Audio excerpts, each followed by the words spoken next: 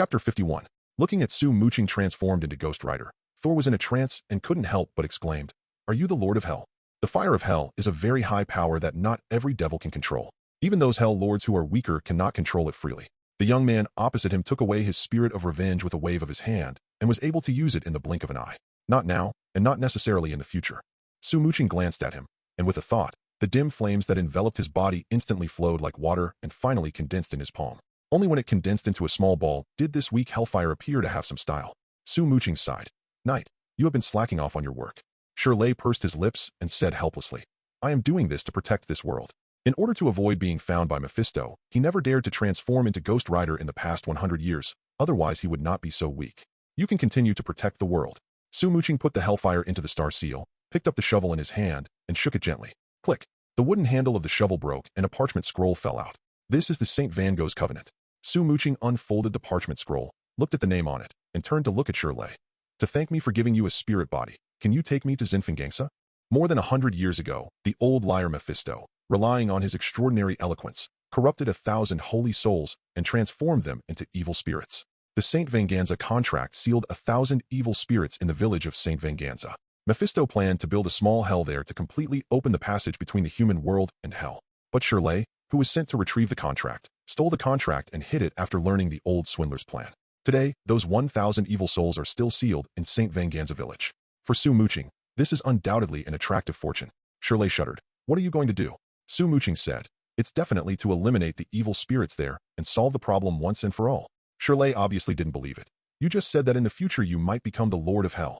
Su Muqing put away the contract and said calmly, "Even if I become the Lord of Hell, I don't need to use this method. Among the many prizes in the system lottery, there are things like Hueco Mundo and Soul Society. Being the master of both, he should also be considered the Lord of Hell, right?" However, Su Muqing felt that even if he drew those two hell-like dimensions in the future, he would not need to spend a lot of time and energy like other hell lords to secretly insert a duplication into the earth. After all, it is just similar to hell, not the real hell. Su Muqing paused for a moment and continued, "And you should know that you are not the only one who knows the whereabouts of St. Venganza." Seireitei's eyes narrowed slightly, and after thinking for a moment, he sighed. "Okay, I'll take you there." He quickly added, "St. Venganza is over 1,000 kilometers away from here. I've lost my spirit of vengeance and can no longer transform into Ghost Rider. We'll have to find another way to get there." Before Seireitei finished speaking, Su Muqing waved his hand, and a cloud appeared in front of him. Su Muqing jumped up and waved to him. "Come up." Seireitei's mouth twitched. "What is this?" Su Muqing smiled and said, "Have you never seen a flying carpet?" Seireitei curled his lips and said, "I've never seen a flying carpet like this." He has been wandering around the world as a Ghost Rider for 200 years, so how could he not know about the existence of the magical world? But the flying carpets in the magic world are real carpets. When did they become shaped like clouds? Sori jumped onto the cloud, stood firm, and said tentatively, "If you really want to eliminate those evil spirits, I think you should bring Constantine with you." Su Muqing, "Why?" Seireitei said hurriedly, "Once the Holy Vatican contract is opened, the sealed evil spirits will surely run loose. Only by having Constantine set up a magic circle beforehand can we stop them from escaping." Su Muqing smiled and said, "Constantine is busy today and doesn't have the energy to help us, and we don't necessarily need his help." Seireitei did not give up and wanted to persuade him again. Su Muqing glanced at him and said calmly, "I know you don't trust me, so you want to ask Constantine for help, but I want to remind you that even if you ask Constantine, he can't help you at all." Seireitei smiled awkwardly. Misunderstanding, I just want to be safer. Asterisk. Su Muqing was too lazy to talk anymore and said directly, "Show me the way." Seireitei sighed dejectedly and could only be a guide. The village of San Vaticano is located on the edge of Texas, more than 1,000 kilometers away from Georgia. Even at the speed of a white cloud carpet, it would take more than 2 hours to get there. No wonder in the plot of Ghost Rider, the two Ghost Riders ran at full speed for most of the night and only arrived at the village of San Vaticano at dawn. Su Muqing rode the clouds and sped all the way. When he saw the wilderness of Texas, Constantine called, "Su, where have you been? Don't tell me you're planning to run away." Constantine, who had made all the preparations but could only wait for people in the mill, was in a bad mood. The Su Muqing smiled and said, "I have something to take care of. You can take Liv to Atlanta first and draw the sealing array and wait for me. When we come here, we have to bring Seireitei with us. He can only use the flying carpet, which will make it convenient when we go back. With his speed, he could return in 10 minutes. Constantine was curious. "Do you need help?" Su Muqing laughed and said, "I'm in Texas now, and I don't want to fly back to pick you up." Constantine couldn't believe it. "You were in Texas? How could you get back in time?" Su Muqing said matter-of-factly, "You should trust my ability. If I say I can get back, I will definitely get back." Constantine said helplessly, "Okay, we'll wait for you at the Olympic Park." "Good." Su Muqing hung up the phone and looked at Seireitei. "Which direction?" Sori rubbed his chin and asked instead, "Are you Constantine's friend?" When the four of them drove past the cemetery, Su Muqing was sitting in the shadow of the back seat. He only vaguely saw a figure, but could not see the other person's appearance clearly. If the other person was Constantine's friend, he would be able to relax a little. Constantine is a bad guy, but he has a grudge against all demons and certainly won't make friends with any of them. Su Muqing glanced at him and said, "I guess so." Seireitei hesitated for a moment, then pointed in a direction.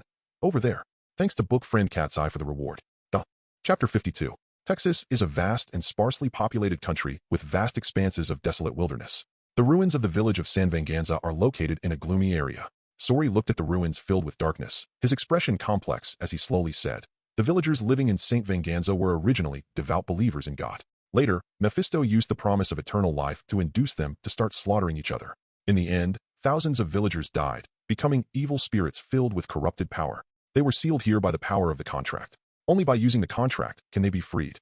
Su Muqing looked around and saw many ferocious faces hiding in the darkness among the broken walls and roaring madly at them. Su Muqing looked at them and nodded with satisfaction. "Very good. These evil spirits, derived from the corruption of holy souls, are of extremely high quality, no less powerful than the Dementors. 1,000 high-level evil spirits equals 300,000 soul jades. The biggest gain from this trip to Atlantis was not the demons, but the lower-level evil spirits, which made Su Muqing quite pleasantly surprised. Seireitei couldn't help but ask again, "Are you really going to destroy them? How else can I eat them? I'm not a devil." Su Muqing raised his hand and snapped his fingers, and 4 more duplications emerged. Seireitei was startled. "You are? Didn't you say you wanted to build a magic circle to prevent evil spirits from escaping?" Su Muqing flicked her fingers lightly, and Seireitei felt a gentle force coming upon him. He flew backwards involuntarily and landed outside the village of St. Venganza. The next moment, Su Muqings appeared in different corners of St. Venganza and raised their hands at the same time. In an instant, dark space cracks appeared, covering all directions of St. Venganza and destroying this more than dilapidated building. Seireitei was dumbfounded. This. Su Muqing said nonchalantly, "I don't know how to use a sealing array, but if I banish this area to another dimension, I won't have to worry about the evil spirits escaping, right? This is still the ability of a dreamer, relying on imagination to divide the space. But creating space requires huge amounts of imagination. So before creating space, you need to create several duplications to increase your imagination several times." Seireitei opened his mouth for a moment before saying, "I think that even now, you are worthy of being called the Lord of Hell, a lord without territory." Su Muqing laughed heartily and disappeared in an instant. The 4 duplications will support the existence of the small space, while his original body will go in and kill people. Even after changing the space, the shadow of St. Venganza still remained. The wails of evil spirits filled the air, and the breath of darkness was like a spider web. Su Muqing stood in the ruined church, unfolded the St. Venganza contract, scanned the lines along the edge, and said aloud, "This is the St. Venganza contract. All souls come." As the contract was activated, hundreds of terrifying ghosts, from all over the dark corners, let out strange cries of relief, then came out with great excitement, rushing towards Su Muqing like ferocious monsters. "Now that you're out, don't run away." Su Muqing smiled excitedly and, as usual, held his Zanpakutō upside down. Bankai, Shimbenzakura, Keishu. Shimbenzakura's lethality is somewhat insufficient for opponents who have reached a certain level, but it is absolutely suitable for clearing small monsters. The moment the Zanpakutō touched the ground, it stirred up circles of spatial ripples. The next moment, with Su Muqing as the center, hundreds of huge amounts of swords, like loyal guards, rose from the ground on both sides. Then, huge amounts of blades turned into billions of tiny blades, forming a giant tornado composed of cherry blossom petals, sweeping in all directions. While Su Muqing was happily gaining experience in the experience copy, Constantine was using a brush dipped in white paint to carve a demon seal on the flat square. As the few stars gradually shifted, the seal was almost complete. "What are you drawing?" Liv stood beside her, looked at her dully for a long time, and finally couldn't help asking a question. Constantine quickly sketched the shape and answered her without even looking up. "Demon seal." Liv asked curiously, "Didn't you already draw once at the park boundary?" Constantine said, "The formation drawn at the park's edge is mainly used to prevent Fuxifa from leaving. We need to prepare a battlefield for Su and the devil. Since it's a battlefield, the scope must not be too small. But if Su is no match for Fuxifa, we have to lure the devil here. The main function of this formation is exile, which can kick Fuxifa back to his hometown in hell." Liv nodded and asked boredly, "Did you learn these things online?" "Definitely not." Constantine raised his head with a hint of pride, pointing to various locations on the seal. "This is my unique design, the Solomon's Triangle combined with ancient runes written in Enochian. If Su fails and Fuxifa comes to capture you, you'll have to enter here, where the seal will trap you. Normally, I'd curse it to hell, but since Su is taking the lead, let's just watch him perform." After Constantine finished speaking, he drew the last 2 strokes, stood up, and clapped his hands lightly. "Okay, that's all." Liv's spirit couldn't sense the existence of the barrier. Looking at the strange graffiti-like patterns, she couldn't help but wonder, Will Sue make it back in time after going to Texas? Constantine lit a cigarette and said casually. He said he could fly. Even though I haven't seen it, I believe him. Thinking back to Sue Muqing's miraculous performance, Dolph, who was more reliable than this master of black magic, relaxed a little. Constantine didn't care about Liv's distrust. He stepped on the pattern of the barrier with his foot. It's time. Liv, you have to stay in the magic circle. When Sue comes back, I will remove the concealing seal on you. Liv was surprised and asked, when did you cast a spell on me? Constantine smiled and said, after the car accident. Liv frowned and asked, why don't I feel anything? Constantine said nonchalantly, if you can figure it out, how can I be called a master of black magic? I hope your dark magic is as intimidating as your title. Liv curled her lips, stood up, and walked into the demon's seal. Just when Liv was about to say something, the light of the street lamp next to her suddenly flickered twice. Constantine, who had just been sitting on the ground, stood up almost instantly. He's coming. Liv suddenly became nervous and didn't know where to put her hands. Constantine did not answer, but instead looked towards the shadow opposite. In the dim light, a sturdy figure walked over. Liv saw this and quickly warned him, sir, please leave now. You don't want to be here. However, the strong man seemed not to hear and walked towards the two of them. Constantine was startled.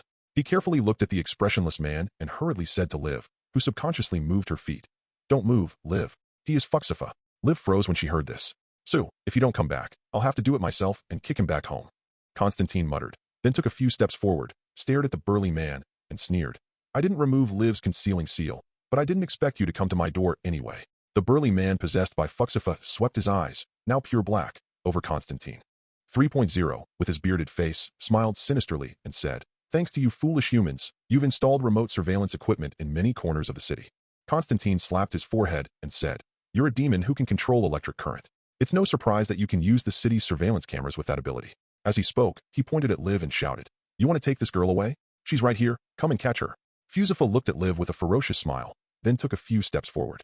Then, he stood outside the demon sealing barrier and stared at the two of them coldly. Oops. Sweat oozed from Constantine's forehead. Fuxifa's behavior showed that he had seen through his trap. Just as Constantine was brainstorming frantically, trying to find a way to trick the demon, a figure suddenly jumped down from the sky and landed in front of Constantine and Liv. Sue Muqing looked at the demon opposite him and said calmly, Constantine, this time is quite different from what you said. Chapter 53. Seeing Sue Muqing show up in time, Constantine breathed a sigh of relief and chuckled. You should be thankful that you arrived at the right time. Otherwise, when I kick him back to hell, you will only see the corpse of an ordinary person when you return. This time, Fuxifu appears, still possessing a human body. However, his possession is different from Sonolence. The person being possessed is already a dead man. Constantine, you are so arrogant. The appearance of Sue Muqing made Fu Shifa alert, but not afraid. Because where he was at the moment, in the middle of Atlanta, there were cables and wires everywhere. The abundant flow of electricity made Fuxifa believe that he was omnipotent and had nothing to worry about. Even if it was the so-called demon sealing barrier, he was confident that he could shatter it with one punch. Amidst Fuxifa's mocking voice, countless clouds of smoke suddenly emerged from his body. When the thick white smoke dissipated with the wind, the unlucky person who was possessed had already fallen to the ground, losing all his voice. And the devil who was still standing there turned into another Constantine. However, the Constantine transformed by Fuxifa looked terrible. Sunken purple eye sockets, bony figure, black and dirty teeth. This is a devilish version of Constantine. The demonized version of Constantine stared at Constantine with a dark smile. How does it feel to stare at your future self, Constantine? Constantine's expression froze for a moment after hearing 25's words. The next moment, he said quickly, to be honest, I am a little uneasy. This is not the way I act as a teacher. It's only a matter of time before you join us. Fuxifa laughed loudly, his tone full of sarcasm. In Christianity, suicide is an unforgivable sin and will inevitably lead to hell. When Constantine was young, he had the same experience as Isabel. He couldn't hold on and chose to commit suicide, thus falling into hell. After he was rescued, he turned to exorcism as his life's work, just to avoid going to hell again. Unfortunately, his actions did not earn him many points. Once he dies, he will still go to hell. Thinking of that unfortunate future, Constantine pursed his lips nervously, but soon calmed down. Vasifa, you should also feel uneasy, because your future will be nothing but nothingness. Nothingness. Fuxifa roared and raised his hands high, and the street lights that had been cut off suddenly lit up. The originally clear sky was suddenly covered with thick, dark clouds. Thunder rumbled in the dark clouds, and the whole city seemed to be shrouded in darkness. You think turning off the power can stop me? This is the center of the city, countless electricity waiting for me to control here. I am God. As Fuxifa made his arrogant declaration, countless electric snakes gradually merged into a ball and expanded into a roiling and roaring electric dragon, appearing and disappearing in the dark clouds. At this moment, the lush green trees in the city seemed to have transformed into sharp steel knives, shaking and shouting desperately in the storm. Between heaven and earth, it seemed as if thousands of troops were galloping. Constantine was a little uneasy. He glanced at Su Muqing and asked softly, "How is it?" Su Muqing acted calm and said, "No problem. That's good." Constantine loosened his grip and dropped the flare gun from his pocket.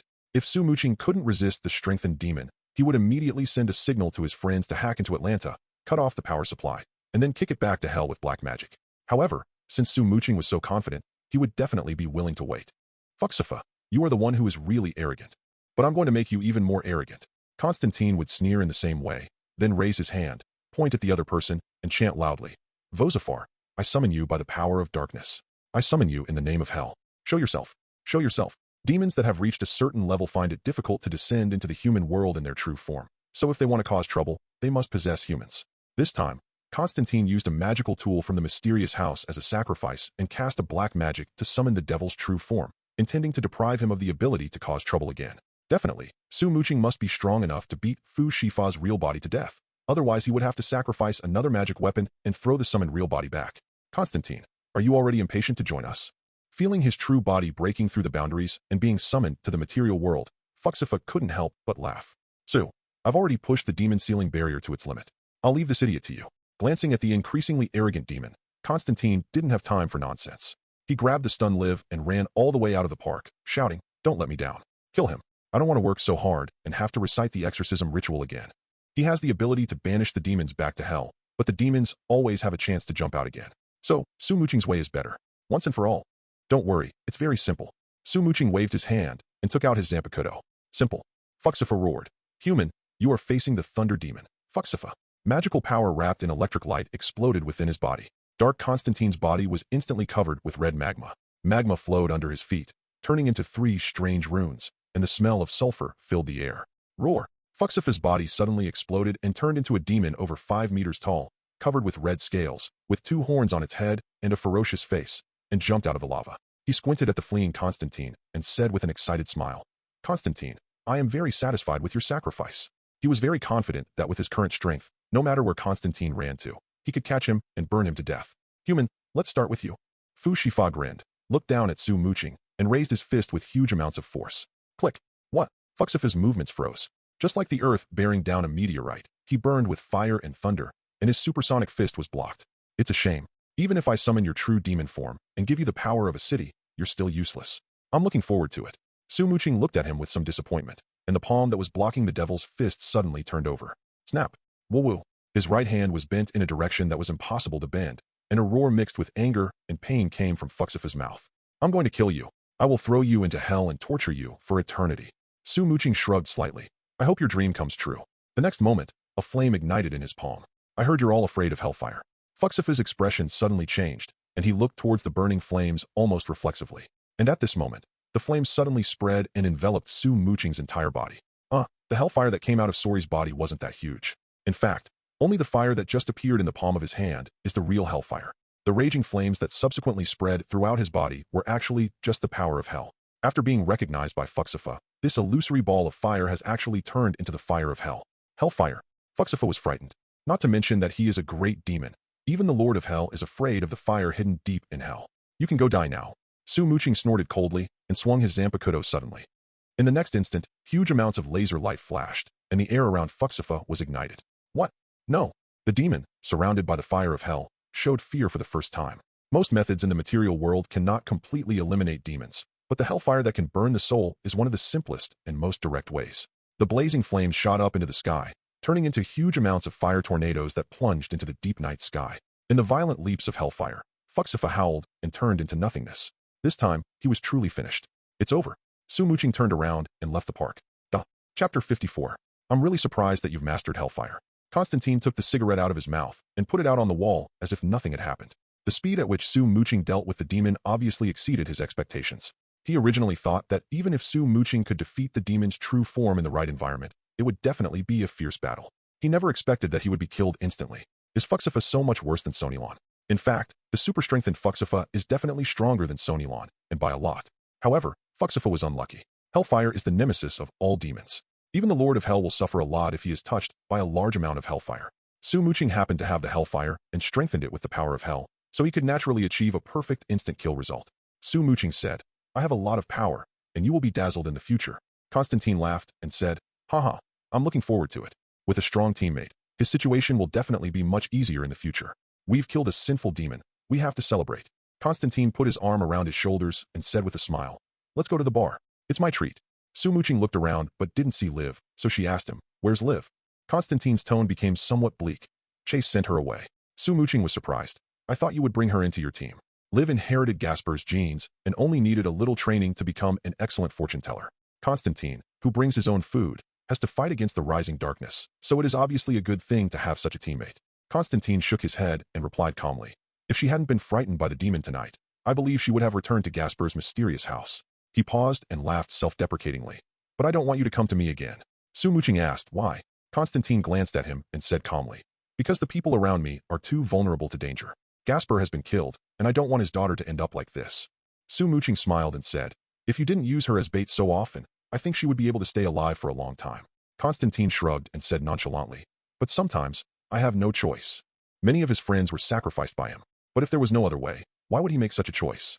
It was precisely because he was forced to do so that even those friends who were sacrificed did not have much hatred towards him. Muqing pondered, "Maybe in the future, you can beat those demons to death with your own hands. Use magic?" Constantine curled his lips and said disapprovingly, "All magic has a price. I almost never use it unless it's absolutely necessary." Muqing changed his tone and said with a smile, "Perhaps you can ask me for help." "You?" Constantine was stunned and scratched his head. "Don't tell me you are really the lord of a certain dimension." "Not yet." Muqing shrugged. "But that doesn't mean I'm not a dimension lord and can't give you power." Constantine was skeptical. "What kind of power are you going to lend me?" "Another magical power." Muqing's eyes glowed with gold as she observed Constantine's soul. He planned to design a holy text for him, or give him a Quincy cross, and train him to be a Quincy. Definitely not free. In the future, he will extract 1/3 of the spiritual power that Constantine cultivates. The same process will definitely be used when creating the Stern Cross Knights in the future.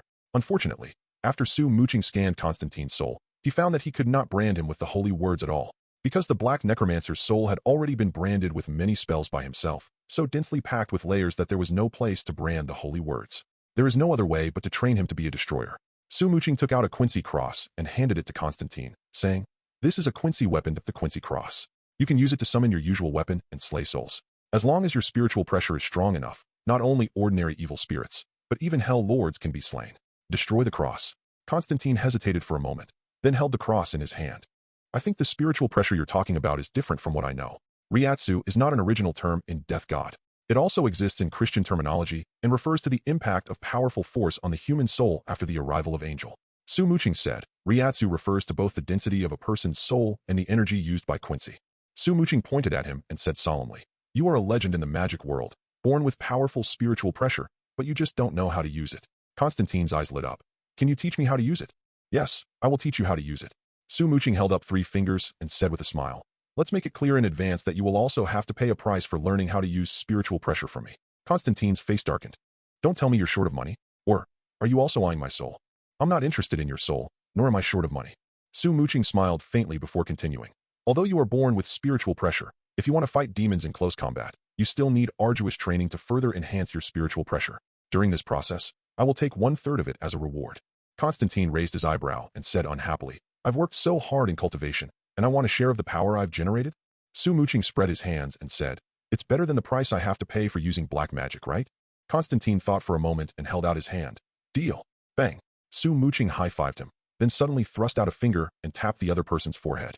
Muqing didn't have the time or mood to stay with Constantine and help him cultivate the power of the Quincy. So he chose teleportation, sending skills such as Spirit Beam Cluster, Holy Arrow of Destruction, Mind Barrier, and Spirit Concentrated Flame into Constantine's mind. Soon, the Quincy's practice method was successfully imprinted. Constantine closed his eyes and examined the abilities. After a while, he opened his eyes. Constantine blinked and looked at the Quincy cross in his palm. Suddenly, a ray of azure light climbed up the cross of annihilation. The next moment, the word K turned into a canopy of light. When the dazzling light faded, the cross without Jesus hanging on it had turned into a small crossbow. It really worked. Constantine smiled, turned around, aimed at the stone pillar beside the road, and pulled the trigger. Laugh. A thin beam of light penetrated the darkness of the night, struck the stone pillar, and created 3 small holes. Constantine laughed and said, "This is as powerful as a pistol. Your ability is really good." Muqing had never expected that just by imparting the knowledge of the Quincy to him, he could awaken his spiritual pressure and use the Quincy cross to evolve a weapon. Practice hard. Muqing looked at the world's first Quincy with some emotion and encouraged him. "As long as your spiritual pressure is strong enough, The energy it emits will be comparable not only to a pistol, but also to artillery shells, missiles, and even nuclear bombs. At that time, you can challenge the Lord of Hell in a one-on-one duel. Chapter 55. Liv didn't go back to the mystery house. This girl who grew up in the mortal world was still frightened by Fuxifa's terror. She didn't want to enter the mysterious world again, and didn't want to see the terrifying demon again, so she chose to stay away from Constantine. But before leaving, she asked Chase to take her back to the mysterious house and use her inherited ability to point the way for Constantine for the last time. Afterwards, she gave her father's astrolabe to Chase and asked him to take it to Constantine, then packed her bags and headed for California. Constantine was somewhat disappointed, but more relieved.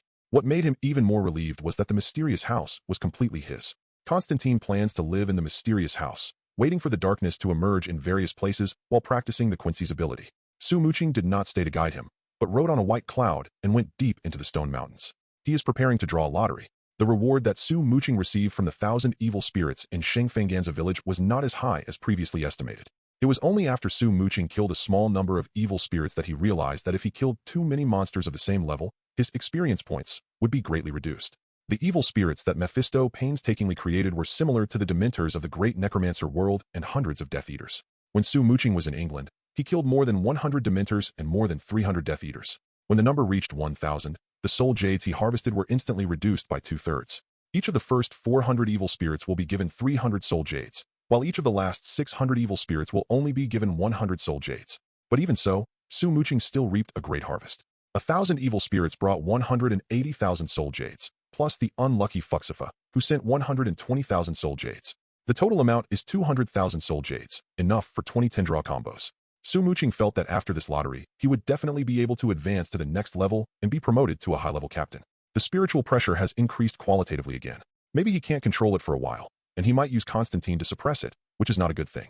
Therefore, Muqing chose to stay away from human habitation and ran all the way to the depths of the desolate mountains before opening the lottery wheel. Well, let's do 200 consecutive draws first. He has drawn 80 prizes since the lottery system was upgraded. According to the lottery rules, a UR level, CFCD, item will appear every 40 draws, and a USR level item will appear every 100 draws. Now, there are only 20 times left to reach the 100th time. Start. Muqing rubbed his hands and pressed them on the roulette wheel. Spirit Iron times 73 Soul Crystal times 70 White Fighting Experience Book X56, SR. Kendo Experience Book X43, SR. Flash Step Experience Book X46, SR. Ghost Experience Book X39, SR. Spirit Crystal X37, SR. Ghost Skill Book. Binding Path 75. 5 Pillars of Iron, SSR. Ghost Skill Book. Binding Path 73. Mountain Reversal Crystal, SSR. Ghost Skill Book. Broken Path 73 Twin Lotus Blue Fire Falling, SSR. Holy Word P. Strength, SSR. Quincy Skill Book. Shadow Realm, SSR. Zanpakutō. Sparrow B. SSR. The Zanpakutō of the Captain of the 2nd Division of the Godii. 13 Royal Secret Treasure. Royal Seal, USR. The King's Seal. Looking at the first USR he got, Muqing couldn't help scratching his head. He knew about this artifact, but he didn't understand its true function clearly. He only vaguely remembered that the owner of the other Hyrimru relied on the power of the King's Seal to perform the feat of single-handedly challenging the Soul Society. But he had no idea how to use the Royal Seal. Taking the Royal Seal from the prize and sensing the energy within it, Muqing was somewhat surprised. This turned out to be a space treasure. As long as the Royal Seal is released, it can form an enclosed space. In this space, the holder has absolute control over space, time, and dimension. The guy named Kusanagi relied on this ability to beat up many death gods in Soul Society, leaving them with bruises all over their heads. But this usage always feels a bit wasteful. Muqing tilted his head, thoughtfully. Maybe it can be used in a different way. He planned to take some time to use Urahara Kasuk's knowledge to rebuild this royal treasure. After placing the royal seal into the inventory, Muqing turned his gaze to the other prizes. Seal the Ghost Path 5 Pillars Iron Piercing. Defend against the Ghost Path Mountain Falling Crystal. Attack the Ghost Path Twin Lotus Blue Fire Falling. This can save a lot of USD. Holy Word, Power. I wonder if I can compete with Superman in strength after I max it out. The Shadow Realm. The ability to walk in the shadow world. I don't know if I can use it. Oh, why did you pull out another handful of bees? What a waste. Muqing's mumbling suddenly stopped. He looked at the second sparrow bee that appeared, thought for a moment, and said to himself, perhaps I can use the Zanpakutō forging technique to draw out the sword's spirit inside and turn it into a new sparrow bee as a personal guard. Originally, the only outcome of these repeated Zanpakutō was decomposition, but with the Zanpakutō forging technique, he seemed to be able to materialize some of the Zanpakutō with the help of the aura of the sword spirit. Definitely, not every Zanpakutō is worthy of forging. For example, some guys who are too eccentric, such as Yamamoto Jinryusai Shigekuni, Urahara Kasuk, and Aizen Sosuke, Muqing is worried that if he cultivates them, These guys with too much personality will rebel against him or create unbearable trouble for him. However, with the calm, Sundara, and loyal Soi Fong, there's definitely no problem. Su Muqing put this Sparrow Bee into the inventory, took out 50 spirit stones, and upgraded strength to a high level. In an instant, he felt that his physical strength had increased dozens of times. Originally, Su Muqing's physical strength was only a few hundred tons, but now, click, a small mountain peak was easily cut open. He inserted his fingers into the gap and then lifted it up with force. Crash! He lifted up the hill which was tens of meters high with ease. Su Muqing lifted the small mountain easily and cried out, "Wow! With this strength, I might be able to compete with Superman." The film and television version of Superman has a strength of only about 1 million tons. He may be a little short of that now, but he is only slightly inferior at most. If super strength is combined with captain-level spiritual pressure, he is confident that he can crush the Kryptonian. Maybe after becoming a high-level captain, I can even defeat the Kryptonians with just my spiritual pressure. Su Muqing put a high-level ghost spell, hundreds of skill books, and spiritual crystals into his body, and then set his sights on the lottery plate again. Only 20 draws were made this time, and there are still 160 to come. Chapter 56. Su Muqing didn't hesitate, and just started to draw hundreds of times in a row. He was very satisfied with the previous Royal Seal, and is now looking forward to the second USR. Spirit Iron times 400 Soul Crystal times 374 White Fighting Experience Book X 298 SR. Kendo Experience Book X 214 SR. Flash Step Experience Book X 245 SR. Ghost Experience Book X 201 SR. Spirit Crystal X 190 SR. Quincy Skill Book. Still Blood Armor SR. Quincy Skill Book. Blood Movement Equipment SR. White Fighting Skill Book. Instant Coaxing SSR. Aaron Carr Skill Book. Super Speed Regeneration SSR. Aaron Carr Skill Book. Black Hollow Flash SSR. Full Bring Medium. Yukio's Handheld Game Console SSR. Quincy Skill Book. Flying Leg SSR. Quincy Skill Book. Shadow Hexagram SSR. Holy Word. Prison SSR. Zanpakutō. Divine Spear SSR. Zanpakutō of Ikamura Jin. Former Captain of the Godai. 13 Holy Word D. Lethal Dose. UR. Zanpakutō. Wolf Pack. UR Zanpakutō of the first 10 Blades. Koyatai Stark Zanpakutō Binaheim. UR the Zanpakutō of the former captain of the 12th Division of the Godai. 13 Quincy Skill Book. Usurping the Altar. USR. The new USR is planning to seize the altar. The Quincy 5-star formation, which can steal other people's abilities, is not bad, but I wonder if it can steal the physical strength of Kryptonians. Su Muqing thought about it, and took down the skill book. Suddenly, the spiritual structure of calculating the holy altar appeared in his mind. He has learned how to construct the usurpation altar, but it will take some time of hard training to use it in the fierce battle. Haha, 2 UR level Zanpakutō and a UR level Holy Word. Su Muqing smiled happily again, and couldn't wait to take down Red Princess, Pack of Wolves, and Lethal Dose, put them in the battle aid column, and then took out 200 Spirit Irons and 100 Soul Crystals, and upgraded the 3 to a high level. Buzz. The sudden surge of 600,000 spiritual pressure made Su Muqing's spiritual pressure value soar to more than 1.5 million. In an instant, his aura, which had long since calmed down, suddenly became violent again. The radiance, as brilliant as the sun, transformed into a dazzling beam of light, shooting straight into the sky tens of thousands of meters high, clearing away all the diffuse clouds. A turbid and heavy aura swept across the 4 directions, and almost in the blink of an eye, the chirping of insects and the roaring of beasts in the mountains disappeared without a trace. They all had their souls and wills shattered instantly by the violent spiritual pressure.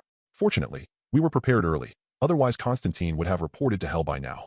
Su Muqing muttered thankfully and began to try to calm his spiritual pressure according to his past experience. This time, with his previous experience in calming the spiritual pressure, he was able to do it very quickly. In just half a day, the surging spiritual pressure was stabilized. It was like a pillar of light that stood tall and straight, but it quickly disappeared, and the aura that was strong enough to kill a mortal was also absorbed back into his body. When Su Muqing opened the panel and saw the data on it, he couldn't help but smile again. It really has reached the second level of spiritual power. Level 2 Lingwei corresponds to a high-level captain. Having reached the second level of spiritual power, shouldn't Lu Dao also unlock another layer of the seal? Su Muqing pocketed all the other rewards and then focused his energy on his Zanpakutō. Sure enough, the 6 paths, which had only released 3 layers, opened another seal. The way of the world. People follow the crowd. The power of human path is that it allows Su Muqing to duplication. The higher the spiritual pressure, the more duplications can be divided. With his current second-class spiritual pressure, he can summon 100 duplications. Each duplication summoned possesses 80% of his power. This power is amazing. Su Muqing smiled excitedly and waved his Zanpakutō. The sword light fell beside him and turned into a new Su Muqing. Su Muqing looked at the duplication, feeling a little regretful. It's a shame I can't share the holy text. I can only use the power of the Death God and the Aaron Carr. Otherwise, I could form a stern cross knights myself. Suddenly, his eyebrows raised and he looked up at the sky. In the distant sky, several small black dots appeared. Su Muqing saw clearly. Those are clearly several armed helicopters. The direction they were moving was the mountains beneath his feet. Did it attract attention? Su Muqing sighed, waved his hand to disperse the duplication, and opened the data panel. Host, Su Muqing Zanpakutō. 6 paths of reincarnation, 1. Heavenly path, sealed, 2. Ashura path, sealed, 3. Human path, opened, 4. Animal path, opened, 5. Hungry ghost path, opened, 6. Hell path, opened. Auxiliary, Queen Shark, return to the blade plus 200,000 Ryatsu, /Skull Emperor, return to the blade plus 200,000 Ryatsu, /Benaheim, Bankai plus 200,000 Ryatsu, /Pack of Wolves, return to the blade plus 200,000 Ryatsu, /Hanaten Kaikatsu, Shurkai plus 20,000 Ryatsu, /Simbinzakura, Bankai plus 50,000 Ryatsu, /Hirinru, Bankai plus 50,000 Ryatsu, /Tensei, Shurkai plus 10,000 Ryatsu, /Sparrow B, Shurkai plus 10,000 Ryatsu, /Divine Spear, Shurkai plus 10,000 Ryatsu.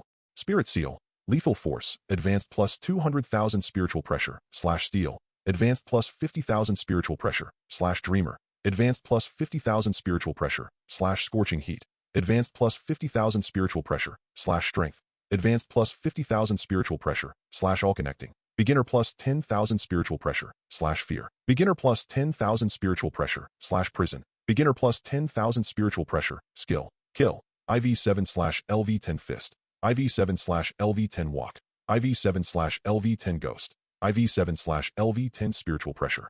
165040, Level 2 Spiritual Power, Special Skills. Death God, Sword Pressure /Empty Cicada /1 Bone /Instant Coil Aaron Black Hollow Blast, Super Speed Regeneration Quincy, Contact Healing /Holy Word Seal /Shadow Field /Spirit Beam Concentration /Holy Arrow of Extinction /Psychic Barrier /Spirit Concentrated Flame /Shadow Field /Shadow Hexagram /Still Blood Armor /Motion Blood Armor /Flying Kick /Sacred Altar Items, Transmigration Body X10, Avatar Card X62, Hell Butterfly X25, Soul Enlightenment Gauntlet, Hollow Mask, Quincy Cross, Training Ground, Transformation Watch, Soul Extraction Medium, Zanpakutō Forging Technique, Urahara Kisuk's Technical Development Notes, Sparrow B, Yukio's Handheld Game Console, King's Seal Soul Orb, 60216 Spirit Iron, 29 Soul Crystal, 155 Golden Ring, 245-0000. It just so happens that my spiritual pressure has increased too much all of a sudden. It's not convenient to draw again in the short term. Let's just wait. Su Muqing closed the system with satisfaction, glanced at the approaching attack helicopter, and waved to the side casually. Swish. The shadow under his feet suddenly expanded, forming a hexagram on the mountain wall. This is the shadow hexagram, a portal connecting space. With this extremely convenient portal, Su Muqing no longer needs to take a plane and can return to New York in a blink of an eye. However, before returning to New York, he still had to meet Constantine again and copy the new Quincy skills into his mind. Chapter 57. When Su Muqing left the mysterious house, cut through space with the shadow hexagram, and stepped into New York again, Chase, who had returned early in the morning, was waiting for him in a taxi. Seeing him step out from the shadows, Chase's expression was very strange, and he sighed. Although I have seen many incredible scenes since knowing John, your magical way of moving still makes me feel astonished. Su Muqing sat in the passenger seat and said with a smile, "You'll get used to it after seeing it more often." Chase shook his head and said self-deprecatingly, "It's best to avoid situations like this as much as possible." Following Constantine, the opponents they faced were mostly evil spirits, or at most, great demons. With Constantine's attainments in witchcraft, even if he couldn't defeat them head-on, he could still throw them back to hell. But if one day, they encounter an opponent of Su Muqing's level, 097, will exist, even if he has more lives, it will not be enough to make him depressed. Su Muqing understood what he meant, but she broke his expectations directly. As long as you stay with Constantine, one day in the future, you will definitely encounter an enemy that will make you despair. As he spoke, he turned his palm over, and a watch appeared in his hand. Chase was confused. What is this? This is a transformation watch. Su Muqing handed him the watch and said, "Wear it on your wrist. When needed, you can use it to transform into a powerful exorcist warrior." Chase was surprised. Transformation? Su Muqing smiled and said, "It's called Kalakliza. It can significantly increase your strength, speed, and endurance, and can also fire super lasers. With its assistance, it will be much easier for you to deal with most evil spirits and lower-level demons." Kalaklizer is a magical weapon created by Kisuke Urahara, a battlesuit that looks like Ultraman, used to help Ichigo Kurosaki and his friends eliminate the hollows wandering around Karakura town. Different Kalaklizer possess different attributes of power, but overall it will elevate the wearer to the level of an ordinary death god. A death god of this level cannot deal with high-level demons, but he can basically kill evil spirits and minor demons with just a few blows. For Chase, that was enough. After all, he was just an assistant. The real boss was Constantine. Kalaklizer. As soon as Chase said the name, The watch in his hand suddenly emitted a ray of light, which instantly covered his entire body. Before he could react, the light had disappeared, replaced by a strange outfit. A snow-white battle robe, a white outer cape with a red inner lining, and a motorcycle helmet? Chase touched the pattern on the helmet, then looked at the K pattern on the chest. After a moment's pause, he expressed his opinion. Isn't the design of this battle suit a little too childish? Su Muqing laughed heartily. This is the creator's bad taste. You, a freeloader, shouldn't find fault with it. Chase's expression changed several times, and he smiled bitterly and said, Su, this thing, is it very valuable? Su Muqing smiled faintly and said, for most people in this world, it is indeed very valuable. If you want to sell it for money, I think those large organizations, whether overt or covert, will definitely be willing to pay a huge price to buy it. But, he changed his tone and continued, I want to remind you that this magical weapon is soulbound.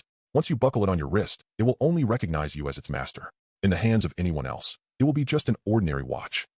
Chase shook his head and sighed. If possible, I'd rather let it protect my daughter. Su Muqing said, your daughter hasn't been exposed to the mysterious side, so she won't be in too much danger. You should worry about yourself first. You'll be with Constantine, and the enemies you'll encounter in the future will be terrifying. Even if you have dozens of lives, it won't be enough.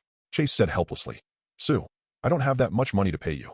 Su Muqing smiled and said, you helped me find a suitable house in New York. I'll give this to you as a reward. He paused briefly, shrugged, and said, if you feel the value is not equal, you can pay more attention when helping Constantine fight evil in the future and help me collect some magical tools, like the ones in Gaspard's mysterious house. Chase thought about it and nodded. Okay.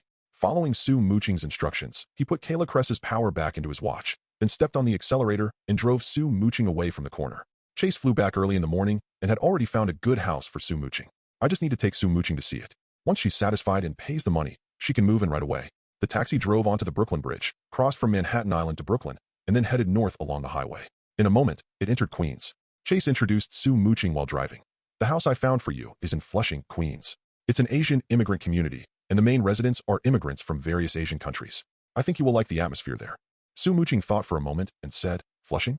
New York's second Chinatown? I heard it's a mixed bag, a rather chaotic area. Flushing was once famous for its Asian X and pornography. Although this situation has gradually disappeared in recent years with the overall improvement of the Asian economy, it does not mean that those services in Flushing have disappeared, nor does it mean that it has become a wealthy area. After living in a peaceful and tranquil environment for a long time, even though he now has power, Su Muqing still doesn't want to live in chaos. Flushing's orderliness certainly isn't as good as Manhattan's, but it's certainly better than the worst, Chase said with a smile. Also, the house I chose for you is, to be exact, on the edge of Flushing.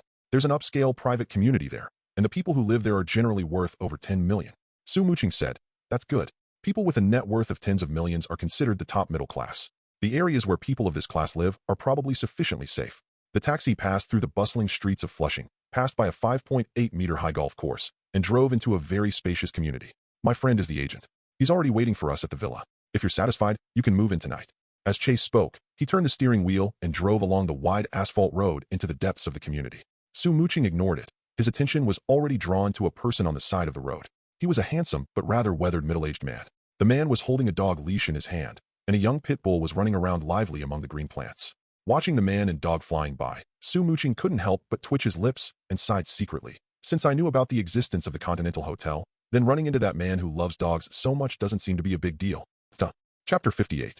Although he only glanced at the man and the dog through the dim car window, Su Muqing still recognized that it was the man who single-handedly took down a gangster to avenge his dog, the Night Demon. When he learned about the existence of the Continental Hotel from Zheng Lailai, he already knew that there must be night demons living in this world. But by some strange coincidence, he actually became the other party's neighbor, which made him feel a little weird. However, as a mere mortal killer, even if he has some messy abilities due to the complex world background, it will not affect Su Muqing. So he quickly drew his attention back. Chase parked the taxi in front of a villa, and immediately an agent in a suit and tie walked quickly towards the door of the villa. Chase saw him and immediately opened the car door and greeted him. Nicholas. The agent, known as Nicholas, had a smile on his face. Chase, has our big client arrived? Definitely. Chase pointed to the car. Su Muqing opened the car door and got out, shaking hands with the agent. Hello, Mr. Nicholas. Thank you for your help. Nicholas laughed and said, no trouble, sir, please follow me. This house is worth over $1 million. Whether it is sold or rented out, the commission he gets will be very generous. He definitely has to take good care of it. Su Muqing nodded. Okay. The original owner of this villa was also Huxia. His business moved to California, so he put it up for sale. Nicholas enthusiastically introduced the house. The exterior is American style, but the interior is Oriental style. It's right next to the Hudson River. The interior area of the house is 200 square meters, with 2 floors, a duplex structure. All the furniture and appliances are complete. As long as you sign the contract today, you can move in today. It meets all the requirements Chase mentioned on the phone. Su Muqing pushed open the floor-to-ceiling windows in the living room and walked onto the terrace with a private swimming pool. A few dozen meters further ahead is the Hudson River. Yes, here it is. Su Muqing said she was quite satisfied, took out her bank card from her pocket, and walked over. Swiped the card. Well, Nicholas was overjoyed. He wanted to flatter the other party a few more times and try his best to make the deal, but he didn't expect that the other party had already surrendered before he even opened his mouth. He hurriedly took out the contract and showed it to Su Muqing. Seeing that he signed his name without even looking at it, his smile became even warmer. He hurriedly took out the POS machine and swiped his card. Looking at the number on the receipt, Chase couldn't help but shake his head and sighed. Su, I didn't expect you to be a hidden tycoon. $1.5 million is something he might not be able to earn in his entire life, but he just took out his card and paid without even thinking about it. Su Muqing didn't take it seriously and just said casually, there are many things you haven't thought of.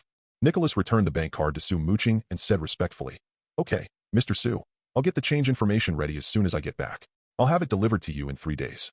Su Muqing nodded and said, thank you very much. This order has made my wallet fatter. I should be the one thanking Mr. Su. Nicholas smiled broadly and bowed, then turned to Chase and said, I'm going to go change Mr. Su's information. Chase, how about you? Do you want to come with me? My car's in for an inspection, and I'd love to ride in your car. Haha, don't worry, I'll definitely pay this time. Not only do you have to pay me the money, but you also have to pay me all the money you owe me for the car. Chase glared at him unhappily and asked Su Muqing, Su, is there anything else I can help you with? Like, tidying up the house or something? Su Muqing waved her hand and said, no, it's my own house. I want to clean it myself. This house will be his base in the future, so he needs to clean it up properly, which requires a lot of magical means, and he can't let others watch. Chaz drove Nicholas away. Su Muqing did not hesitate and immediately began to set up invisible spirit arrays around the villa. He also used the magic of Hogwarts to give kitchen and bathroom tools simulated life. The magic tool of sweeping, which automatically cooks food, is endowed with the ability to move by this magic, including the living pictures and photos inside Hogwarts Castle, and even the stone statues that can fight automatically, all use the same method. Su Muqing lives in the Muggle world and has no plans to turn her new home into Hogwarts, so she simply gives life to the kitchen and bathroom tools and lets them help clean the house, which has been empty for a long time. Then he chose a place in the study and took out the training ground. Boom. With a dull sound, a black hole appeared on the floor. Standing at the entrance of the cave and looking down, there is only turbid darkness. In the depths of the darkness, a faint light can be seen. Su Muqing turned over and jumped down without thinking. This dark passage must be more than 1,000 meters deep. After passing through the passage, there is a very spacious space. This underground space was created by Urahara Kisuk and the great ghost chief of the ghost sect, Ryo Tetsusai, using ghost methods. It covers an area of hundreds of hectares. There is artificial light source acting as the sun above and rolling mountains and rivers below. In the middle of the 2 hills, there is a steaming hot spring. Su Muqing appeared next to the hot spring and reached out to explore the water. Along with the warm water temperature, a delicate spiritual pressure flowed into his body through the pores on his hands. Su Muqing raised his hand and shook it, saying with some regret, it's a pity that this hot spring is a replica of a replica. The therapeutic effect can only be said to be unsatisfactory. Urahara Kisuk imitated Korinji Tenshiro's Bone Hell and Blood Pond Hell in the Soul Society's amusement park according to his own design. These 710 types of water are called Hell, but they are actually therapeutic hot spring bath water that can quickly restore the severely injured death god. When Ichigo Kurosaki was undergoing special training for his Bankai, whenever he was severely injured and on the verge of death by Zangetsu, he would be thrown into a hot spring to take a bath, and he would be full of energy again in a short time. Su Muqing was also quite curious about these 2 hot springs. Unfortunately, perhaps due to a lack of materials, the hot springs in this training ground were far from meeting his expectations. If he were seriously injured one day, the hot springs here would obviously not be able to help him recover. I wonder when I can win the amusement park. Su Muqing shook his head and took out his Zanpakutō. Bankai, Kanon Kaikoheim Kai. The next moment, a gigantic woman with long hair and a classical bun, wearing a sleeveless kimono and possessing puppet-like limb joints, emerged from behind him. Su Muqing turned his head to look at the materialized Hongji, rubbed his hands, and said to himself excitedly, now, the construction of the forging room and laboratory begins. Benaheim's Bankai can reconstruct and transform anything touched by her Zanpakutō within the range of her Bankai ability. This effect, comparable to a reality gem, can not only be used to reconstruct the bodies of living things, but also to transform the surrounding environment and buildings. Su Muqing wanted to use this ability to build a forging room in the training ground to forge physical Zanpakutō and a laboratory to create various rare items. Chapter 59. Oh, I'm so tired. After 2 days of hard work at home, Su Muqing, who had already built the forging room, left the training ground with a tired look on his face. At this time, it was night again. I'm so hungry. Su Muqing clutched her stomach and glanced at the lights outside the window. I hope the restaurants in Flushing serve authentic Huxia food. He took a quick shower and walked out of his house. At the moment, night had already fallen, and the moonlight shone on earth, like a layer of gauze, but also like a thick layer of frost. As I was about to leave the community, I suddenly heard the chaotic barking of dogs from the sparse lights behind me. Is the puppy making a warning sound when it hears someone coming? Su Muqing thought of his thunder eagle eggs, and he didn't know when they would hatch. But soon, his consciousness was brought back by the barking of a dog. The puppy's warning cry was a little too shrill. Su Muqing used his super hearing to listen to the movements dozens of meters away, but all he heard was a cacophony of noise. At this time, a skinny beagle came out from the darkness whimpering. It rushed to Su Muqing, howling constantly. The night demon's puppy? Is this a call for help? Was there an unexpected incident before the fatal disaster? Or did my intrusion trigger a butterfly effect? Seems like a butterfly effect. The sound of a car coming from his ears made Su Muqing confirm the situation. He thought for a moment, reached out, and picked up Little Big, and walked towards Night Demon's home. Judging from the clues he saw, the dog killer's fate should change today. But the puppy rushed out to ask him for help, which seemed to change the future of Night Devil. I wonder if the Night Demon will continue to kill people if my dog survives. Su Muqing muttered to himself, but his steps were very fast. In a blink of an eye, he walked 100 meters and broke into Yimo's house. The sound of his entry was accompanied by the vibration of military power. After beating people up, the gangsters who broke and drove away in a swaggering manner in Night Devil's beloved car. It seems I'm late. Su Muqing listened carefully and found that there were only 2 people breathing in the house. One is Su Muqing himself. The other one is naturally Nightmare Wick. Upscale neighborhood, haha. Su Muqing couldn't help but shook his head, quickened his pace, turned from the back door to the garage, and found the unconscious Night Demon there. This physique is really tough. Su Muqing moved Night Demon back to the living room, wiped off the stains on his body, thought for a moment, took out the first aid kit, and applied medicine to his wounds.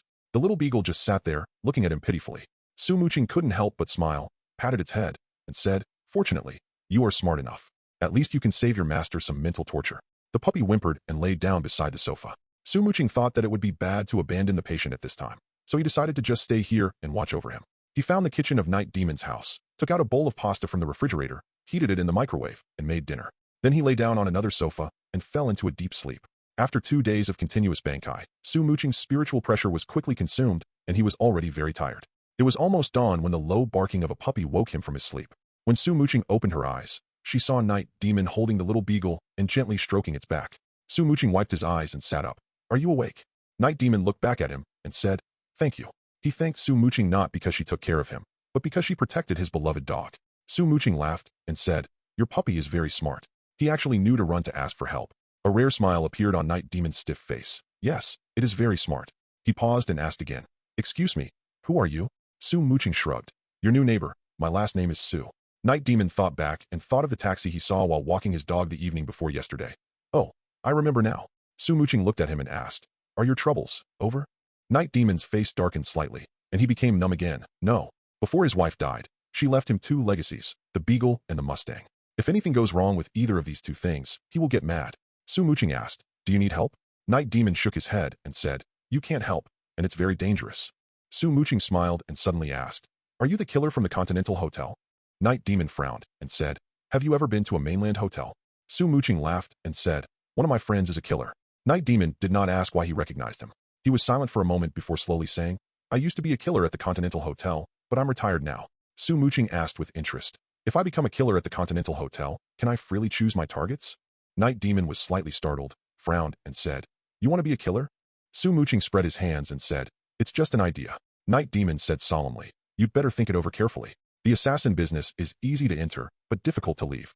I was able to retire safely because before retiring, I completed 10 missions that were impossible to complete." Su Muqing said, "I just want to find a good job." Night Demon said, "You should find a legitimate job."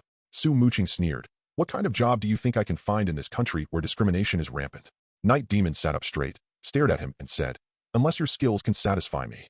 Before he could finish his words, the knife from the dinner plate on the table was already at his throat. Su Muqing acted as if nothing had happened and asked, "Is it okay?" Night Demon lowered his eyes slightly, glanced at his own table knife, and then stared at Su Muqing for a long while before saying with some surprise, "You passed."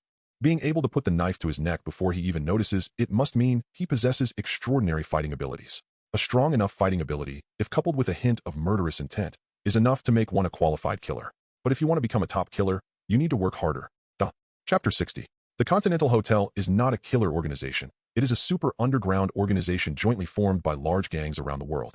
This organization has established the rules of the underground world. All those who are active in the underground world must abide by the laws they have established, and violators will be ruthlessly eliminated. Killers affiliated with mainland hotels do not need to undertake assassination missions. They only have one task to perform, which is to execute those who violate the rules. John Wick is registered at the Continental Hotel, but he is not a killer at the Continental Hotel. His target is the Tarasov gang. For Su Muqing, becoming a killer was just a temporary impulse. He certainly wouldn't be so foolish as to pledge allegiance to an organization. Not to mention just a gang. Even S.H.I.E.L.D. can't do it. You choose to be a lone killer? John took off his dirty coat and put on a new set of clothes, while solemnly warning, the dangers that a lone killer faces are much greater than those of an organized killer. Su Muqing said confidently, "It doesn't matter. I have confidence in my own abilities." John sighed, turned to look at him, and finally gave him some advice. "Son, you've never been involved in this bloody business, so you don't understand how dangerous it is. In the past 20 years, less than 1% of assassins have survived to retirement. While you still have the freedom to make your own choices, you should think this through carefully." Su Muqing stroked Beagle's fur and asked, "Are you going out?" A murderous look flashed across John's cold face as he said, "I'm going to get my car back. That Ford Mustang is an old car. If you want to make that arrogant boy completely satisfied, it will definitely need to undergo a major modification." The owner of the best private car modification workshop nearby happened to be one of his old acquaintances. "When I come back, if you still insist, I'll take you to the Continental Hotel to register." John leaned over, stroked the puppy's head, smiled gently, and turned to Su Muqing and said, "Before that, please take care of it." Su Muqing shrugged. "No problem." John Wick nodded, walked into the garage, got into another car, and quickly drove away from the villa. Su Muqing took Little Beagle to a nearby supermarket and did some shopping. Then he returned home and made a big breakfast. After eating and drinking his fill, he started a new day of forging. By nightfall, John still hadn't returned. Su Muqing took the Beagle, finished dinner, and simply walked into John's house, waiting for him to come back. The little Beagle lay on the ground, occasionally raising its head to look at the quiet gate. Su Muqing saw this and couldn't help but smile and said, "Don't worry, your master won't die." Woo-woo. The little Beagle seemed to understand and let out 2 childish whimpers. But the next moment, the originally docile and well-behaved puppy suddenly stood up and began to make threatening noises towards the door. Su Muqing held her breath and concentrated, and immediately heard the sound of subtle footsteps coming from the gentle night breeze. Moreover, there were more than one person's footsteps. Su Muqing sneered. The master hasn't returned yet, and the uninvited guests have already arrived? As he picked up the Beagle puppy, several fully armed killers approached from the front and back doors. Apparently, John has traced back to the man who nearly killed him and stole his beloved car, and it turned out to be the only son of his former boss. In order to protect his only son, his former client sent assassins to kill John. However, the killers he sent out seemed to have arrived a little early. A dozen killers broke into John's house. Fei saw the figure in the living room and raised their hands to pull the trigger. But before the bullet was fired, the target they were going to shoot suddenly disappeared. Before the killers could react, they felt a black screen before their eyes, and then they all lost consciousness. At that moment, Su Muqing held the Beagle in one hand and grabbed the knife on the table with the other, cut the necks of a group of killers, and sent them all to the door. Under such a rapid attack, the killers didn't even feel the fear brought by death. So, Su Muqing picked up the dinner knife in her hand and soothed the whimpering puppy. In a moment, 2 beams of car lights pierced through the darkness of the night and drove over quickly. Su Muqing patted the puppy's head and chuckled. "Well, you're finally back." The car John was driving at the moment was the same car he drove when he went out in the morning. He has not yet got his beloved car back from the Tarasov gang. Perhaps he had already made plans to get rid of the Tarasov prince before getting his beloved car back. The stern face showed a murderous look as the night demon parked the car at the door. He lowered his head to survey the pile of corpses, then looked up at Su Muqing and asked in surprise, "You did this?" Su Muqing said, "They are not difficult to deal with." He shook the knife again and said jokingly, "But you can't use this knife to cut fruit anymore." John looked at the knife, was silent for a moment, and sighed. "Your ability is beyond my expectation." Su Muqing smiled and said, "So, you shouldn't have stopped me." John shook his head and said, "No matter how powerful your ability is, the dark world is full of dangers." Su Muqing really wanted to tell him that it was only because he had never seen how strong a truly strong person was. If Thor changes his job to become a killer, what kind of dangers on Earth can threaten his life? John pondered for a moment and said, "The man who stole my car was my former boss's son. I've already decided to turn against him. These assassins were sent by him to kill me." Su Muqing already knew the plot, so naturally she wasn't surprised. John picked up Little Big and said, "Until the battle between Tarasov and I is over, this place is no longer safe. I plan to stay at the Continental Hotel for a few days. If you still want to be a killer, you can come with me to the Continental Hotel to register." Su Muqing raised her chin and pointed at the corpses. "Where are these things?" John picked up his phone and said calmly, "Just pay the gold coins, and Inlu Hotel will clean it up very well." Chapter 61. The cleaning staff at the Continental Hotel did a very good job, but they charged a very high price. It also cost 12 gold coins to clean up the 12 killer corpses. Fortunately, Night Demon was a big customer of the Continental Hotel and earned enough gold coins before retirement. Otherwise, just dealing with these tedious affairs would have wiped out all his assets. John placed a stack of gold coins in the cleaner's palm and said to Su Muqing, "Don't underestimate this job. Only by doing it cleanly enough can you avoid most troubles." Su Muqing curled her lips and said nothing. If he encountered such a thing, there would be no need to go through so much trouble. After chopping these guys to death, he would directly burn them all to ashes with a spirit flame. Isn't this more economical and labor-saving than my cleaning work? The leader of the cleaners didn't know Su Muqing's identity, nor did he want to inquire about their relationship. He just looked at John and asked, "John, will I ever get your call again?" There was a hint of inquiry in the cleaner leader's questions. He really wanted to know whether the night demon, who once terrified the underworld, would make a comeback. The night demon who once killed countless people is their big customer. John didn't respond directly, but just said, "Goodbye, Charlie." "Goodbye, John." The cleaner smiled with satisfaction, turned around, and said goodbye. That goodbye has already indicated that the night demon is about to rush out of the world and kill people in a bloodbath. Watching the car laden with corpses disappear into the darkness, Su Muqing suddenly said, "Your boss's assassination plan has failed. I think he'll probably offer a large reward, prompting all the assassins to come after you. Even in the mainland hotel, you should be careful."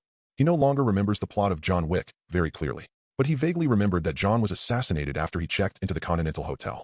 If it weren't for another good friend of his who used a long-range sniper to remind him, John might have died in his bed. The killers are all desperate criminals.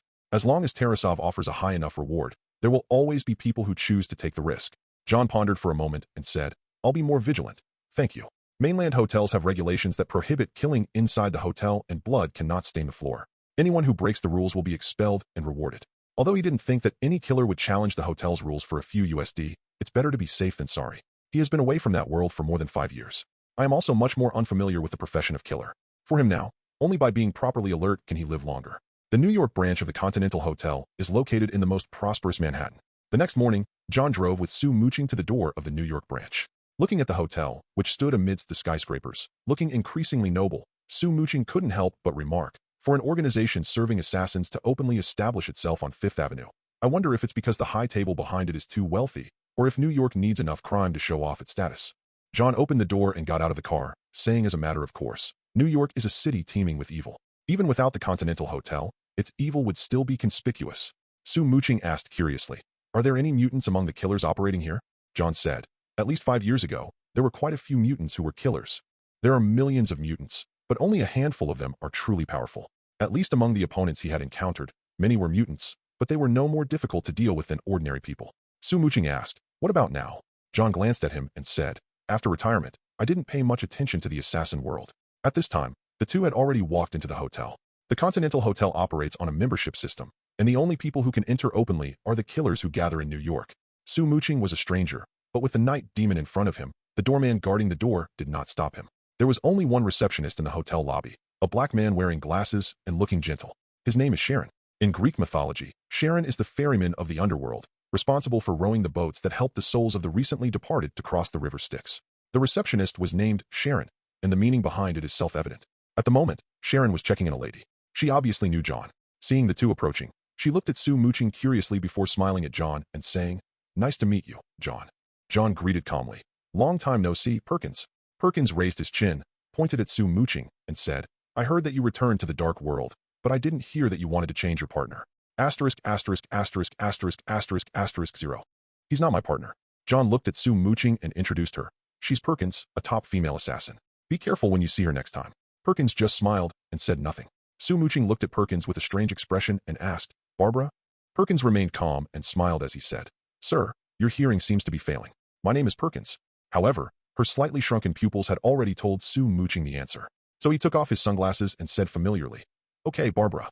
He really had no impression of the female killer Perkins, but he was much more familiar with S.H.I.E.L.D.'s female agent, Muqing GB Irons. Did this S.H.I.E.L.D. agent go to the Continental Hotel as a killer to look for information? Don't think that just because S.H.I.E.L.D. is an intelligence organization, their intelligence can really reach all walks of life.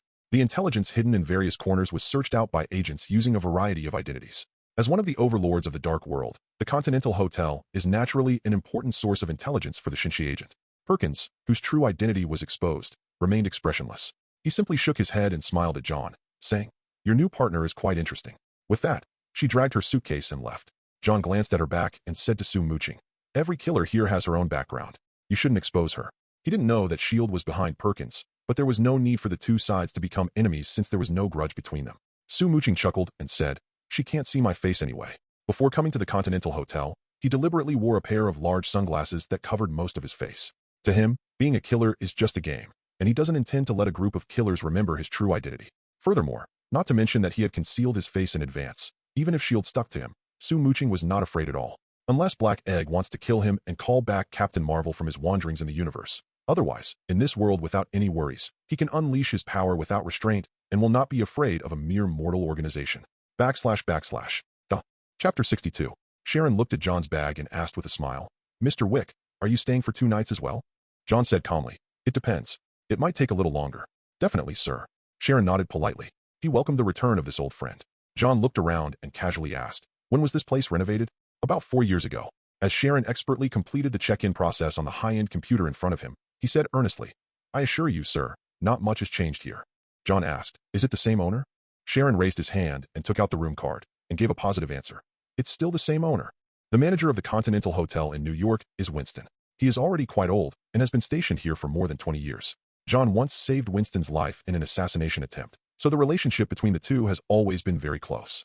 Winston never cared about giving him some convenience within the hotel's specified rules. John took out 1,733 gold coins and exchanged them for the room card from Sharon. He then pointed at Muqing and said, he's a friend I met. He wants to become the hotel's registered killer. Sharon was not surprised and greeted him gently. Hello, sir. Muqing introduced herself. You can call me Ace. Sharon looked at the large sunglasses on his face and couldn't help but suggest, Mr. Ace, you don't need to hide too much inside the Continental Hotel. The hotel will provide the necessary cover for your identity. That's our job. No assassin who can enter the mainland hotel, no matter if it is a high-level assassin or a new assassin, will ever hide anything. Just like Night Devil John, Perkins just now, and the people sitting on the sofa in the hall, talking about bloody topics. They are all killers, but each of them blatantly reveals his appearance. Here, no one dares to reveal their appearance to anyone outside the hotel. Anyone who dared to violate this rule has been cleared out by the mainland hotel. Muqing showed no intention of removing his sunglasses, but simply shrugged and said, but Night Demon told me that there's no rule here that forces me to take off my disguise. Sharon smiled helplessly and said, yes, it is your freedom. Muqing asked, so, can I register now? What procedures are required? Sharon said, the procedure is very simple, there is only one. Muqing asked, what is it? Sharon smiled slightly and said, get an endorsement. Muqing understood, like John's Night Demon. Sharon said, that's right. Muqing thought for a moment and said, let's call him Death God. Sharon said with a smile, in this dark world, there are already 31 killers with the code name Death God. If you insist on using this code name, we can only change your code name to Death God 32. Muqing's mouth twitched. Forget it, let's change to a Quincy. Sharon said hurriedly, this code name is fine, please wait. His fingers tapped quickly on the keyboard, and he quickly completed the registration of the new killer. Then, he took out an iron badge and handed it to Muqing, saying, Mr. Ace, this is your killer's mark. It will be your ticket to the hotel in the future, and it will also be a prop for you to accept missions. Muqing played with the badge and said with a smile, I heard Night Demon mention that I can freely choose to accept missions, right? Sharon said, that's natural. Muqing asked, before I accept the mission, can I first understand the target situation? Sharon pointed at the badge and said, the hotel has 4 levels of badges, gold, silver, bronze, and iron. These represent assassins of different ranks. The higher the assassin's rank, the more detailed the intelligence they can obtain. He paused briefly before continuing. Definitely, you can also pay us with the hotel's exclusive gold coins to purchase the information you need. It can still be upgraded. Muqing couldn't help but laugh. The feeling of playing games became even stronger. Muqing thought for a moment and then asked, so, do low-level killers and high-level killers have different levels of mission difficulty? Sharon shook his head and said, all missions issued by the Continental Hotel are treated equally, but we do not recommend that low-level killers accept missions that are too difficult. The low level of the killer means that their experience, equipment, and even intelligence are far inferior to those of the high-level killer. In such a situation, a high-level killer can easily complete the task and may even kill a large number of low-level killers. Muqing didn't comment and didn't want to waste any more time talking, so he asked directly, where do I accept the mission? This time it wasn't Sharon who answered his question, but John. In the bar in the basement. Wait for me to put the things in the room, and then I'll take you there. The rooms at the Continental Hotel are not luxurious. At least in Muqing's opinion, it is far from its expensive price. However, for a killer who is accustomed to danger, the safety here is its highest value. However, even a legendary killer like John Wick cannot afford the price of long-term stay. Coming out of the room on the 8th floor and taking the elevator down, Muqing asked John, do you need my help with your former boss's problem? John remained calm and said, no need. The Tarasov gang is a formidable opponent, but he is confident that he can completely destroy them. However, due to the past friendship, he was not yet ready for a full-scale war. Compared to destroying the Tarasov gang, he only wanted to kill Yosef Tarasov and get his beloved car back. Therefore, He decided to let Winston act as a middleman and talk to his former boss Vig Tarasov first. If Vig is willing to compromise, he can forgive his crime of sending someone to assassinate him and only execute his damned son. Su Muqing didn't say anything else.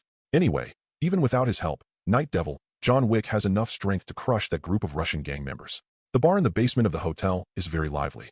The killers, whose backgrounds were unknown, abandoned their weapons, put on gentle and gorgeous clothes, and stood in the center of the stage, dancing wildly with their colleagues, some familiar and some unfamiliar, to the soothing music played by the live band, venting all the negative emotions accumulated in their hearts. John took Su Muqing through the crowded crowd and walked all the way to the bar. The beautiful woman at the bar saw John and immediately came up to him enthusiastically. "Oh my God, not bad shoes." She called John by his real name, and it was obvious that their relationship was extraordinary. Seeing this beautiful woman, John's expression softened a little. "Hey, Audie." Audie hugged him warmly and gave him a kiss. "Oh my God, how long has it been since we last met?" "For years," John sighed. "More than 5 years." He had been away from the dark world for more than 5 years, so naturally they hadn't seen each other for 5 years. Audie looked at him with a smile and said, "Tell me, how is your retirement life?" John hesitated, then smiled and said, "Very good. It's a much better life than I deserve." After hearing this, Audie's smile faded slightly, and he sighed. "But I've never seen you like this before." John was puzzled. "What?" Audie sighed. "Hag." John smiled bitterly. "Maybe it's because I'm retired." Audie shook his head and said, "As long as you're drinking here, it means you haven't retired yet." John was silent for a moment, then pointed at Su Muqing and said, "I came here to show him the way." Audie looked at Su Muqing and said with a smile, "Newcomer?" Su Muqing smiled back. "You can call me Ace." John said, "Ace, from now on, whether you want to accept a mission or hand in a mission, you can come here to find Audie." Oh, it turns out that this beautiful bartender is the quest NPC of the Continental Hotel. Su Muqing approached the bar and said with a smile, "Beautiful lady, do you have any interesting tasks right now?" Audie shook his head and smiled, then took out a tablet and said, "Interesting tasks are always available. It all depends on whether you can complete them." The tablet listed tasks one by one, each in a different color, with the top one being blood red. Su Muqing took the tablet and looked directly at the task at the top. It simply and clearly marked the mission target, Zebediah Kilgrave. Chapter 63. Zebediah Kilgrave? Su Muqing raised her eyebrows, thinking, "This name seems like I've heard it somewhere before." John naturally noticed the name and asked curiously, "Is this the recently rising gang leader?" The target list was marked in blood red, indicating that more than one killer had been defeated by it. Generally speaking, the prices of top gangsters and some government officials are over 5 million. The price of a gangster emperor like Jean Bing exceeded 100 million US dollars, and he has been at the top of the assassination list for more than 10 years. Ever since his name was put on the list, countless top killers have coveted the 100 million US dollars and wanted to assassinate Kingpin, but every killer who made the move has not been able to come back alive. Therefore, his assassination missions were classified as the highest SS level in terms of difficulty. Today, this unfamiliar name costs only 1 million US dollars, but its difficulty has reached S level. The blood red color on his nameplate has surpassed that of most underworld bosses. Audie didn't answer, but just smiled and said, "John, you know the rules." John shrugged and explained to Su Muqing, "Here, whether it's drinking or buying information, you need to spend gold coins." As he spoke, he took out a stack of gold coins from his pocket. However, John didn't just pay the bill directly. Instead, he looked at Su Muqing and asked, "Are you sure you want to take this task?" Su Muqing shrugged, somewhat interested. John said seriously, "Different nameplate colors represent different levels of difficulty in the assassination. The blood red nameplate means that many assassins have taken on this mission before, but without exception, they have all failed." "Is that so?" Su Muqing understood and said with great interest, "I'm even more interested." John sighed and said, "You should start from the beginning and gain some experience first." Su Muqing smiled and said, "You've seen my skills. I think I should be able to handle some high-level tasks." Since he had made up his mind, John couldn't stop him and could only retreat. John did not try to persuade him any further, but took out 3 gold coins and gave them to Audie. Audie collected the gold coins and said immediately, "Zebediah Kilgrave is not a gangster, but he is a person with special abilities." John frowned slightly. "Mutant?" Audie shook his head and said, "From the information we've gathered so far, he doesn't have any X cells in his body, so he's probably not a mutant, but rather his body has been altered by some chemical hormones." Su Muqing asked, "What is his special ability?" Audie replied, "Mind control." Mind control. John felt very strange. A superpower like that shouldn't have strong combat abilities. The mind control of people with special abilities basically has a regional restriction. As long as it is outside the area, a common sniper rifle can kill it. He didn't believe that his colleagues would not think of this method. Audie said slowly, "But since a month ago, 13 top assassins have tried to snipe him, but every one of them has failed." John asked why. Audie said seriously, "Because he has a bodyguard beside him." John's expression became more serious. A bodyguard? His concern was not with the bodyguard. If that person, with his mind control ability, controlled many people to act as bodyguards, that's right, a female bodyguard with super strength, super speed, and super reflexes. Audie said solemnly, Most assassins would be caught by that woman as soon as they fired their gun, before they could even move. They would then be brought back to their target and tortured to death using various methods. Two people with special abilities. John looked at Su Muqing and warned her again. I advise you not to take this mission. Su Muqing raised his hand, handed over his badge, and said calmly, I am even more interested in this mission. He already knew who the so-called Zebediah Kilgrave was. Isn't this the purple man, who is hated by heaven and people and attacked by everyone? The female bodyguard who protected him closely, that's the female hero from the Defenders. Jessica is far away. That weakling, purple man, could only use pheromones to control other people's minds, but his flying pheromones definitely couldn't penetrate Su Muqing's body. John couldn't help but ask, are you really that confident in your skills? Su Muqing laughed and said, at least it's enough to deal with those two guys. Then, he turned to Audie and said, beautiful lady, do you have his specific location? Audie pinched his fingers and said, you know. John took out 3 more gold coins without hesitation and threw them to her. Hold on. Audie held a gold coin in her hand, blew on it lightly, and then she left the bar. After a while, Audie came out from the crowd carrying a tray. There are 2 glasses of wine on the tray. Audie placed the tray on the bar and pointed to the glass on the left. Joseph, this one is for you. It's bourbon whiskey, your favorite. This is the hotel's treat. John picked up his glass, turned around, and saluted towards the end of the bar. Thank you. Winston, the manager of the Continental Hotel 750 in New York, was sitting behind the table there, drinking slowly. Seeing John toasting, Winston smiled, raised his glass and toasted from a distance. Audie pointed to the last glass of wine and said to Su Muqing, Mr. Ace, this is yours, a colorful cocktail. Su Muqing asked, where is the information I want? John raised his other hand, picked up the cocktail, put it outside the tray, and said, there. A string of letters was written on the light gold coaster. 5th Avenue. Su Muqing picked up the cup holder, flipped through it, looked at Audie and said, is it over? Every gold coin in the Continental Hotel is worth more than 10,000 US dollars if left outside. John paid 3 gold coins, which is nearly $50,000, but only bought one area? Audie said helplessly. Recently, Kilgrave has been going to 5th Avenue every day, but where exactly he goes is only known to him. Su Muqing curled her lips and said, I suggest you learn from Aunt Chaoyang. She's the best intelligence talent. He said this in Huxia, and Audie obviously didn't understand. Su Muqing didn't care whether she understood or not. She raised her hand and waved to John, saying, I'm going to do the mission. See you later. Duh. Chapter 64. 5th Avenue is an important north-south thoroughfare on Manhattan Island, starting from Washington Square Park in the south and ending at 138th Street in the north. This world-famous avenue has many attractions, including the Empire State Building, New York Public Library, Rockefeller Center, St. Patrick's Cathedral, Central Park, etc. Hundreds of thousands of people live on this street of dreams. Su Muqing was a little distressed. He only knew that the Purple Man would appear on 5th Avenue, but where exactly to find him was a difficult question for him. Su Muqing suddenly clapped his hands and muttered to himself, perhaps I can use my extraordinary hearing to find his location? Daredevil is able to use his extraordinary senses to perceive sounds several blocks away and form a 3-dimensional image of the city in his mind. His current extraordinary senses are much more powerful than Daredevil's. However, since it's your first time doing this, you need to practice a little first. Suddenly, a black shadow fell from the sky. As a hand stretched out, the cold light of a dagger rapidly expanded in Su Muqing's eyes. You finally came out. With Su Muqing's keen senses at the moment, how could she not know that someone was secretly following her? He simply wandered around the streets, specifically looking for secluded alleys to hide in. But after walking 3 blocks, the guy behind me started to attack. At the moment when the dagger in the opponent's hand was about to reach her, Su Muqing shook herself and took a sudden step forward, moving more than 2 feet away from the dagger. Then she turned around and smiled. Ms. Perkins, we meet again. You got the wrong person, I'm Barbara. Barbara had a smile on her face, but she didn't stop moving at all. She kept moving like a shadow, using 2 trident folding knives, one stabbing Su Muqing's heart and the other picking up the sunglasses on his face. Su Muqing was calm and composed. He thrust out both palms simultaneously and suddenly cut across, attempting to cut off the opponent's wrist with a cutting technique. Bang! The moment Barbara's palm knife touched Su Muqing's, she couldn't help but show pain on her face. But she reacted very quickly, and she touched and swung her hands. The moment she was blown away by Su Muqing's strength, she twisted her body sideways and used her shoulder as the attack point to stab into the center line of Muqing's body. At the same time, her hands, which had been blown apart, emerged from under her ribs again, and 2 sharp folding knives stabbed Su Muqing's ribs. Seeing this, Su Muqing threw a punch without hesitation, colliding head-on with Barbara, who was pushing forward. In an instant, Barbara let out a low cry and staggered back.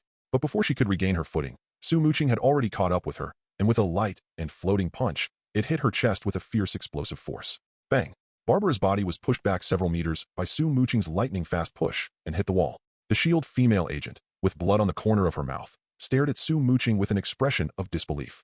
She is one of the best agents in S.H.I.E.L.D.'s agent series. But now, after only 2 or 3 rounds, she had already lost to a novice assassin in her expert close combat. Barbara was somewhat unwilling, but but she couldn't help but accept it. The opponent's fighting ability is indeed stronger than hers. But whether it's a killer or an agent, the skills they rely on are never just fighting. So Barbara, who was in pain all over, took out her gun without hesitation and aimed at Su Muqing. "Don't move." Su Muqing's expression changed slightly, and she said coldly, "Ms. Mocking Iron, I can take it as a joke if you play with a knife, but if you use a gun, that's another matter. My assassination mission just happened to be over, and I was just looking for a reason to quit." Barbara struggled to get up from the ground. "If I kill you in the hotel, Winston will definitely help me get out of it." Su Muqing couldn't help but mutter in his heart, "No wonder you killed John Wick in the Continental Hotel for a few million USD. In the original plot, after Perkins failed to assassinate the Night Stalker, he was finally killed by the cleaning team of the Continental Hotel. But here, it was obviously just a means for her to get rid of her killer identity and return to the SHIELD team. The Continental Hotel is indeed a formidable force, but compared to the massive SHIELD, it is just a small fry." Su Muqing stared at the other person and said calmly, "I don't think you would want to, so let me help you quit." If this SHIELD agent dared to shoot him, he wouldn't mind going crazy and killing her right here. As if sensing his murderous intent, Barbara hesitated for a moment, then sheathed her pistol and said in a deep voice, "I came to you just to ask, who are you and why do you know my real name?" Su Muqing said casually, "I just heard you talking with someone somewhere, so I know about your famous minister." Barbara asked, "What time? Where?" Su Muqing said calmly, "Do you remember everything that happened a long time ago?" Barbara said, "But you remember my name." Su Muqing shrugged and said, "I just thought the codename Mocking Iron was interesting, so I wrote it down." Barbara's eyes narrowed. "You even know my codename?" Su Muqing smiled faintly and confirmed again, "Because of your codename, I can remember your name." His answer was perfunctory, but Barbara had no choice because she couldn't beat him. Barbara thought for a moment and made a seductive gesture. "Then Mr. Ace, since you hurt me, shouldn't you send me to the hospital?" However, Su Muqing said nothing, simply pointing ahead. "As far as I know, there are doctors in mainland hotels." Barbara was a little angry, and her voice was raised a little. "Don't you think you should take me back to the hotel and then treat the queen to a cup of coffee?" In Western culture, drinking coffee mostly represents an invitation to negative distance contact. Su Muqing listened, her expression strange, and she said, "I'm afraid your jealous ex-husband will come looking for trouble with me. I'm even more afraid that if I get P********** D off, I'll wipe him out along with the organization behind him. If that happens, I'll be unhappy, and neither will you. Why bother?" Barbara's ex-husband, Lance Hunter, was a member of the British Special Air Service.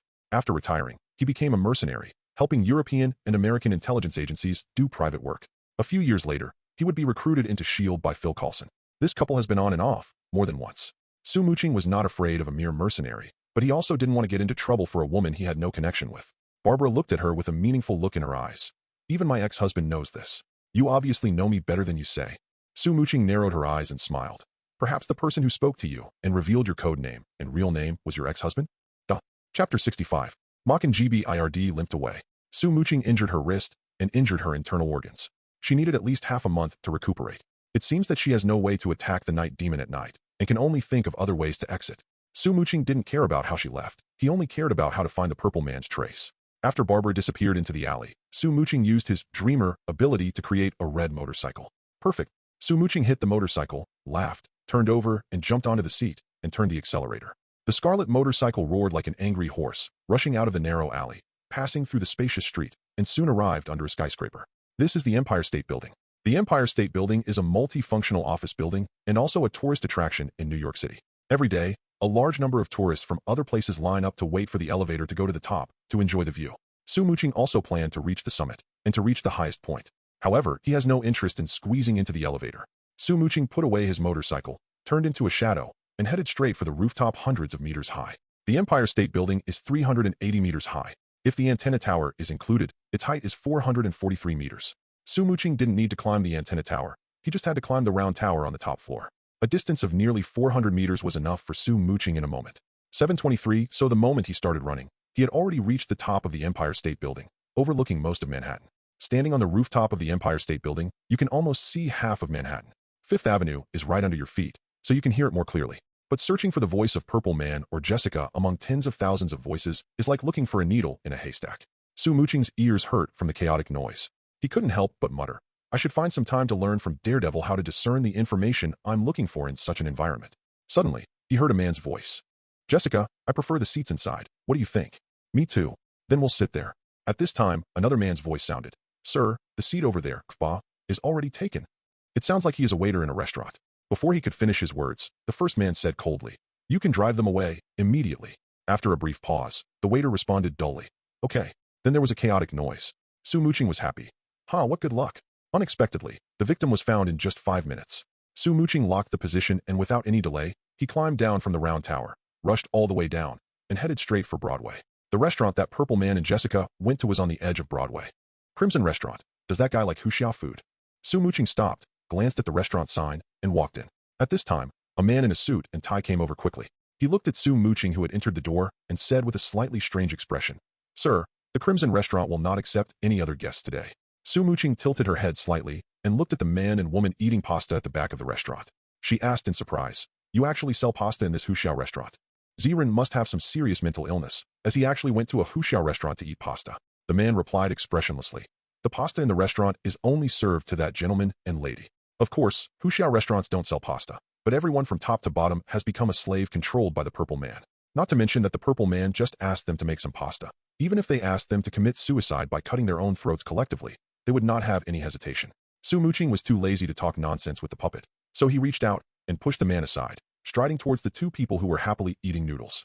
The only one who was truly happy was Purple Man. Jessica probably just wanted to cry. Ziren hadn't paid any attention to the commotion outside. When he saw Su Muqing brazenly walk into the restaurant, his face immediately darkened. Pointing at the manager chasing after Su Muqing, he angrily shouted, "I've already warned you. No one is allowed to disturb me while I'm eating. You loser. Pick up the knife on the table and gouge your eyes out." Yes. The man who was chasing Su Muqing suddenly stopped, turned around, picked up the knife on the table, and stabbed himself in the eye without hesitation. Bang! A dinner plate flew over and hit him on the neck. The man rolled his eyes and fainted on the ground. The Purple Man's pheromone ability can control people's behavior, but it cannot wake people up from their coma. Su Muqing's actions surprised Ziren a little. He slowly picked up the napkin, wiped the grease from the corner of his mouth, and asked with interest, "Who are you?" Su Muqing took out the badge, showed it to him, and said, "Your life is still worth a lot of money." The Purple Man was a little annoyed and said, "Another killer?" "Yes, another killer." Su Muqing spread his hands and said calmly, "You've experienced so many assassinations, you should be familiar with it." The Purple Man said impatiently, "Since you know that I've been assassinated many times and still managed to live comfortably, you should know not to mess with me again." As early as when the first group of killers showed up, he already knew that the mission to assassinate him was issued by someone through the mainland hotel. Relying on his super ability, the Purple Man has always been conceited, but he also knows that he cannot provoke that powerful organization on his own. So he just tortured all the assassins who came to kill him to death instead of killing them directly in the mainland hotel hospital. But that damn organization seemed to turn a blind eye to his magnanimous behavior. The Purple Man stared at Su Muqing with a sinister look in his eyes and shouted, "Return to the Continental Hotel immediately and chop the guy who issued the mission into minced meat." Su Muqing looked at him and said calmly, "Okay." He agreed with his mouth, but suddenly raised his hand and flicked it. Bang! A spirit bead shot out like lightning. Jessica could see the trajectory of an ordinary pistol, but she couldn't see the trajectory of this energy bullet at all. Therefore, the energy bullet penetrated the Purple Man's left knee without any resistance. Oh, the Purple Man was like a naughty child who had been beaten for the first time. He got up holding his bleeding left leg and howled miserably. Su Muqing shifted his finger and said with a grin, "This time I'm going to hit your right leg." The Purple Man trembled all over and shouted in panic, "Jessica, kill him. Kill him quickly." Duh. Chapter 66. Jessica's eyes showed resistance, but her body was very well behaved.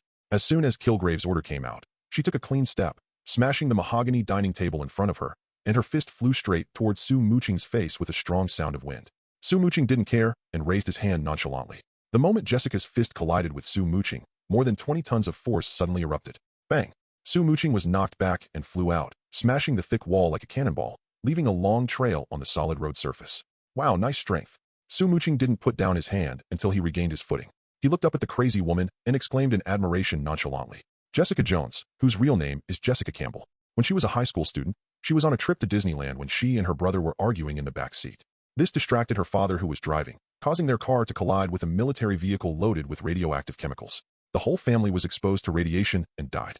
Only Jessica survived the accident and gained extraordinary strength and physical ability. This is the real, whole family offering sacrifices to the heavens, with boundless magical powers, which is the fate of the protagonist in novels. Unfortunately, there are so many people with this kind of fate in the Marvel world that they can hold a competition to see who is more miserable than them. Although Jessica Jones is extremely miserable, she can only be considered a second or third-tier hero. What's worse is that she was seen by the perverted Purple Man in her first battle after her debut, and he used his ability to control her and turned her into his slave. Jessica's strength can easily lift a car, and if she unleashes her full strength, she can crush a concrete building into rubble. People have never seen anything like this before. But now Jessica's full-strength attack didn't seem to cause the killer any harm, which made him extremely angry. "Jessica, what are you doing?" The purple man was shocked and angry. Kill him. Smash his head. Quickly. Jessica hesitated for a moment, then turned her agile body and crawled out of the broken wall. She then jumped high, raised one of her long legs, and chopped down like a gate knife. She has never learned any fighting techniques, but her immense strength has allowed her to crush most opponents. Unfortunately, Su Muqing is not a match for most. He casually raised his hand to block the long leg that was coming down, then suddenly moved closer and pushed the unstable Jessica more than 10 meters away, slamming her heavily against the wall. With a crackling sound, cracks appeared on the red brick wall. Su Muqing was somewhat disappointed and said, "Your physical condition is indeed good, but it's a pity that your fighting skills are too poor." Even if Jessica Jones tried her best, she only had a few dozen tons of force. How could she do anything to Su Muqing? It's just that Su Muqing needs the help of Jessica to exercise his strength a little. Otherwise, every time he waves his hand, he will have to exert hundreds of thousands of tons of force, and he won't be able to see anyone in the future. Unfortunately, this girl's fighting style is to rely solely on her mutant physique to crush her opponents.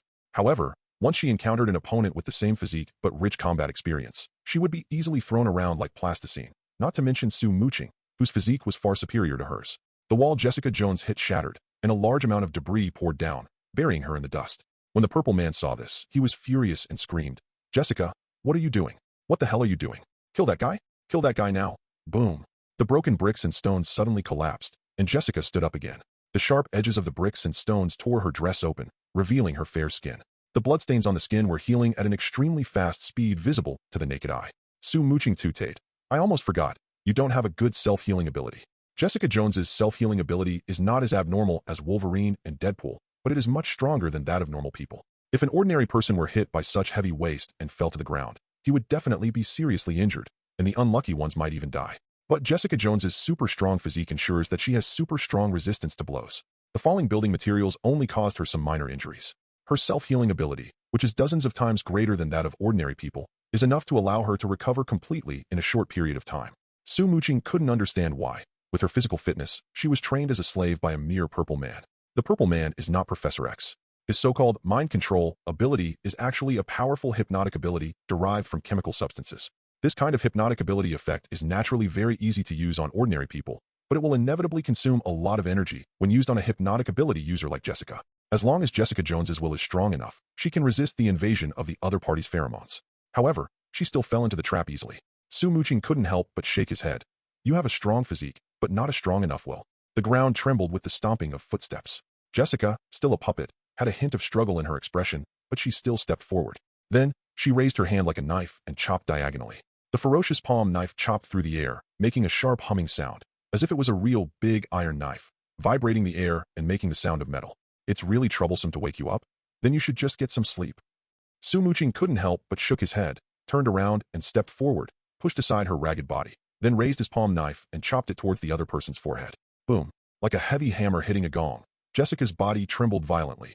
Then she rolled her eyes and fell limply to the ground. Even in the world of American comic heroes, Jessica Jones's ability is considered upper-middle level, but in front of Su Muqing, she really has no room to struggle. "Jessica," the purple man's eyes almost popped out. When he came to his senses, he immediately turned around and limped out. After his body mutated, he also possessed a strong self-healing ability. Although he was slightly weaker than Jessica, he could recover quickly from general physical damage. But Su Muqing's initial move of the finger directly shattered his left knee. It will take him a while to recover from such a serious injury, but at least he had the strength to run away. "Go stop that guy. All of you go and stop him. If you can't stop him, you'll all die." The purple man walked through the crimson restaurant like a stray dog, issuing his final orders to the staff. As soon as he issued this death order, the restaurant staff controlled by pheromones immediately picked up various tableware and rushed towards Su Muqing, howling. Zirin didn't know whether the monster would be moved by the casualties of civilians, but this was his only way to survive. However, just as he escaped from the restaurant, a teasing voice rang in his ears. "Hey, where are you going?" The purple man couldn't help but tremble in his heart, and turned his head quickly to look, and saw the monster standing dozens of meters away, looking at him leisurely. "KR."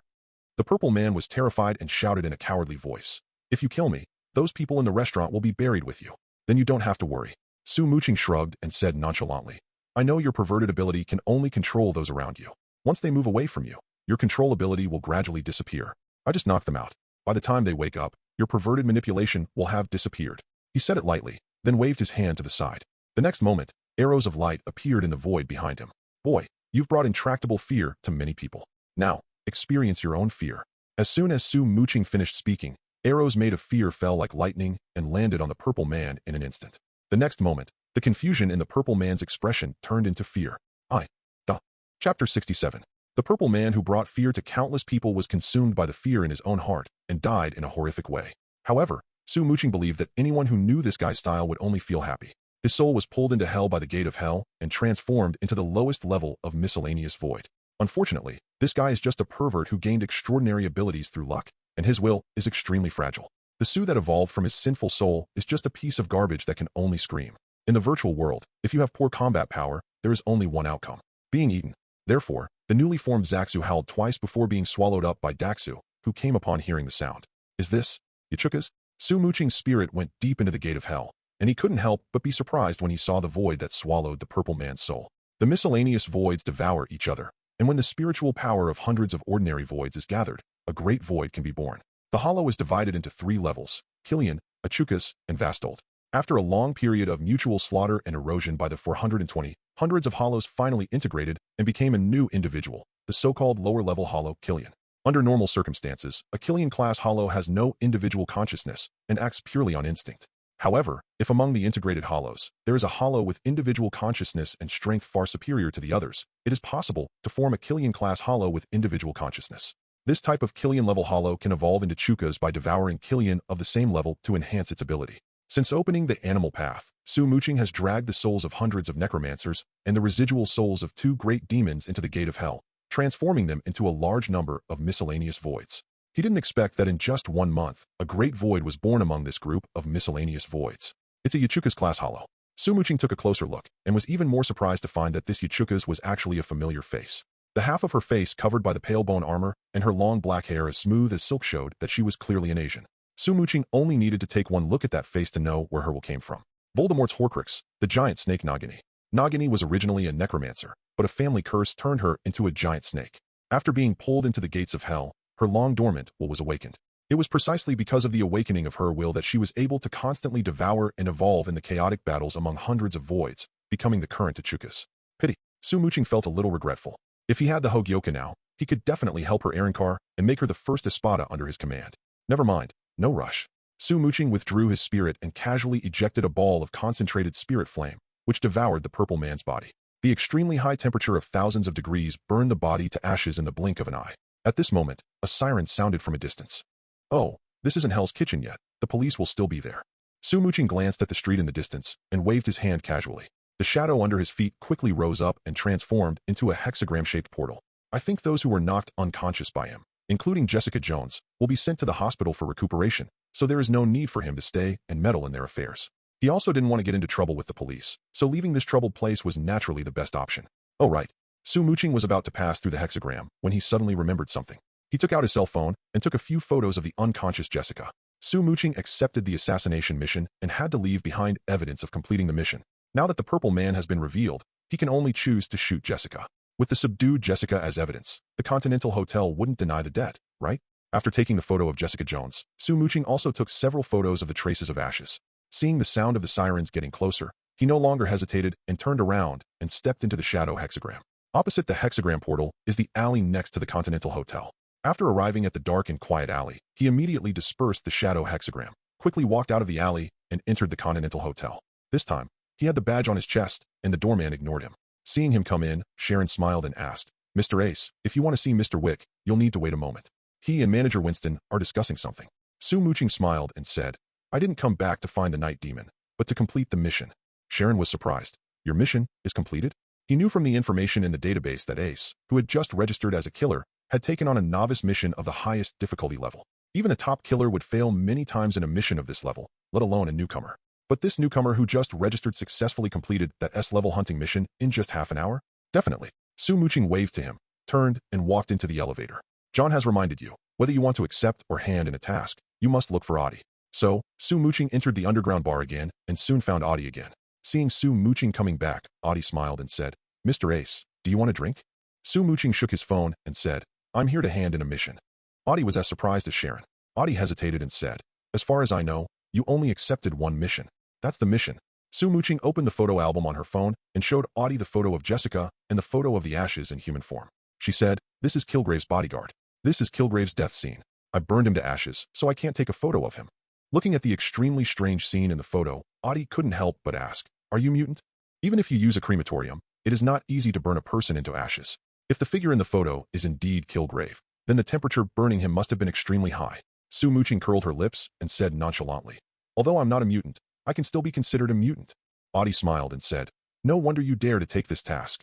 Kilgrave and his bodyguards are both powerful psychics. Perhaps only psychics with stronger powers can take on the task of assassinating them without batting an eyelid." Su Muqing asked, without any other evidence, "Is my mission complete?" Audie calmed down and said, "Wait a moment." She quickly left the bar, apparently to check the hotel's intelligence system to confirm whether the purple man was alive or dead. A moment later, Audie walked back to the bar with a tray.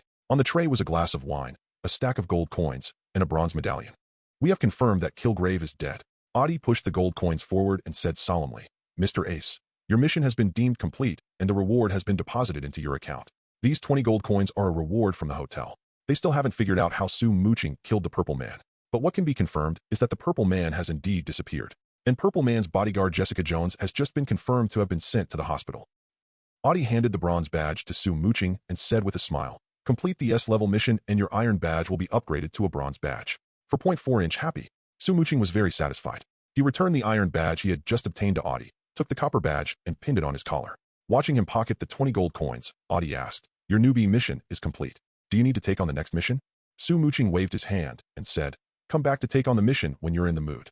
Audie was not surprised. Most killers would rest for a while after completing a mission.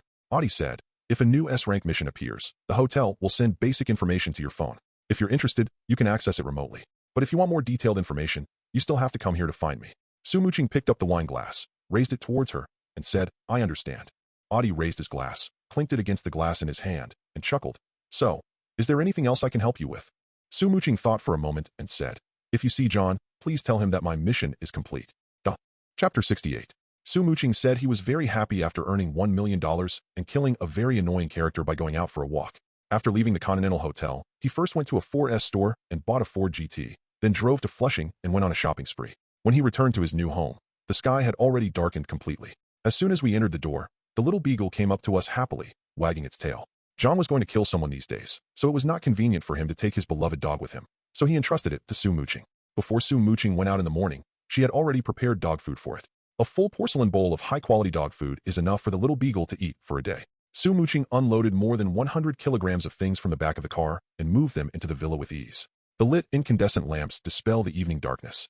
Su Muqing teased the beagle for a while, then walked into the spacious kitchen and made herself a satisfying dinner. Well, it's hard to do it yourself. The food produced by Hufflepuff's food spell is basically traditional British food. Damn, Britain is a famous food desert. He was busy building the forging room before, and he forced himself to eat it for 2 days, but he was already feeling nauseous. In order to make the magic kitchen utensils capable of making oriental delicacies, he had to modify the spell. Unfortunately, with his current magical attainments, he is still far from reaching that level, so he can only cook by himself for now. However, the turkey and steak are very much to Little Bit's taste. Watching the little pit bull wagging its tail and devouring the turkey leg, Su Muqing couldn't help but scratch his head. By the way, I forgot to ask, can such a small dog eat barbecue? Just now, on a whim, he gave the leftover roast chicken from 2 days ago to the puppy, but he forgot to look up the diet for this kind of puppy. What if this little dog wasn't beaten to death by the gangsters, but was instead fed to death by him with barbecue? I wonder if Night Demon would get furious when he comes back. Otherwise, you can become the first member of the Stern Cross Knights. Su Muqing thought about it, smiled with evil humor, and then snapped his fingers. A drop of blood from his fingertips flew into the air and landed in the dog's mouth. The puppy was chewing a chicken leg, and his eyes had a faint golden glow. The little beagle felt the spirit, but didn't know what it was, so it just blinked and lowered its head to gnaw on the chicken leg again. Su Muqing definitely didn't really intend to make this little dog into a knight. The sacred text he bestowed upon Guzzi was merely a fake civil servant created using his Dreamer ability. That is the fake V in the original Stern Knights, whose ability is the Viability, which means survival ability. This holy text has no other function except to absorb the surrounding spirit particles and repair the host's body. The effect is somewhat similar to super speed regeneration. It can't turn a young dog into a big bad wolf, it just makes it a dog that is less likely to die. Night Demon is a warrior with outstanding ability. Su Muqing plans to recruit him and regards this fake holy text as a gift. Now you can eat as much as you want. Su Muqing patted the dog's head, let the dishes clean themselves, and then walked into the training ground again. The laboratory was only in its infancy, but the forge was already completely completed. Su Muqing plans to put the laboratory aside for the time being and put all his energy into creating the physical Zanpakutō. After creating a few suitable assistants, we will work together to build the laboratory.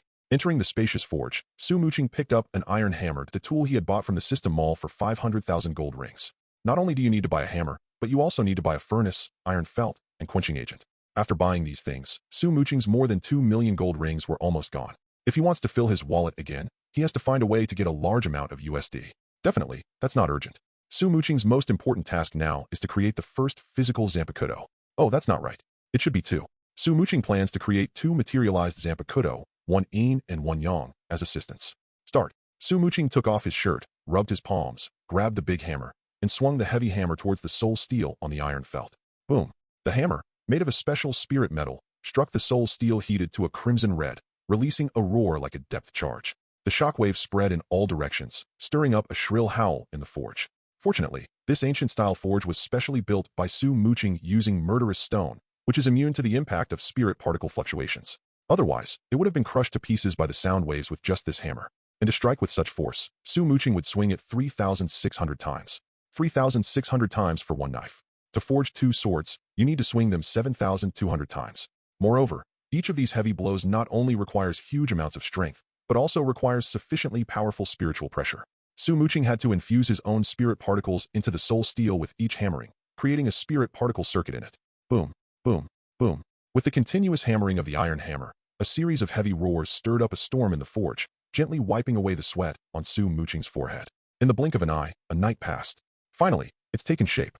Looking at the 2 pieces of soul steel that had been shaped into swords, Su Muqing, who was panting, wiped the sweat from his forehead excitedly. Not only has the soul steel taken the shape of a sword, but the internal spirit particle circuit has also been completely formed. What needs to be done now is to temper it and awaken the spirit in the sword. Su Muqing put down the hammer, picked up the iron spear, picked up the 2 long swords, and quickly put them into the sink. Now, these 2 newly formed swords contain a temperature of over 20 million degrees. Ordinary water cannot be used to cool them down. Therefore, it is no wonder that a mere bucket of quenching liquid is worth a gold ring worth 1 million. With his squeak, a puff of white smoke suddenly rose up, and the quenching of the 2 swords was completed. Su Muqing picked up the 2 swords without hesitation and put them back on the iron felt. The next moment, he took out 2 transformation divine bodies from the inventory, and then smashed them into pieces with a punch, causing the spirit particles in them to dissipate into countless points of light, which fell lightly on the 2 swords. As for forging Zanpakutō, Su Muqing is just a beginner now. He can make basic shallow strikes, but is not good enough to forge a physical Zanpakutō. Fortunately, he had a bunch of divine bodies in his hands. The most basic function of Seireitei is to awaken the sword spirit of Zanpakutō. All that is needed is to dismantle the Shinto body, take out the spirit particle circuit inside, and integrate it with the 2 new Zanpakutō, which is enough to awaken the 2 sword spirits. Wake up, Ganjiang. Mo. Su Muqing shouted softly, stretched out his hands, grasped the 2 sword handles, and input the spirit particles into the 2 swords, connecting the spirit particle circuits within them. Chapter 69. The figures of 2 girls emerged from the 2 swords. A man with a dignified appearance and heroic spirit. A petite, elegant, and graceful girl. The former is Ganjiang, and the latter is Moi. Yes, they were assistants specially created by Su Muqing to help him forge a physical Zanpakutō. The strength of the 2 Zanpakutō is not that strong.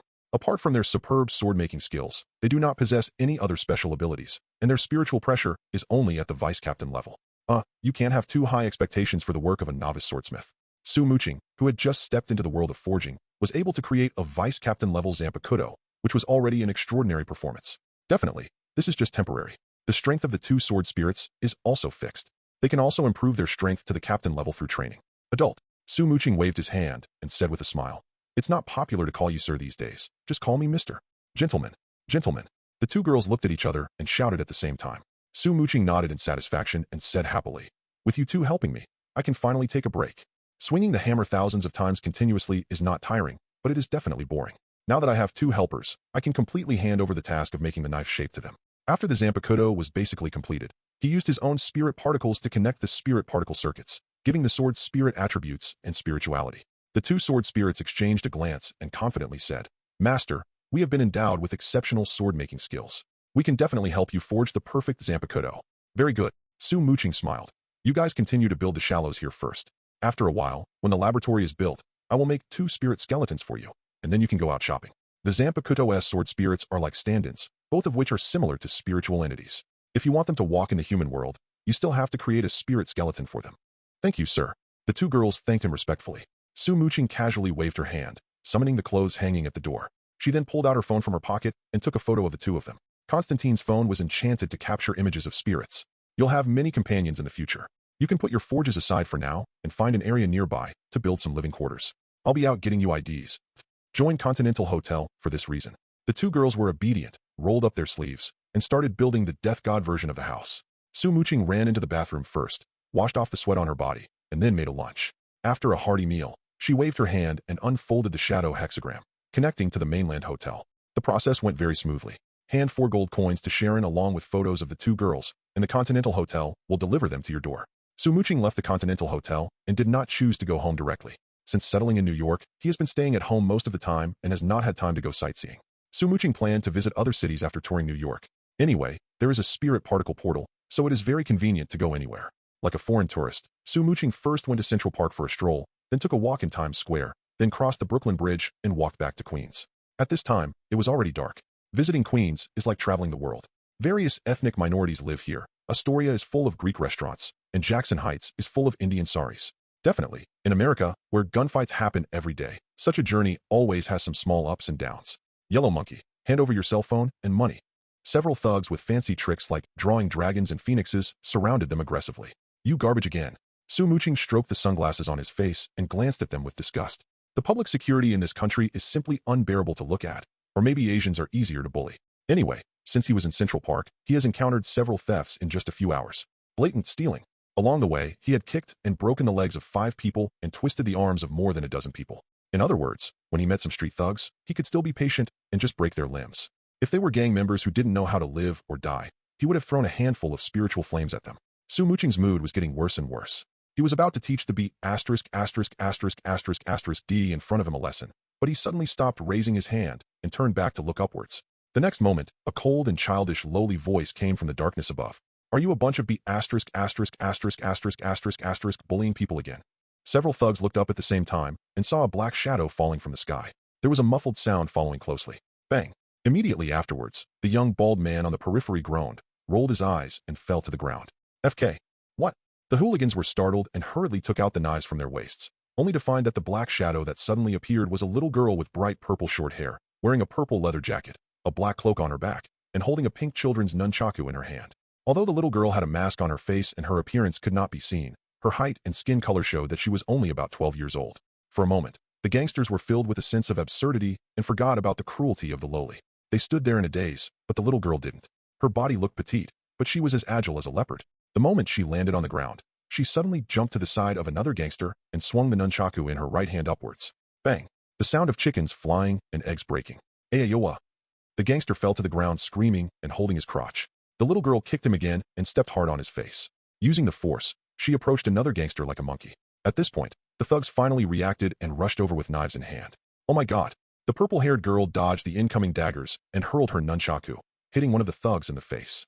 At the same time, she untied the 2 short knives on her back. Then with the blades facing outwards and the handles facing inwards, she skillfully buckled them together, turning it into a double-edged knife with blades on both ends.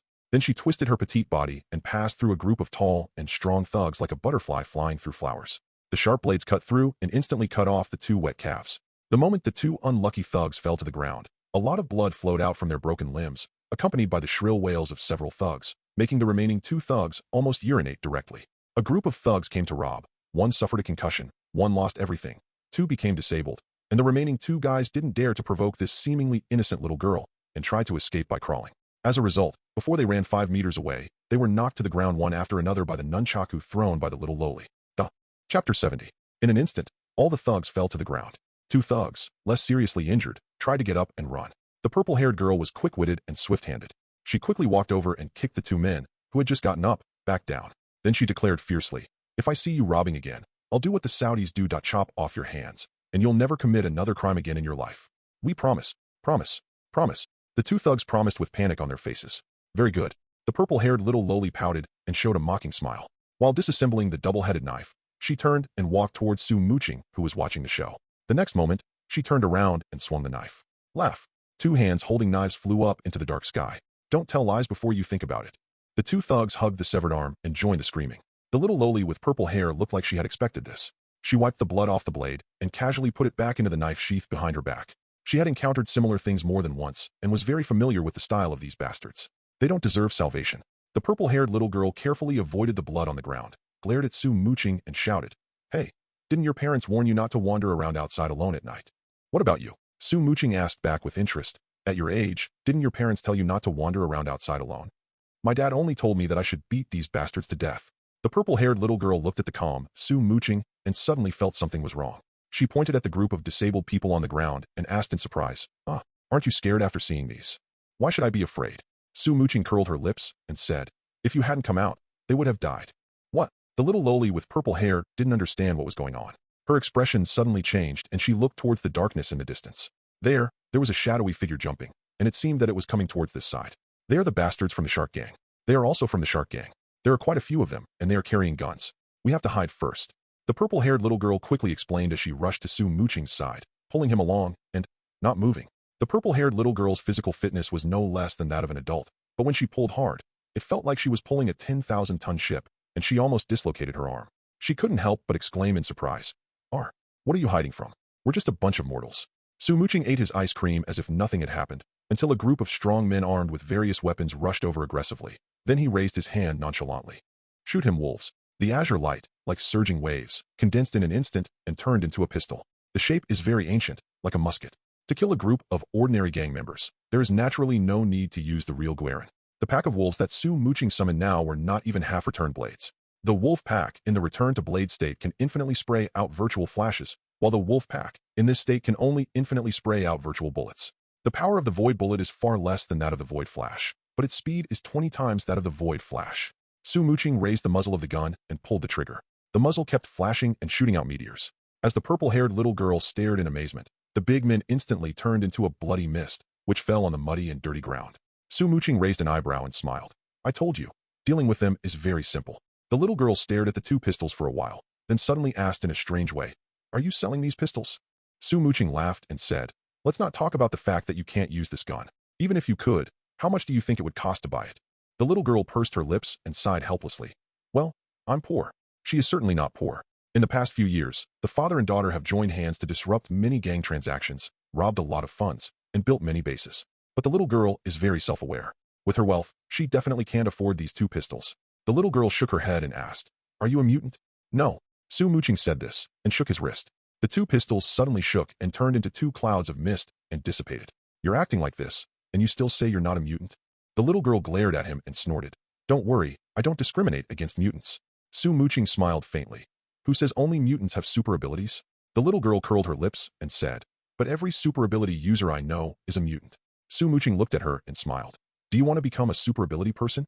The little girl put her hands on her hips and said sarcastically, can you make me a super ability user? That's right. Su, Fa. Muqing raised her finger, and a card appeared between her fingers. She handed it to her. Hit girl, if one day you want to become a super ability user, you can come to me. That was a business card he had printed at a mainland hotel. There was no other information on it, only a mobile phone number. The little girl took the business card, looked it over, and when she looked up again, Su Muqing had already walked away. The little girl hesitated for a moment and shouted, hey, you haven't told me your name yet. My last name is Su. Su Muqing waved his hand, turned around, and stepped into the darkness. I was lucky today and met a suitable candidate for the Knights of the Star Cross. Hit girl, who is ruthless and hates evil, is a perfect match for Ghost Rider. Su Muqing planned to extract the spirit of vengeance from the Star Seal, create a new holy word, and bestow it upon this future knight, training her to become a brand new Ghost Rider. He opened the portal and returned directly to the villa. Woof woof. Smelling Su Muqing's scent, the little beagle barked excitedly and ran all the way over from the living room. Su Muqing picked it up, patted its little head, and said with a smile, why, are you lonely? It was still early, and he was just about to wash up and take the beagle for a walk outside, when suddenly a car horn sounded from the darkness in the distance. Su Muqing was slightly startled, walked to the window, and looked out. Under the dim street lights, I saw several black Cadillacs driving towards this side. Su Muqing's eyes flickered, and he chuckled. Is this for me? Naturally, there are more than just 2 villas in this high-end community, but this road only passes through 2 families. Now that John was staying at the Continental Hotel, the target the other party was looking for was naturally Su Muqing. Sure enough, several Cadillacs slowly stopped in front of his house. So it was him. Looking at the white-haired man who opened the door and got out of the second Cadillac, Su Muqing couldn't help but smile sarcastically. Seeing a group of big men in black clothes with guns surrounding the white-haired man, pushing open the door of their house and rushing into the villa below, Su Muqing took out his mobile phone and called John. Hey Ace, what's up? John's voice was a little tired. He had just been through a big fight, killing all the bastards who stole his beloved car in Brooklyn. At the moment, he was in his hotel room, drinking bourbon while enjoying his wounds being stitched up. Su Muqing smiled and said, John, how is your revenge going? John swallowed a mouthful of wine and said calmly, it's done. It went smoothly. During these 2 days, he had experienced several life or death crises, but luckily he survived each time, while his opponents all died, so it went very smoothly. Su Muqing said, "But I think your revenge is a bit too crude." John frowned. "What happened?" Su Muqing said, "Your former boss is coming to see me with a group of his men." John stood up and said in a deep voice, "Vigo came to find you." Su Muqing said, "Maybe he feels that he can't kill you, so he plans to expand his revenge to all your friends. I suggest you call your other friends." Before John could speak, he hung up the phone. Then, Su Muqing carried the beagle into the living room, sat on the sofa, and waited quietly for the other party to come. Chapter 71. My son is dead, and I won't see a friend again even if I stay with Night Demon. Vigo's face turned pale as he shouted, "Find his dog and the people who raised it. Capture them all and torture them severely, just like you did to Marcus." Marcus is also a killer and an old friend of John. He accepted the huge sum of money offered by Vigo and claimed to be hunting down John. But not only did he not kill John, but he helped him out of the predicament. If it weren't for Marcus' betrayal, John would have been dead. So after learning that his son had been killed, Vigo arranged to evacuate New York and took his gunman to Marcus's home. After torturing him, he shot him and sent him to hell. The little beagle, whom Night Demon cherishes as his life, is Vigo's second target, and Su Muqing can only be ranked third. Vigo's goal was clear, and he was fearless when John was not around. But when he and his gunman kicked open the closed door and walked into the spacious living room, he couldn't help but be surprised. A young man with an oriental face, holding a beagle in his arms, sat on the sofa, looking at them with a half-smile. Ivy, who was walking in second place, suddenly felt a panic for some reason and couldn't help swallowing. Vigo also felt something was wrong, but he still forced himself to cheer up, glared at the other man, and said sternly, "Are you John Wick's friend?" Su Muqing said, "I guess so." Vigo shouted without hesitation, "Kill him." His original plan was to torture the other party first, and then use his bloody corpse to stimulate the Night Demon. But the extremely strange environment here made him feel a little uneasy, and he felt that it would be better to resolve it quickly. As soon as Vigo gave the order, the gunmen who followed him immediately raised their guns. Their sidearms are all MP5K, a powerful submachine gun. When 6 people opened fire at the same time, 6 tongues of fire shot out at the same time, making the dim light in the hall instantly brighter. Ouch! Along with the gunshots, there was also a shrill wolf howl. Along with the long howl of a wolf, a pale and ferocious figure jumped out from the darkness like a wild wolf, then stopped its agile body and blocked the sofa. The bullets from 6 submachine guns were easily blocked by it. Looking at the monster with a body covered in white bones and a single hideous horn on its head, which looked just like a demon wolf, Vigo was so scared that he could not help but step back repeatedly. "What is this? Monster! Monster!" Ivy was just a clerk, and he retired even faster than his boss. But his rapid retreat suddenly stopped. There seems to be an extra wall behind. Ivy looked back tremblingly, and was facing a monster that was also wearing bone armor, tall and strong, with a strange face. "Ah!" Ivy leaped forward like a rabbit whose tail was stepped on, almost knocking his boss to the ground. The 2 gunmen in black subconsciously turned their guns and fired again at the burly monster. But until their bullets were exhausted, not a single trace was left on the monster's surface. At the same time, several other gunmen were also desperately pulling the trigger. But their target was not the 2 monsters, but a fishman-like monster. However, the effect of their attacks was no different from before. "Monster! Monster! No, he must be a necromancer. Necromancer! This is the devil he summoned from hell." The noise of their breakdown annoyed Su Muqing. These 3 strange-looking guys are the mixture of his private hell.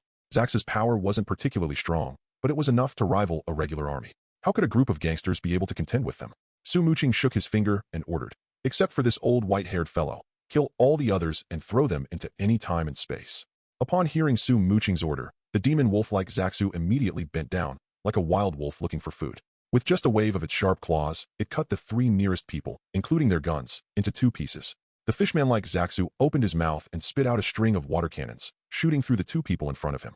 The stone statue-like Zaxu was even more decisive. He raised his jar-sized fist and smacked the 2 men on the forehead. "Huh!" The 2 men's heads exploded. For a moment, the whole hall was filled with blood and energy. The little beagle was shaking with fear.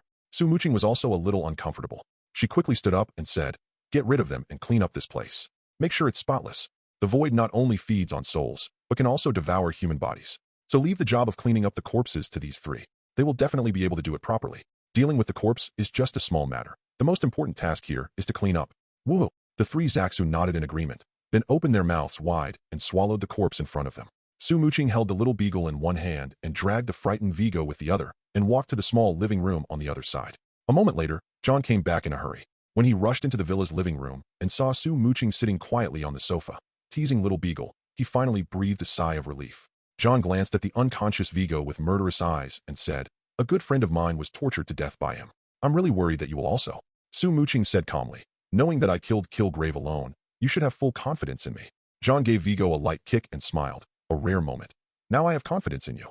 Su Muqing raised his chin and said, I have already dealt with his subordinates, so I left him here and handed him over to you. Thanks. John looked at him gratefully.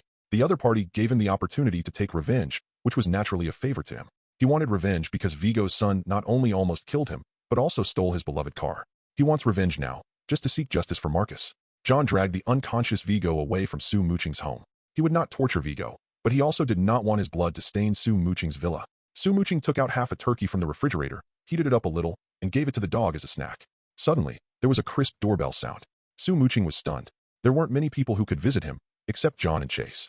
However, Su Muqing's sensitive sense of smell detected a hint of perfume. The scent of a woman's perfume. Who could it be? Su Muqing stood up curiously, opened the door, and saw a sweet woman standing at her door. Chapter 72. The woman had long golden hair, a delicate and pretty face, and bright eyes. She was wearing a goose yellow home clothes that wrapped up her graceful figure, making her curves perfect. I'm so sorry, sir. I just moved here, and I'm your new neighbor. I made this myself. I hope you like it. The girl held a cake in her hands with a sweet smile on her face. Su Muqing looked at the other person, and his expression became a little strange. Is this Susan, the invisible woman?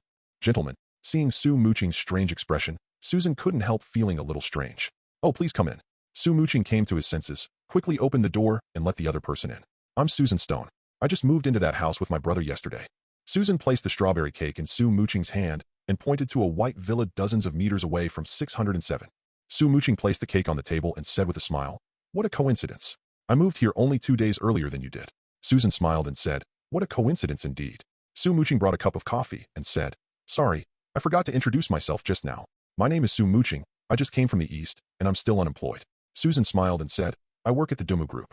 If Mr. Su has enough qualifications, perhaps I can help you find a job." Su Muqing waved his hand and said jokingly, "I'm from the mystical side, not the scientific side." Since Susan during this period was still working as Doom's secretary, it seems that the plot of Fantastic Four will take some time to come. The first Fantastic Four was just okay.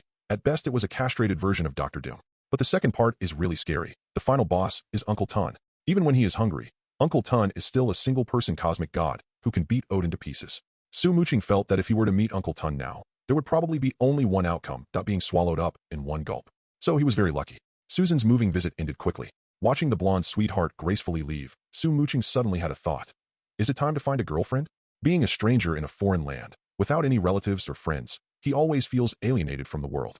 Maybe finding a girlfriend will calm him down. Su Muqing walked back to the living room and turned on the TV. A bald middle-aged man is talking big on the screen. Osborne Corporation has made a major breakthrough in nuclear integration research. Nuclear physicist Dr. Otto Gunther Octavius will begin a nuclear integration experiment tomorrow morning. If the experiment succeeds, it will rewrite human history. Humanity will be free from the energy crisis and gain a controllable artificial sun that will provide endless energy. Compared to the successful artificial sun, Stark's arc reactor is like an alkaline manganese battery. Su Muqing's expression changed. Stark's arc reactor? Does that mean Iron Man has appeared? He waved his hand to summon his laptop, flipped through the webpage, and saw the famous scene. Stark, with bruises on his face, declared with a smug look on his face, "I am Iron Man." Su Muqing came into this world just over a month ago and has never paid attention to the news. Only now did he realize that he had missed the famous scene. This famous scene took place 2 months ago. Su Muqing raised the corner of her lip. So by now, Tony Stark should have discovered the palladium poisoning, right? He was thinking about how to make money to extend the life of the dying tycoon, which was obviously a very good way. But at this time, Stark, who had not yet given up hope, was obviously not easy to deal with. You have to be patient and wait a little longer. Besides Tony Stark, the sick fish, there seems to be a bigger sick fish. Su Muqing was thoughtful. Norman Osborn. Norman Osborn is the first Green Goblin and chairman of the Osborn Group. He has a family hereditary disease and is destined to die early. If we can cure him of this disease, we will surely gain a lot. Hey, this world has Norman Osborn and Dr. Octopus, so which Spider-Man will it be? The Devil Toby Spider, the Amazing Garfield Spider, or the Little Spider-Man Holland? Su Muqing became interested and decided to get involved in Dr. Octopus' fateful moment. If it's Toby Spider's storyline, he will definitely appear at the testing ground. Duh, there was another knock on the door. This time it's Night Demon. Su Muqing didn't stand up. He waved his hand, opened the door that had just closed, and asked, "Is it solved?" John nodded, his face grim. Charlie will dispose of the body. He dealt with his former boss and saved his beloved car, but he also killed a good friend, which made him feel very bad. Su Muqing poured a cup of coffee and pushed it in front of him. "Night Demon, are you ready to return to the arena?" John picked up the little beagle and shook his head slightly. "I'm retired."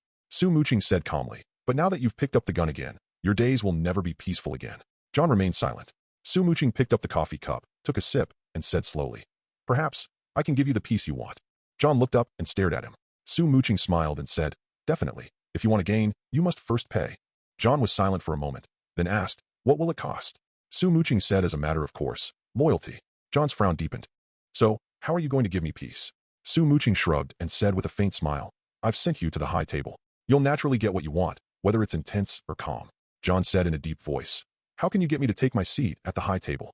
There are 12 seats at the high table, representing 12 world-class gangsters. In order to occupy one of the seats, for point 3 can only eliminate one of the gangs.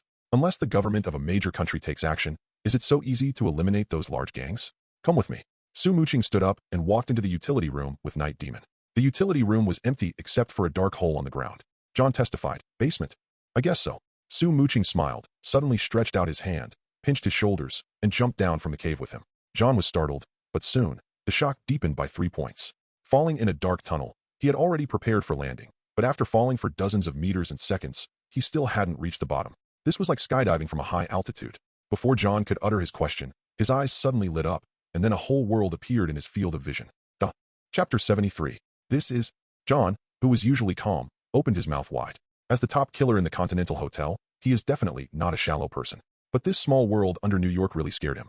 Su Muqing said calmly, "Don't open your mouth so loudly. If you are willing to be loyal, you will come here often in the future." John glanced at him and said in a muffled voice, "I remember you didn't celebrate when you moved into the community. In just less than 3 days, they dug out such a big hole. Isn't that a bit exaggerated?" Su Muqing laughed heartily. "It's impossible to dig on this scale just by using a shovel." He pointed to the rolling hills and said, "But with magic, believe me, 3 days will be enough. It didn't take Kisuke Urahara and Tessai Goryuri long to build this training ground." John licked his dry lips. "You a necromancer?" "I can do magic, but I'm not a necromancer." Su Muqing smiled slightly, and a dazzling light suddenly appeared behind him. When John's eyes became clear again, he suddenly discovered that there were 3 pairs of light wings behind him. John's pupils shrank. "Angel? Having wings doesn't mean you're an angel." Su Muqing shrugged. "You can call me Death God, or you can call me Quincy." The 3 pairs of light wings spread out behind him are the advanced form of the Quincy in the complete holy word state. However, the complete forms of the Stern Cross Knights were mostly very touching, so Su Muqing used image cards to make some modifications.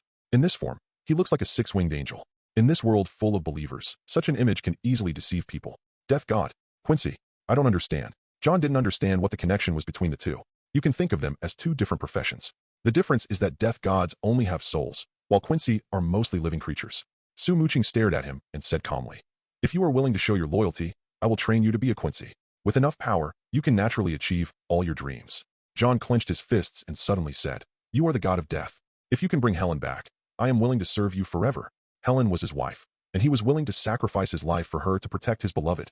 Su Muqing thought for a moment and said, "If your wife is kind enough and a devout believer, she should have gone to heaven by now. It's not easy to bring her back from heaven." John couldn't wait to ask, "You said it's not easy, but can it be done?" Su Muqing said, "It's not impossible, but it's not possible now. He doesn't have the ability to go to heaven to snatch people now, but that may not be the case in the future. Furthermore, it is not necessarily necessary to resort to violence. As long as you get acquainted with some of the big angels hanging around in the human world, you might be able to ask them for help in sending out the souls that have already entered heaven. But no matter which method is used, it cannot be done in a short period of time." However, John was satisfied enough. The proud Night Demon knelt on one knee and said eagerly, "As long as I can do it, I am willing to show my loyalty to you. I thought I'd show you some strength." Su Muqing didn't expect that things would go so smoothly. John shook his head and said forcefully, "As long as you can save Helen, I'm willing to give everything, no matter what." "All right. But to boost your confidence, I think it's best to demonstrate it." Su Muqing opened his palm and reached to the side. Burning hell. Extremely scorching heat accumulated in his 5 fingers, shooting out swirling cones of flames. Boom. As if a low-yield nuclear bomb had exploded, the exploding flames engulfed the 2 hills and produced a huge mushroom cloud. When the swirling white smoke dissipated, the 2 hills had disappeared. John swallowed hard and couldn't help but said, "Boss, now I have more confidence in you." He had heard of bipolar disorder among mutants, but he believed that even those 2 would not be able to do this. "Now, I will give you power." Su Muqing waved his hand, and a wine glass appeared in front of him. His thumbnail brushed against his ring finger, and a drop of blood flowed down and fell into the wine glass. "Drink it." Su Muqing handed the wine glass to John. The Night Demon didn't hesitate at all, picked up the wine glass, and drank it all. In an instant, he felt something extra inside his body. "I will create a Stern Cross Knight order. I will bestow a holy text upon each member of the order." Su Muqing took out the final Quincy cross and placed it in John's hand. "You can transform this cross into a familiar weapon. The sacred text just branded upon your soul is called all-permeating. From now on, between the muzzle of your gun and the target, anything your bullet touches will be pierced, even a mountain of vibranium." "Fr." John muttered, his eyes shining. "In addition to the holy text, I've also given you some spiritual power. With this spiritual power as a foundation, you can unleash the effects of the holy text. And as you practice, this spiritual power will continue to increase. One day, Su Muqing said calmly, the spiritual bullets you shoot will be able to kill gods and demons. The night demon was a mature enough warrior. In order to save some time, when he branded the holy words on him, he also gave him the spiritual pressure of a high-ranking officer. The spiritual pressure of a high-level officer, combined with the penetration of all things, is enough for him to deal with most threats. More importantly, Su Muqing infected the night demon with his own spiritual pressure, allowing the night demon to drag the souls of the victims into the gates of hell after a bloody massacre. I will try my best. John observed the annihilation cross. Spirit particles surged from his palm, and the cross quickly transformed into a HKP-30L. This is the pistol he often uses and the gun he is most familiar with. John aimed the pistol left and right, eager to pull the trigger. He really wanted to try whether the bullet he shot could really penetrate everything. Ganjiang. Moi. After Su Muqing called out, the figures of two Zanpakutō girls appeared in front of the two. John, this is Ganjiang and Mo Yi. Su Muqing briefly introduced the three of them and then said, you have just obtained the spirit particles and need sufficient guidance to be able to use them proficiently. When I'm not around, you can find them. They have sufficient abilities to guide you. The two Zanpakutō girls were both vice captain level, more than capable of guiding John, a newbie. Moreover, the guidance for the application of spirit particles does not necessarily have to be combat. It might not be a bad idea to let John play the role of a construction worker and help the two girls build a house. Chapter 74. Su Muqing imprinted all of the Quincy's skills into John Wick's mind. With his worldview reshaped, Night Demon excitedly stayed at the training ground and began his Quincy training. After Su Muqing gave some guidance, he handed the follow-up work to Ganjiang and Moi. He put all his energy into cultivation. Su Muqing has a lot to do, including building a laboratory, creating a physical Zanpakutō, and researching the King's Seal and Shunhong. Building a laboratory and forging a Zanpakutō were not urgent matters, so most of his energy was focused on the ugly seal and Shunhong. The King's Seal is a space treasure, similar to the beggar's version of Space Gem. Su Muqing was thinking about how to use such a treasure. Perhaps we can build it into a golden city? After observing the royal seal over and over again dozens of times in the same way as Urahara Kisuk, he suddenly had this idea. The so-called City of Gold is also commonly known as the Treasure of Life. Gilgamesh's magical treasury, Golden Sparkle, is where he stores all the treasures in the world. When Gilgamesh uses the skill King's Treasure, he can shoot the collected treasure as arrows. Su Muqing wants to make the royal seal into his own Treasure of the King, not to copy the Wanjiangui's own, but to use this method to continue to improve his own strength. There are only 12 combat assistance bars in the system. In other words, he can only carry 12 Zanpakutō for combat support. Once the assist bar is full, the Zanpakutō will have to be disassembled. However, the original owners of many Zanpakutō may not be strong, but the abilities of the Zanpakutō are very attractive. For example, the Zanpakutō of Kira Izuru, the vice captain of the 3rd Division, Wabasuk, has a very ordinary slashing ability, but it can continuously double the weight of the object it hits, and once it hits, it doubles the weight. The second time it becomes 4 times, the third time it becomes 8 times. It would be a waste to disassemble such a Zanpakutō. Su Muqing planned to create the King's Wealth Treasure, which was to hang this kind of Zanpakutō in another way to assist in battle. Not only will he get more and more Zanpakutō through lotteries, but the forge will also continue to produce new Zanpakutō. Not every Zanpakutō is suitable for materialization. With the treasure room of Golden City, they all have a place to belong. That's right, let's build a Golden City. After much thought, Su Muqing finally decided on the idea for the transformation. Then, he turned his attention to the momentary roar. Shunhong is an integrated combat technique of Hakata and Kido. The user's back and shoulders will be wrapped in highly concentrated compressed Kido, and through the explosion, the Kido will be united with one's own limbs to fight. The power is no less than Zanpakutō's Bankai. Su Muqing studies instant coaxing because this technique is related to his own attributes. Yoruichi Shihoin's attribute is thunder, so her Shunhong is the Thor battle form, which can release a large area of continuous thunder. Yoruichi's younger brother, Shihoin Yashiro, has the attribute of fire and can launch huge amounts of fire bombs at the enemy. Yoruichi's little fangirl Soifong has the attribute of wind, which can greatly increase her speed and launch more violent and swift attacks. Su Muqing used instant coax to check and was surprised to find that his attribute was light. Light. Su Muqing thought about it, and with a wave of his arms, a large amount of spiritual pressure surged out, turning into a dazzling light, wrapping around his body. Boom. He moved his feet lightly, and suddenly he was like a shooting star, flying to the end in the blink of an eye. The impact, which exceeded the speed of sound by several times, set off huge amounts of energy tides, tearing a deep mark among the mountains of the training ground. Su Muqing clenched his fists and muttered to himself, my attack speed may not be faster than Soifong's, but my movement speed is definitely much faster than hers. Hey, if I can merge myself with light, isn't this a Pikachu fruit? Thinking of Yi's Thunder Beast battle form, Su Muqing was eager to try. Well, it's not impossible.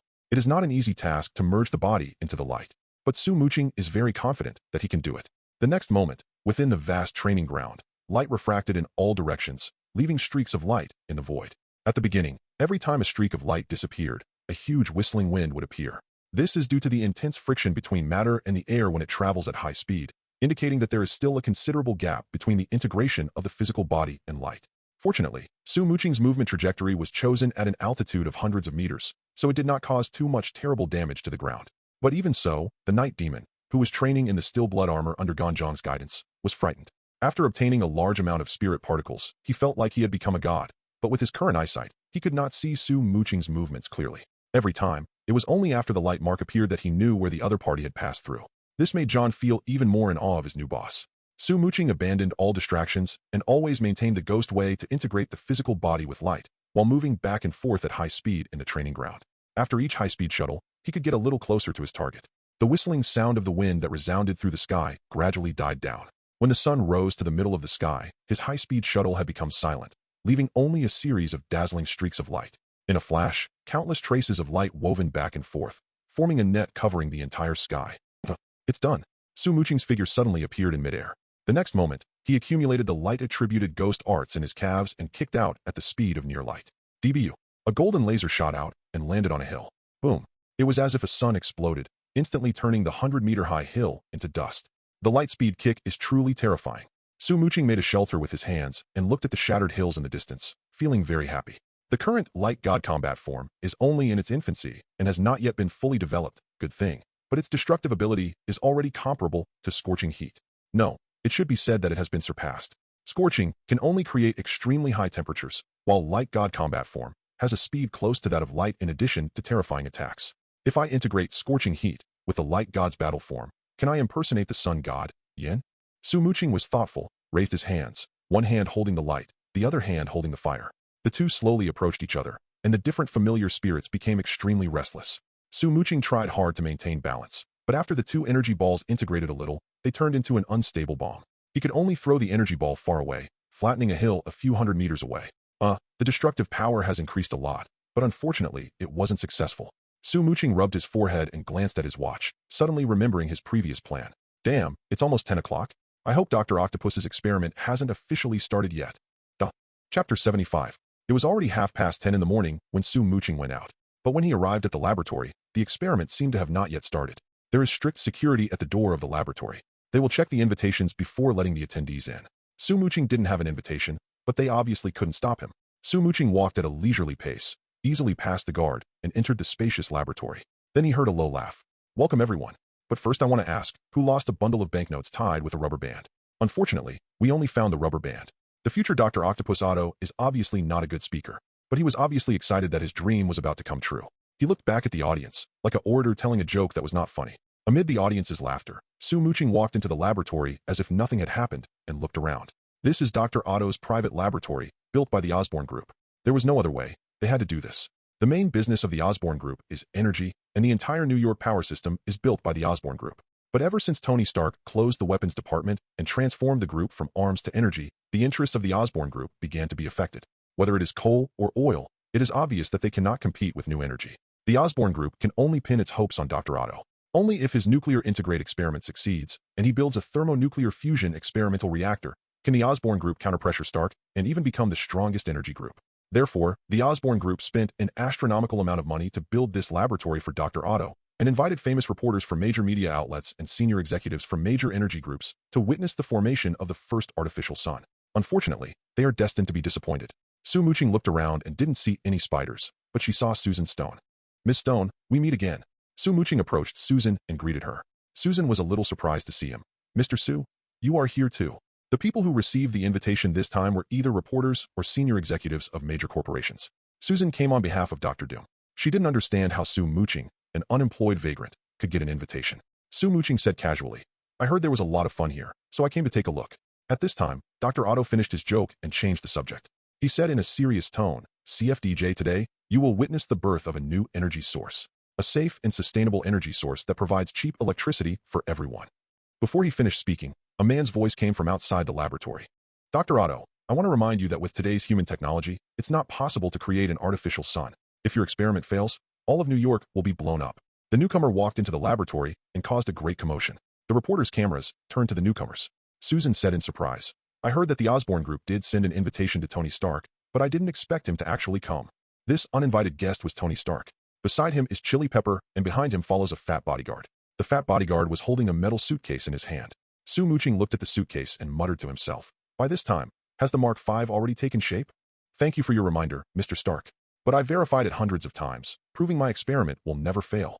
Like Stark, Dr. Otto has full confidence in his hard work.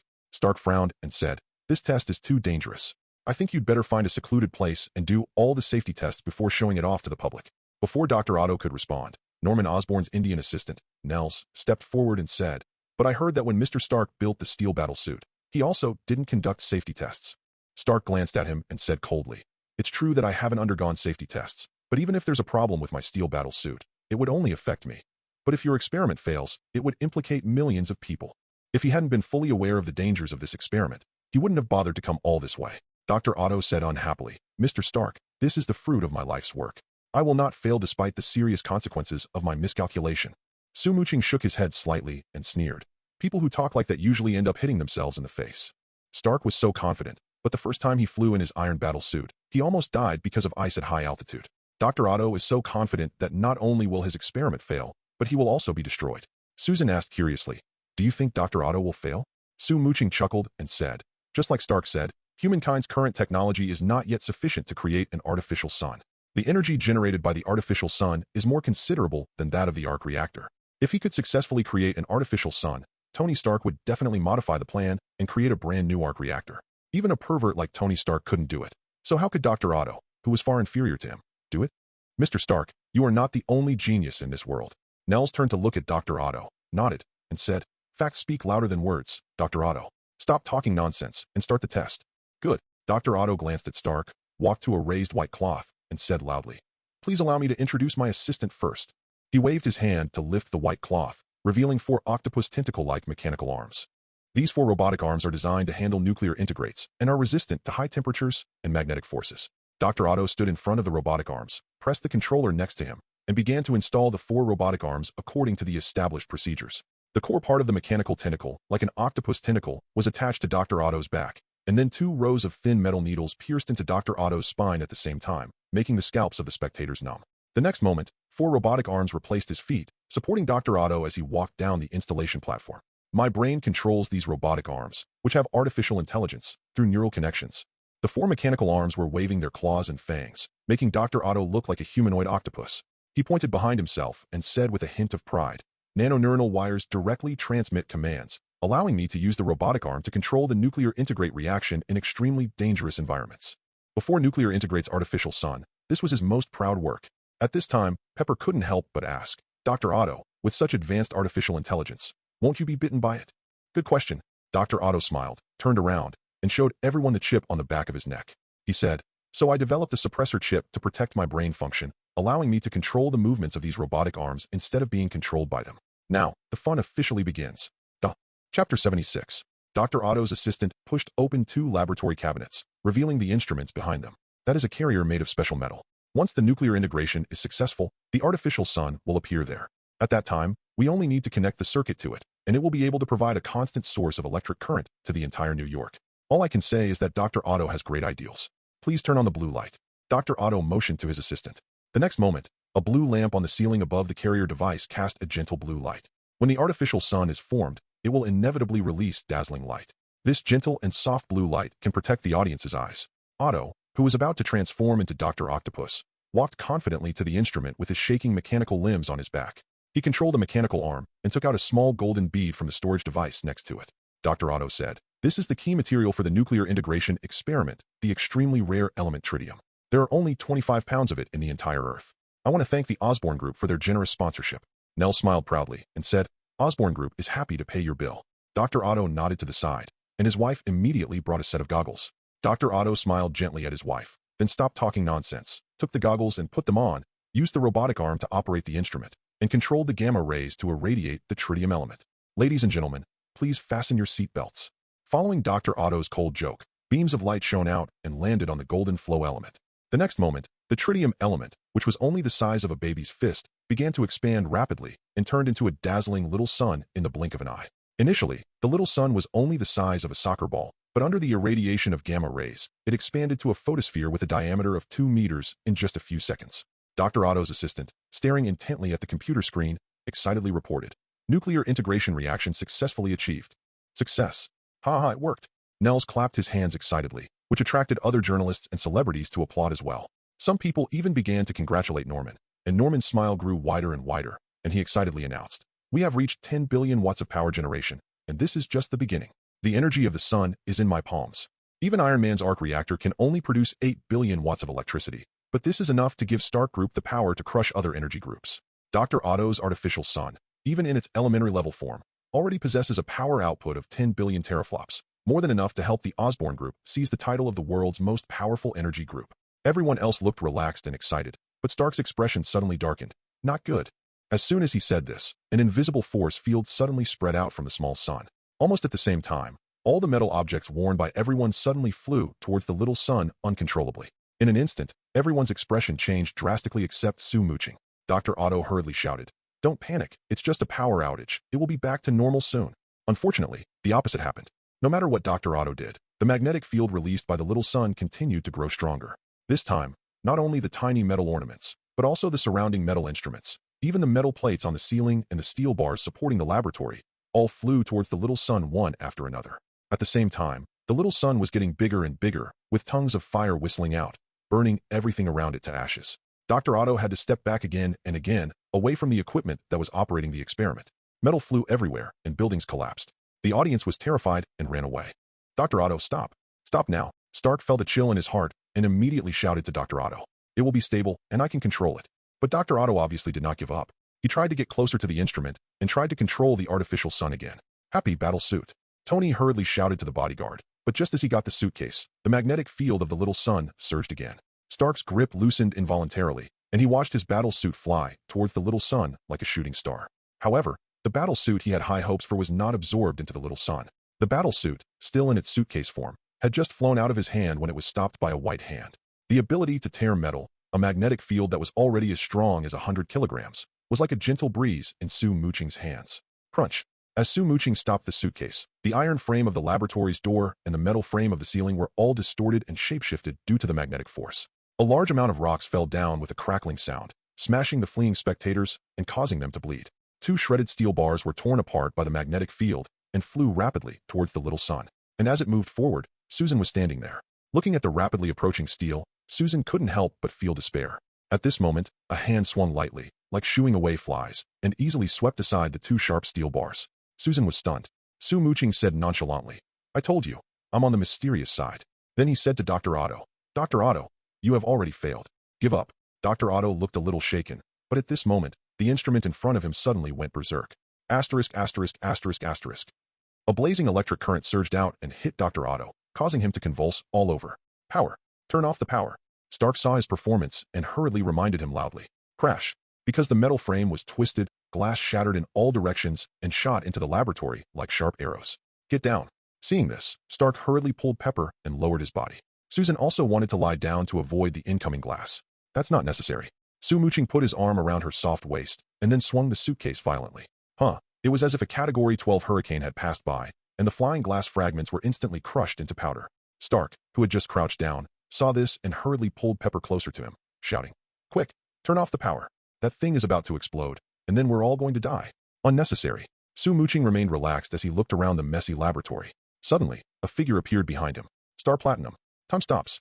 In an instant, this extremely messy laboratory, whether it was the small sun with its raging magnetic field or the crackling steel and concrete, all froze as if the pause button had been pressed. Inside, immediately afterwards, Su Muqing appeared in front of the little sun, touched it with both hands, and then quickly squeezed inwards. The small sun, which had expanded to a diameter of 2 meters, was shrinking inward at an incredibly fast speed. In just 2 seconds, the little sun turned into the size of a baby's fist. The next moment, time stopped. The artificial sun disappeared, and Chu Meng's magnetic field disappeared with it. But the once high-end and advanced laboratory has become a ruin, with flames and black smoke everywhere, and the ground is covered with broken steel bars and concrete. Fortunately, most people escaped. Although they were hit and bleeding, at least no major disaster occurred. Only the unfortunate Dr. Otto was lying on the ground, his body charred and unconscious. Su Muqing took a quick glance from a distance. Dr. Otto's injuries were not serious, but the chip that protected his brain had been burned by the high-voltage electricity. Su Muqing shook his head and thought to himself, Dr. Octopus is officially born. I just don't know who will fight this supervillain now that little Spider-Man is gone. Seireitei, or Iron Man. Stark looked at Dr. Otto and shook his head, saying, I told you before, it's too early to develop an artificial sun. His gaze shifted to Su Muqing, and he asked curiously, you didn't turn off the power, so where's the artificial sun? Chapter 77. Here.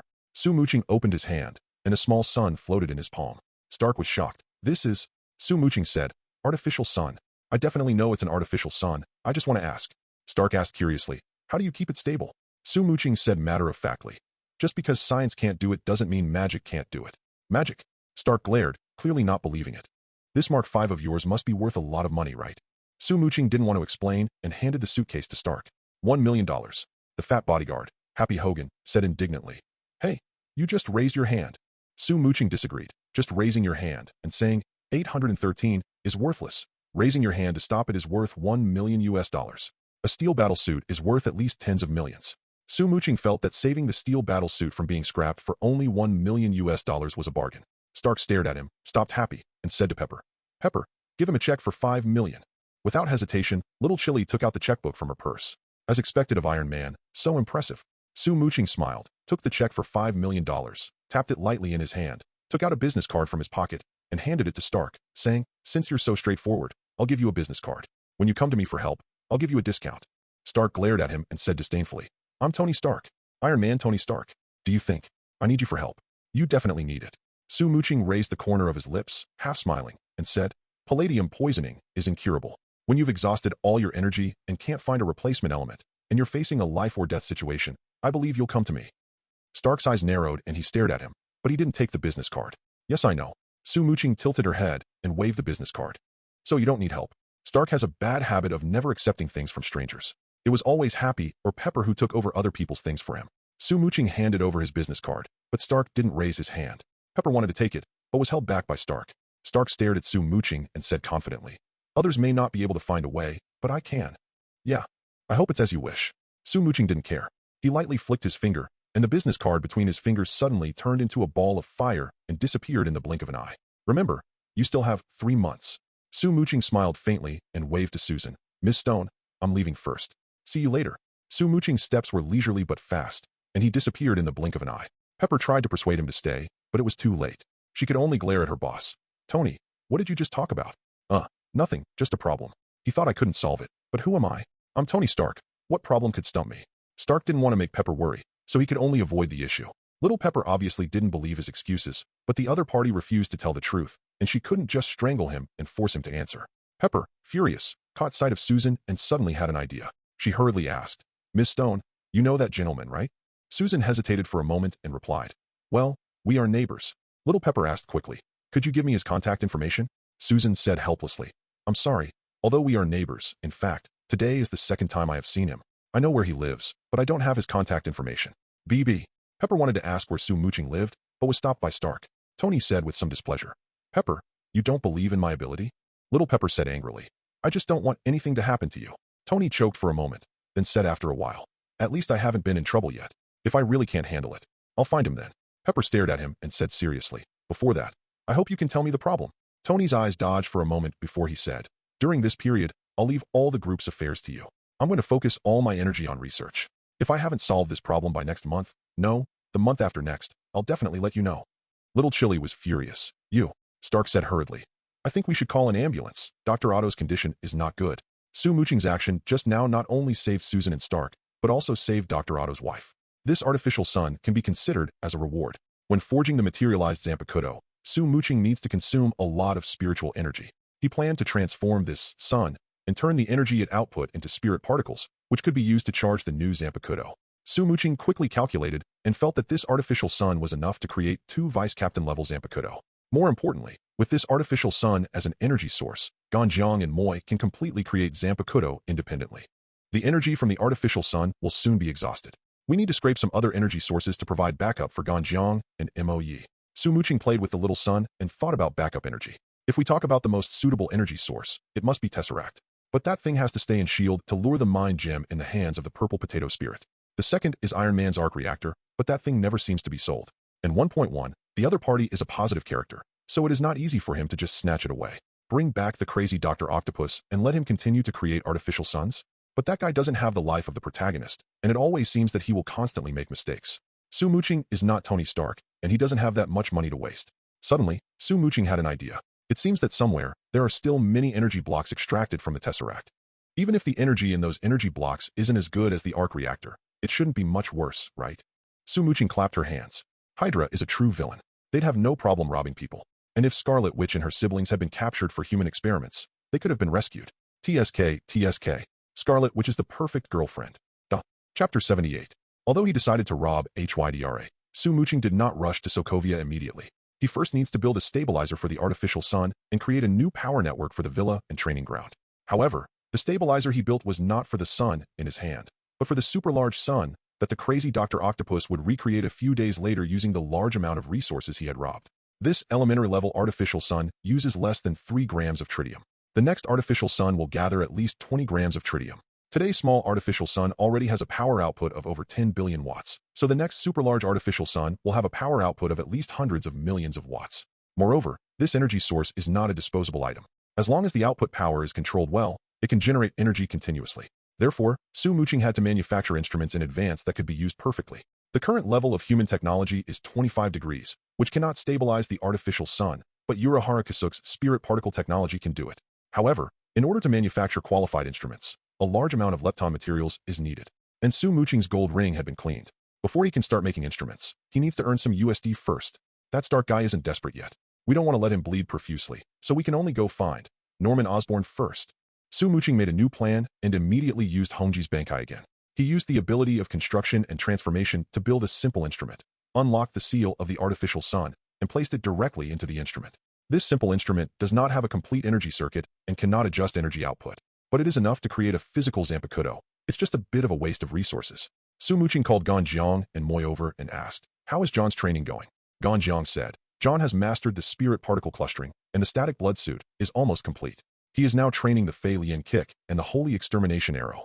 His foundation has been laid, and now it depends mainly on himself." Su Muqing nodded, raised his hand, pointed at the artificial sun, which was once again radiating light, and said, "You can try to forge new Zanpakutō. This is the new spirit particle core. The spirit particle energy inside is enough to forge 2 vice-captain level Zanpakutō." Emosia hurriedly asked, "What kind of new physical Zanpakutō do you need, sir?" Different Zanpakutō have different functions. Like Ganjiang and Moi, their main role is to assist in forging swords. Su Muqing thought for a moment and said, "Let's make 2 real guardian Zanpakutō. When I'm not at home, let them protect the safety of this place." The 2 girls looked at each other and nodded. "Yes, sir." Ganjiang and Moi said hello to John and walked into the swordsmith shop. Soon, the crisp sound of iron hammering was heard. They mastered the method of forging Zanpakutō, but the final step, making the Zanpakutō materialize, still had to be done by Su Muqing herself. But even so, it has saved him a lot of time. Su Muqing was very satisfied with the diligence of the 2 Zanpakutō girls. Just as he was about to return to the villa, he suddenly changed his mind and turned to the other end of the training ground. This is the real training ground. John put the Annihilation Cross on his wrist and was moving up and down briskly. He had just mastered the skill of gathering spirit particles, but he was still unable to step on them. His flying kick, which could allow him to fly in the air, was not yet fully utilized. But he is really capable. According to his training speed, he will be able to use this movement skill freely in 3 days at most. Once you master the Fei Lian kick, it will be time to perform the Holy Doctor Destroyer. Spirit particle clustering, blood quieting armor, flying kick, sacred arrow of destruction. Once he has thoroughly mastered these skills, he can be considered a true Quincy. Su Muqing observed for a moment, clapped his hands to attract his attention, and called out, "John!" John, who was moving at high speed, was disturbed and his body suddenly twisted and crashed into a huge rock. But he reacted very quickly. Just as he was about to hit his head and bleed, he suddenly lifted his right foot and stepped forward. At that moment, spirit particles gathered under my feet. Boom! The stone, which was more than a person's height, was smashed into pieces by his kick. After kicking the boulder to pieces, John used the recoil force to flip over and jump in front of Su Muqing. "Gentlemen." John saluted him with respect in his eyes. Su Muqing smiled and said, "In such a short time, you have already mastered the spirit particle gathering to such a level. I was right about you." John expressed his gratitude. "If it weren't for you, how could I have this ability?" Su Muqing waved his hand and said, "How long do you think it will take to fully master the spirit particle technique?" John thought for a moment and said, 30 days. Su Muqing nodded and said, "Okay, in 30 days, I will take you to a place and give you some practical training." He paused for a moment, then said seriously, "I must warn you, this is a very dangerous place. They're home to an army equipped with high-tech weapons. During this time, you must train diligently and master the power of the Quincy as quickly as possible. Su Muqing plans to take Night Demon with him to overthrow Hydra's Sokovia base and let him fight a real battle. Although the Night Demon at the moment was only an elementary level Quincy, he had a vice-captain level spiritual pressure, coupled with the sacred text of all connecting, and with his extremely familiar killing skills, he was not very dangerous. John remained calm and nodded. No problem. As the top killer of the Continental Hotel, he grew up through repeated fights and has no fear of any strong force. Moreover, he also wanted to see how horribly he would change after becoming a Quincy, and whether he could overthrow the Continental Hotel and become one of the 12 members of the High Table. The Night Demon ate something quickly to replenish his strength and started his hard training again. Su Muqing went to see the Thunder Eagle egg again. After it was formed on the training ground, he put the Thunder Eagle egg into the hot spring. This hot spring is just a replica of the White Bone hot spring. It will not be boiled to the bones due to soaking for too long. The hot spring transformed by Urahara Kisuke only has weak healing ability, but it has excellent vitality, allowing the tired to quickly recover their physical strength. Placing the Thunder Eagle egg in a hot spring will help it to be born quickly. Unfortunately, the soaking time is too short and the eagle chick in the egg has not yet fully formed. Su Muqing checked and felt that it would take at least another month for the little eagle to hatch. But he was not in a hurry anyway. Now that he had Gan Jiang and Mo Yi as companions, he was no longer so lonely. Have a good pregnancy. Su Muqing tapped the eggshell twice, turned around, and returned to the villa. Chapter 79. At this time, a whole day had passed since Dr. Octopus' birthday. It was noon, time for lunch. Su Muqing took out a lot of ingredients and made himself a big meal. The little pit bull chewed the dog food, whimpered in dissatisfaction, and came over to rub his trouser leg. Su Muqing was a little amused, patted its head, and said, "You are still too young. It's best not to eat a lot of meat and fish every day, otherwise one day you will become as fat as a pig, and your owner might even throw you away." After being infected by the spirit particles, the little pit bull's intelligence has obviously improved a lot. Hearing Su Muqing's teasing words, the dog whimpered and acted coquettishly. Su Muqing shrugged. Okay. He took out his wand from his inventory and waved it towards the kitchen utensils. Suddenly, the turkey that had been washed flew out of the refrigerator, was coated with a bunch of seasonings, and was swallowed by the oven on the other side. After eating this loose and rough-tasting chicken once, he fed it all to his dog. The little pit bull didn't mind at all and would chew half of it every time. It takes at least a few days to thaw and marinate a normal frozen turkey, and even with magical means, it will still take some time. About 10 minutes. So the little pit bull could only squat in front of the oven, drooling and waiting. Su Muqing chuckled and said, "Little guy, enjoy the days when no one is snatching your food away. Once the Thunder Eagle hatches, it will take a lot of effort for you to feast like this again." The Thunder Eagle is a magical beast and has considerable power from birth. A dog that cannot skillfully use spiritual energy may not be able to defeat a young eagle. Oh right. Su Muqing planned to bestow a holy text upon the Thunder Eagle after it hatched. The spirit particle can open up the wisdom of the beast. If the Thunder Eagle is not given the holy word, that big guy with a violent nature will not be suitable to be kept as a pet. Su Muqing said, "I hope I can draw the holy word thunder before the Thunder Eagle hatches." The Thunder Eagle, who was born with the power to control thunder, definitely had the best choice to further enhance the power of thunder. At this time, there was a knock on the door. Su Muqing turned around and saw that the visitor was Susan again. Not only Susan, but also her younger brother Johnny, the future Thunderbolt Fire, who is suspected to be Captain America's illegitimate son, came with his sister. Su Muqing opened the door, looked at the cake in Susan's hand, and said with a smile, "Miss Stone, are you here to deliver cake again?" Susan smiled sweetly and said, "Mr. Su saved my life. I definitely want to express my gratitude, but..." She held up the cake and said, "This isn't a thank you gift. I just made this cake and brought it over for you to try." Johnny was behind and poked his sister on the back. Susan glared at Johnny and said, "Besides, my brother wants to come over and thank you too. It's just a small matter, no need to thank me." Su Muqing led the two into the living room and pointed at the food on the table. "It just so happens that I just made lunch. If you two are interested, you can have some together. DBT. Susan wanted to be polite, but Johnny was very familiar and said enthusiastically, "That's great." Susan rolled her eyes and wanted to kick him, but Johnny had already shaken hands with Su Muqing, then sat down familiarly. "Man, these dishes you make are really tempting." Su Muqing smiled and said, "Then you can rest assured they are not only attractive in appearance, but also in taste." The unreliable brother had already started eating heartily.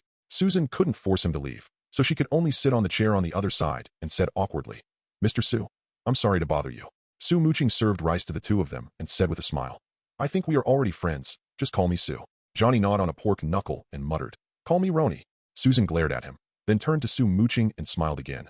"Su, just call me Susan." Johnny laughed and said, "Susan's nickname is also Su. You two have the same name. Eat yours." Susan raised her hand and pushed, almost shoving half of her elbow into Johnny's throat. Johnny rolled his eyes in choking and had no time to speak. "Bite. The oven is timed right." Su Muqing didn't stand up either. He took out his magic wand and waved it lightly. Click. The oven opened automatically, and the fragrant roasted turkey flew out and landed on the cutting board in the kitchen. The knife stuck in the kitchen utensil rack automatically detached, as if it was held by a hand, and chopped the turkey lightly. In a short while, the turkey weighing 4 or 5 pounds was cut into dozens of pieces. Then, a large amount of seasoning flew up and landed on the meat. Finally, a huge pile of turkey rolled over and landed on a large tray. Finish. Susan and Johnny's eyes widened. They were only 2 meters away from the kitchen and could clearly see the process of roasting the turkey. No one turned on the oven. No one took the turkey. No one used a knife to cut. Ghost. Meat scraps fell from Johnny's open mouth and stained his clothes, but he didn't care. Susan was also stunned. The scene just now made her even more dumbfounded than what she saw in Dr. Otto's laboratory. Don't be so surprised. Didn't I tell you that I'm from the mysterious side? Su Muqing said disapprovingly and waved his wand again. 2 whole turkey legs automatically flew out of the plate and landed in the pit bull's bowl. The little pit bull immediately wagged its tail, lowered its head, and began to eat with relish. But, Susan stammered, not knowing what to say for a moment. Johnny forced the food in his mouth to swallow and asked impatiently, Su, are you mutant? Su Muqing looked at him and laughed. What? You also discriminate against mutants? Definitely not. Johnny shook his head repeatedly and said, Mutant's ability is so cool. I feel like anyone who discriminates against mutant must be crazy. Su Muqing laughed and said, Unfortunately, this is magic, not mutant super ability. Magic. Johnny's eyes lit up even more. I knew it. There must be magicians in this world. Susan was not as excited as he was. She just asked curiously, Su, are there really magicians in the world? Definitely. Su Muqing, Li Zhaozhao, nodded and said, This world has been able to exist peacefully for so many years, thanks to the efforts of the magician world. Johnny blinked. Why do I feel that this world has never been peaceful? From ancient times to the present, wars have never ceased in the world. So how can we say that there is peace? Su Muqing shook her head and smiled. When I say peace, I mean Earth can exist. In fact, there have always been Mephistos from higher latitudes trying to devour Earth. For thousands of years, Earth's guardian, the Sorcerer Supreme, has led her disciples in doing their utmost to maintain magical defenses. Otherwise, Earth would have long since become a meal for the Mephistos. Johnny licked his lips, looking expectant. Sorcerer Supreme? Earth's guardian. What a cool name. His expression changed, and he asked Su Muqing pleadingly, Su, do you think I can learn magic? Su Muqing smiled and said, Let me be clear, although I know magic, I'm not a magician, so I can't tell whether you have magical ability or not. Chapter 80. Su Muqing didn't know how to judge whether a person had magical ability, but he knew that unless someone was like Harry Potter, who had extraordinary abilities since childhood, then 9 out of 10 people did not have the ability. More importantly, if one is born with magical ability, he or she should be invited to a magic school when he or she is young. Therefore, it is almost certain that this future Human Torch has no ability. But this eccentric guy obviously didn't agree with his point of view, so he clamored like a child, asking to be exchanged for his sister. Susan was speechless. She grabbed her brother's arm and started pinching it hard. Su Muqing laughed and said, I do have a magic book hidden here, but I think even if I give it to you, you won't be able to understand the contents on it. Johnny was very unconvinced. Rubbing his red arm, he shouted, I'm an Ivy League graduate and a very good astronaut. Even those boring subjects that Reed studied, I can understand a large part of them. I believe that even the most difficult knowledge can be understood by me. Su Muqing didn't waste any words. He took out a magic book from the inventory and pushed it in front of him. Look, Johnny's eyes lit up, and he quickly pulled the book over. He looked at the patterns on the pages and asked curiously, Is this a magic book? Su Muqing shrugged. That's right. This is Hogwarts' first-year textbook, The Theory of Magic. The text in the books of the wizarding world is written with magical pen and ink, and people without magical ability cannot see the content at all. So, Johnny couldn't wait to turn the page of the book, but all he saw was a large blank space. He turned the pages several times unwillingly, but every page was blank. Johnny was unhappy. This is clearly blank. Su Muqing shook her head and said, You only see a blank page because you don't have magical ability. Johnny scratched his forehead, still a little unwilling. I don't believe it. Su Muqing casually took out a few more magic books and pushed them in front of him, saying, These are magic books, textbooks from magic school. You can take a look at them. Johnny nervously moved it to his face and flipped through the books one by one, but there were still only empty cups. Johnny was completely deflated and slumped over the table, looking exhausted. Susan nudged him and advised, You didn't have magical abilities before, but you've lived happily till now. Johnny said weakly, You know, I always thought I would be a hero, like Iron Man. Susan said angrily, In my opinion, you just want to show off. Johnny curled his lips and said, Is there any conflict between being a hero and being in the spotlight? Su Muqing drank her tea and said with a half smile, It's not easy for you to become a magician, but it's not that difficult to become a superhero. Johnny sat up in shock from his dying state, his eyes wide open. Su, can you help me become a superhero? Not me. Su Muqing shook his head and said casually, There is divination in magic. When I saw you, I told you that you were destined to become a hero in the future. Johnny was greatly encouraged and asked hurriedly, Really? When? Su Muqing had no idea, so he just said, Be patient and wait until your destiny is revealed, and you will naturally gain extraordinary abilities. Johnny pleaded. But how long do we have to wait? Su Muqing said vaguely. Not long. When that unlucky guy Reed came and took them to the Dune Corporation space station, that was when the Fantastic Four were born. By the way, Su Muqing also considered whether to invest in advance and let the brother and sister practice Quincy training before their genes were modified by the cosmic storm, but considering the erratic personality of Pili Torch, he decided to wait and see. Although only one day had passed since Dr. Otto's nuclear integrate test, the failure of the artificial sun experiment had already caused a sensation in the United States. FAD, the Osborn Group, whose capital had already shrunk significantly due to the Stark Group's cross-border operations, saw its already shaky stock price plummet again. In Osborn's luxurious manner, Norman Osborn had a sinister look on his face as he cursed bitterly. These Wall Street vampires, they want to swallow up the Osborn Group? Dream on. The Osborn Group is a large conglomerate with considerable achievements in pharmaceuticals, arms, and energy. The problem is, these projects have all run into problems recently. With Osborn Group's stock price plummeting like this, the directors will surely hold him accountable. He couldn't help but be angry. Indian-American Nels said, although Dr. Otto's test failed, the artificial sun created by nuclear integration didn't explode, but disappeared. I wonder if it has something to do with Tony Stark. Yesterday, as soon as the artificial sun showed its magnetic force, he quickly slipped away. He did not see the subsequent scene. All he knew was that the artificial sun suddenly disappeared, and then Tony Stark walked out of the destroyed laboratory with a grim expression.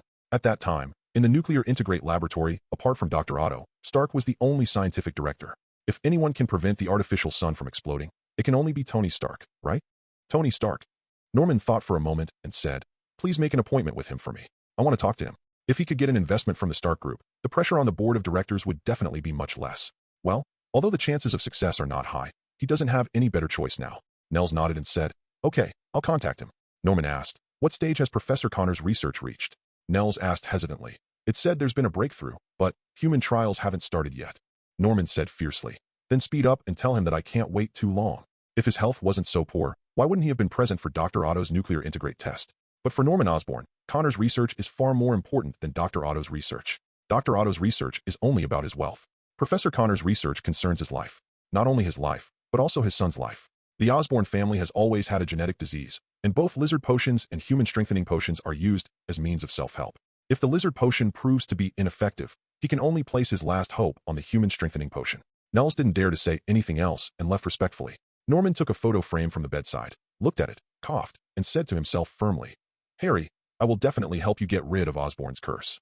Suddenly, a voice came into his ears. Norman Osborn, do you want to cure your family's genetic disease? Chapter 81. Who are you? Norman Osborn turned his head and found that a strange figure had appeared on the sofa by the window at some point. My last name is Sue.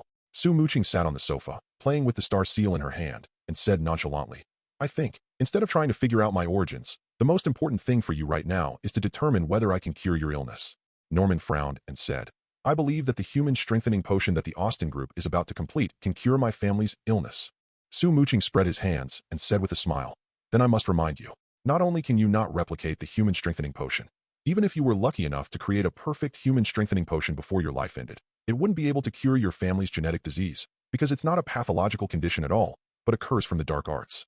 The moment he saw Norman Osborn, he sensed the dark energy entangled in his genes. That's a curse, a very high-level curse.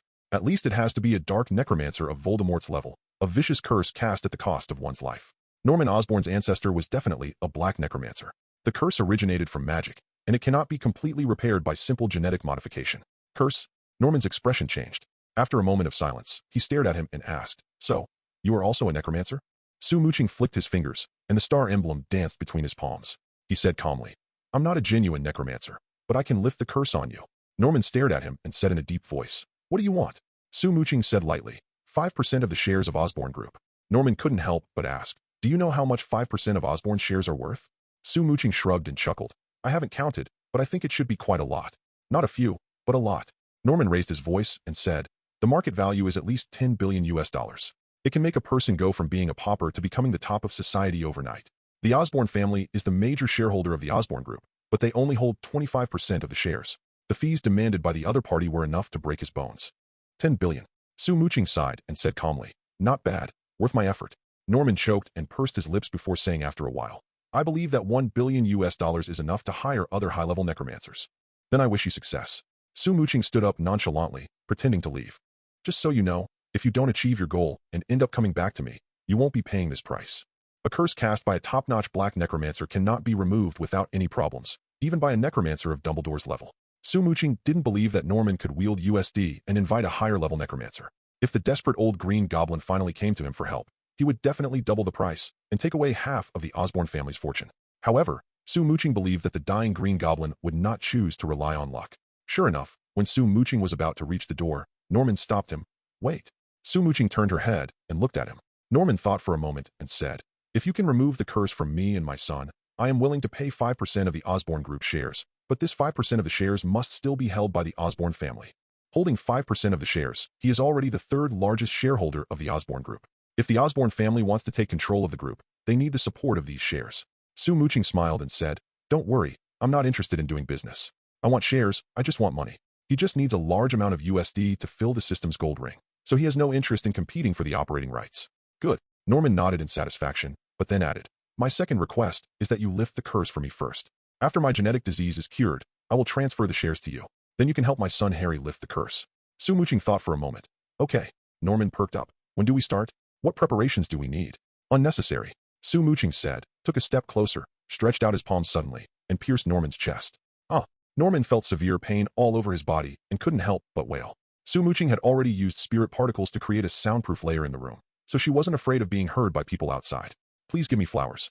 Norman was screaming madly there, and he pulled out the palm that had penetrated his chest little by little. His palm glowed with a faint golden light, and on the surface of the golden light, there was a hint of dirty black. This black color is a curse. When Norman was thinking that he was about to pass out, Su Muqing pulled his hand out of his body completely. The pain all over my body suddenly disappeared. Norman patted his chest and said angrily, "You should have informed me and let me have general anesthesia."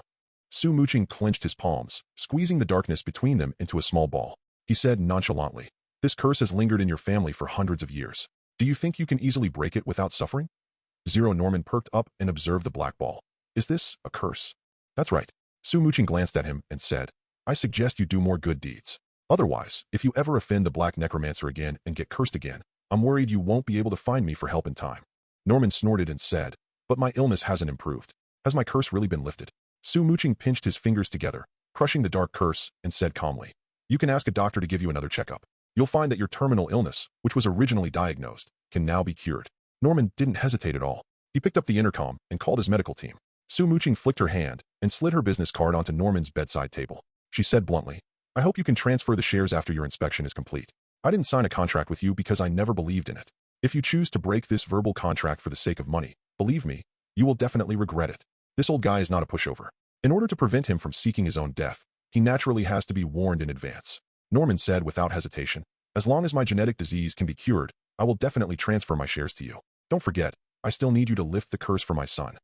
"I hope so." Su Muqing smiled faintly, took a step, and his figure suddenly disappeared. Norman's pupils contracted, he clenched his fists and muttered to himself, "Necromancer. Necromancer. J. Chapter 82. After a series of examinations, Norman Osborn was ecstatic to find that the genetic disease that was considered incurable could actually be cured. Therefore, he could not wait to call Su Muqing, start the share transfer, and asked Harry Osborn, who was far away in Europe, to immediately return to New York on a private plane. However, the Osborn Group is a large listed company, and the transfer of large amounts of shares requires a lot of extremely complicated procedures. It will take quite some time to expel Harry Osborn's curse. During this time, Su Muqing materialized the Zanpakutō created by Ganjiang and Moi, two more heroic girls. "Yenyue greets you, sir. Fang Tian meets you, sir." Their name, at the moment, comes from the state of liberation. The liberated form of Yenyu is a Qinglong Yenyu sword. The 300 released form of Fang Tian is a Fang Tian painted halberd. The new work of Ganjiang and Moi uses the images of Guan Yu and Lu Fengxian from Dynasty Warriors. However, they set both of them as girls. Su Muqing scratched his ear and said speechlessly, "Your name always feels weird, He thought for a moment and said simply, "From now on, Yenyue will be renamed Guan Yinping, and Fang Tian will be renamed Lu Lingqi. Guan Yinping is the daughter of Guan Iri, and Lu Lingqi is the daughter of Lu Bu. It makes perfect sense for two daughters to inherit their father's weapons." "Yes, sir." The two new girls respectfully agreed. Su Muqing nodded and asked, "What is your ability?" "Unless a large amount of spirit particles are consumed to create a special spirit particle circuit for the Zanpakutō, the Zanpakutō's abilities are automatically generated." Su Muqing only instructed Ganjiang and Moi to create Zanpakutō guards, and did not make any requirements for the attributes of the Zanpakutō. Therefore, when the two girls made their Zanpakutō, they did not make any special designs, so only they themselves knew the abilities of the two new Zanpakutō. Definitely, if the king's treasure is forged, All he needs to do is place the 2 Zanpakutō in the Golden City, and the Zanpakutō's abilities will naturally be copied to him. At that time, there was no need for him to ask. Crescent Moon. No, it was Guanyin. She shook her arm, and a crimson-bladed crescent moon sword appeared in her palm. The blade tilted slightly, and a heavy pressure suddenly covered all directions. My ability is gravity control. Su Muqing raised his hand nonchalantly. Even if the gravity summoned by the other party instantly increased the pressure he endured by more than 3 times, how could it do anything to him? However, he was already very satisfied and nodded, saying, controlling gravity is a very good ability. Lu Lingqi similarly raised her arm, summoning a 3-meter-long Fang Tianji, and confidently declared, my power is the control of thunder. Snap! The Fang Tian Hua Ji fell from the sky, and a bolt of lightning followed, attaching to the blade of the halberd and causing even greater damage. Compared with gravity among the 4 fundamental forces, thunder inevitably seems a bit mediocre. But if this ability is used well, it is definitely no worse than gravity. Just like that hammer god. Su Muqing estimated that LV Lingqi, who was only at the vice-captain level, had an ability to control thunder that was no weaker than the unawakened thunder hammer. Maybe when Thor comes to the world, I can let Lu Lingqi play with Lei Dachui.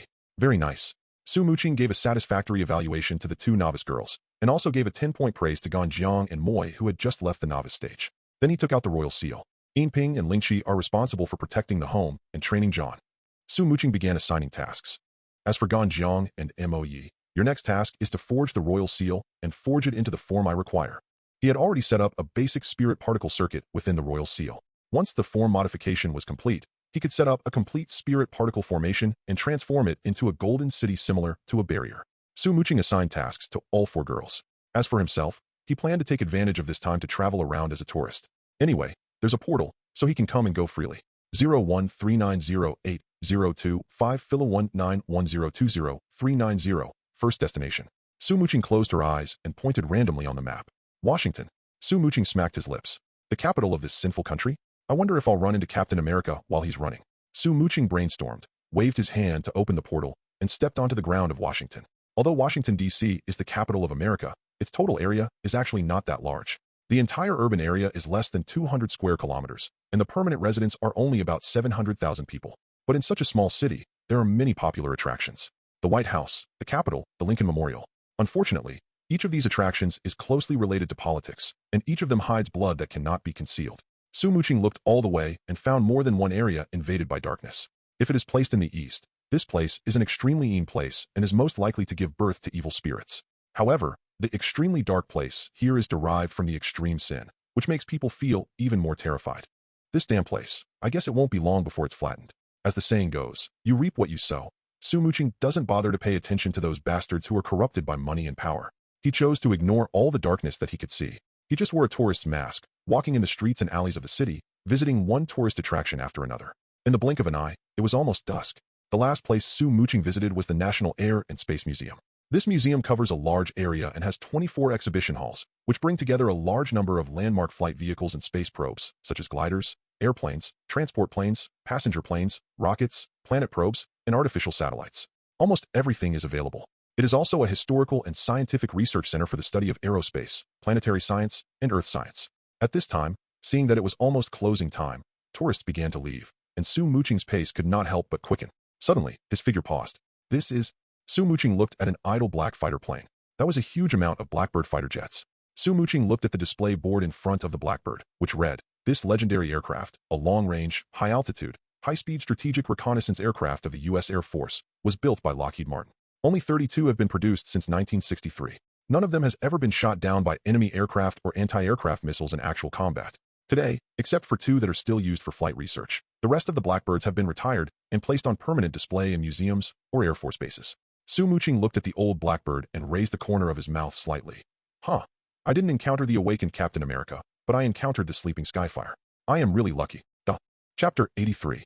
Explorer Skyfire, a legendary figure in the world of Cybertron, is an elite warrior among the Decepticons and possesses combat power that is no less than that of the leader.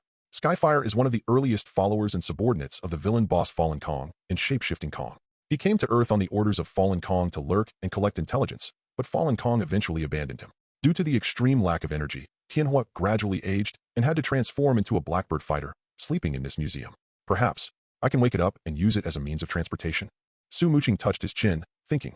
Tianhua is a very high-level shape-shifting King Kong, and his combat power is definitely no less than that of the Vice-Captain level Death God. Maybe even the captain level can give it a try? Such a powerful warrior, due to lack of energy, can only lie in a pile of waste, waiting for death to come. This is really sad. Since the Skyfire is here, that means this world is also connected to the shape-shifting King Kong. Su Muqing suddenly had an idea. Then, the shape-shifting King Kong's greatest treasure, the spark source, should have been placed at the base beneath the Hoover Dam. That thing also seems to be a super energy source. It's not a good time to grab the Tesseract, but as for the spark, he has no problem grabbing it. Wait a minute, buddy. Wait until I get the fire source, then I'll take you away. Su Muqing waved gently towards the sleeping Tianhua and was about to turn and leave when suddenly the phone rang. He picked up the phone and saw it was Susan calling. Hello. As soon as the call was connected, Susan's panicked voice came from the other end. Su, help. I ran into Dr. Otto again. He seems crazy and is robbing a bank. Su Muqing asked, are you okay? Dr. Otto, who became a pauper, went to rob a bank, which did not feel strange at all. But when Dr. Octopus went to rob a bank, he was met by Susan again. It was really bad luck. Susan's voice turned into a scream. You are so unlucky. Su Muqing was speechless. He took out the skeleton mask and put it on his face. Then he opened the hexagram, poked Susan's breath, and connected directly to New York. Bang! The moment he stepped out of the shadows, a bulging cloth bag hit him like a stone. Su Muqing turned her head slightly and let the bag pass. The cloth bag, accompanied by a whistling gust of wind, hit the wall behind him, exploding into a large number of golden coins. Wow, you're so generous. Su Muqing glanced around and saw that the entire bank was in chaos, with broken counters everywhere, people running for their lives, and metal coins covering the ground. Otto has completely evolved into Dr. Octopus. The 4 mechanical arms behind him, 2 of them are holding a large pile of bags, and the other 2 are grabbing security guards and smashing them. Susan was only about a meter away from the 2 unlucky security guards and could be smashed into a pulp at any time. Dr. Octopus's 4 mechanical tentacles each have a force of about 9 tons. Being hit by any of them is like being hit by a speeding car. Those 2 unfortunate security guards were almost broken at that moment.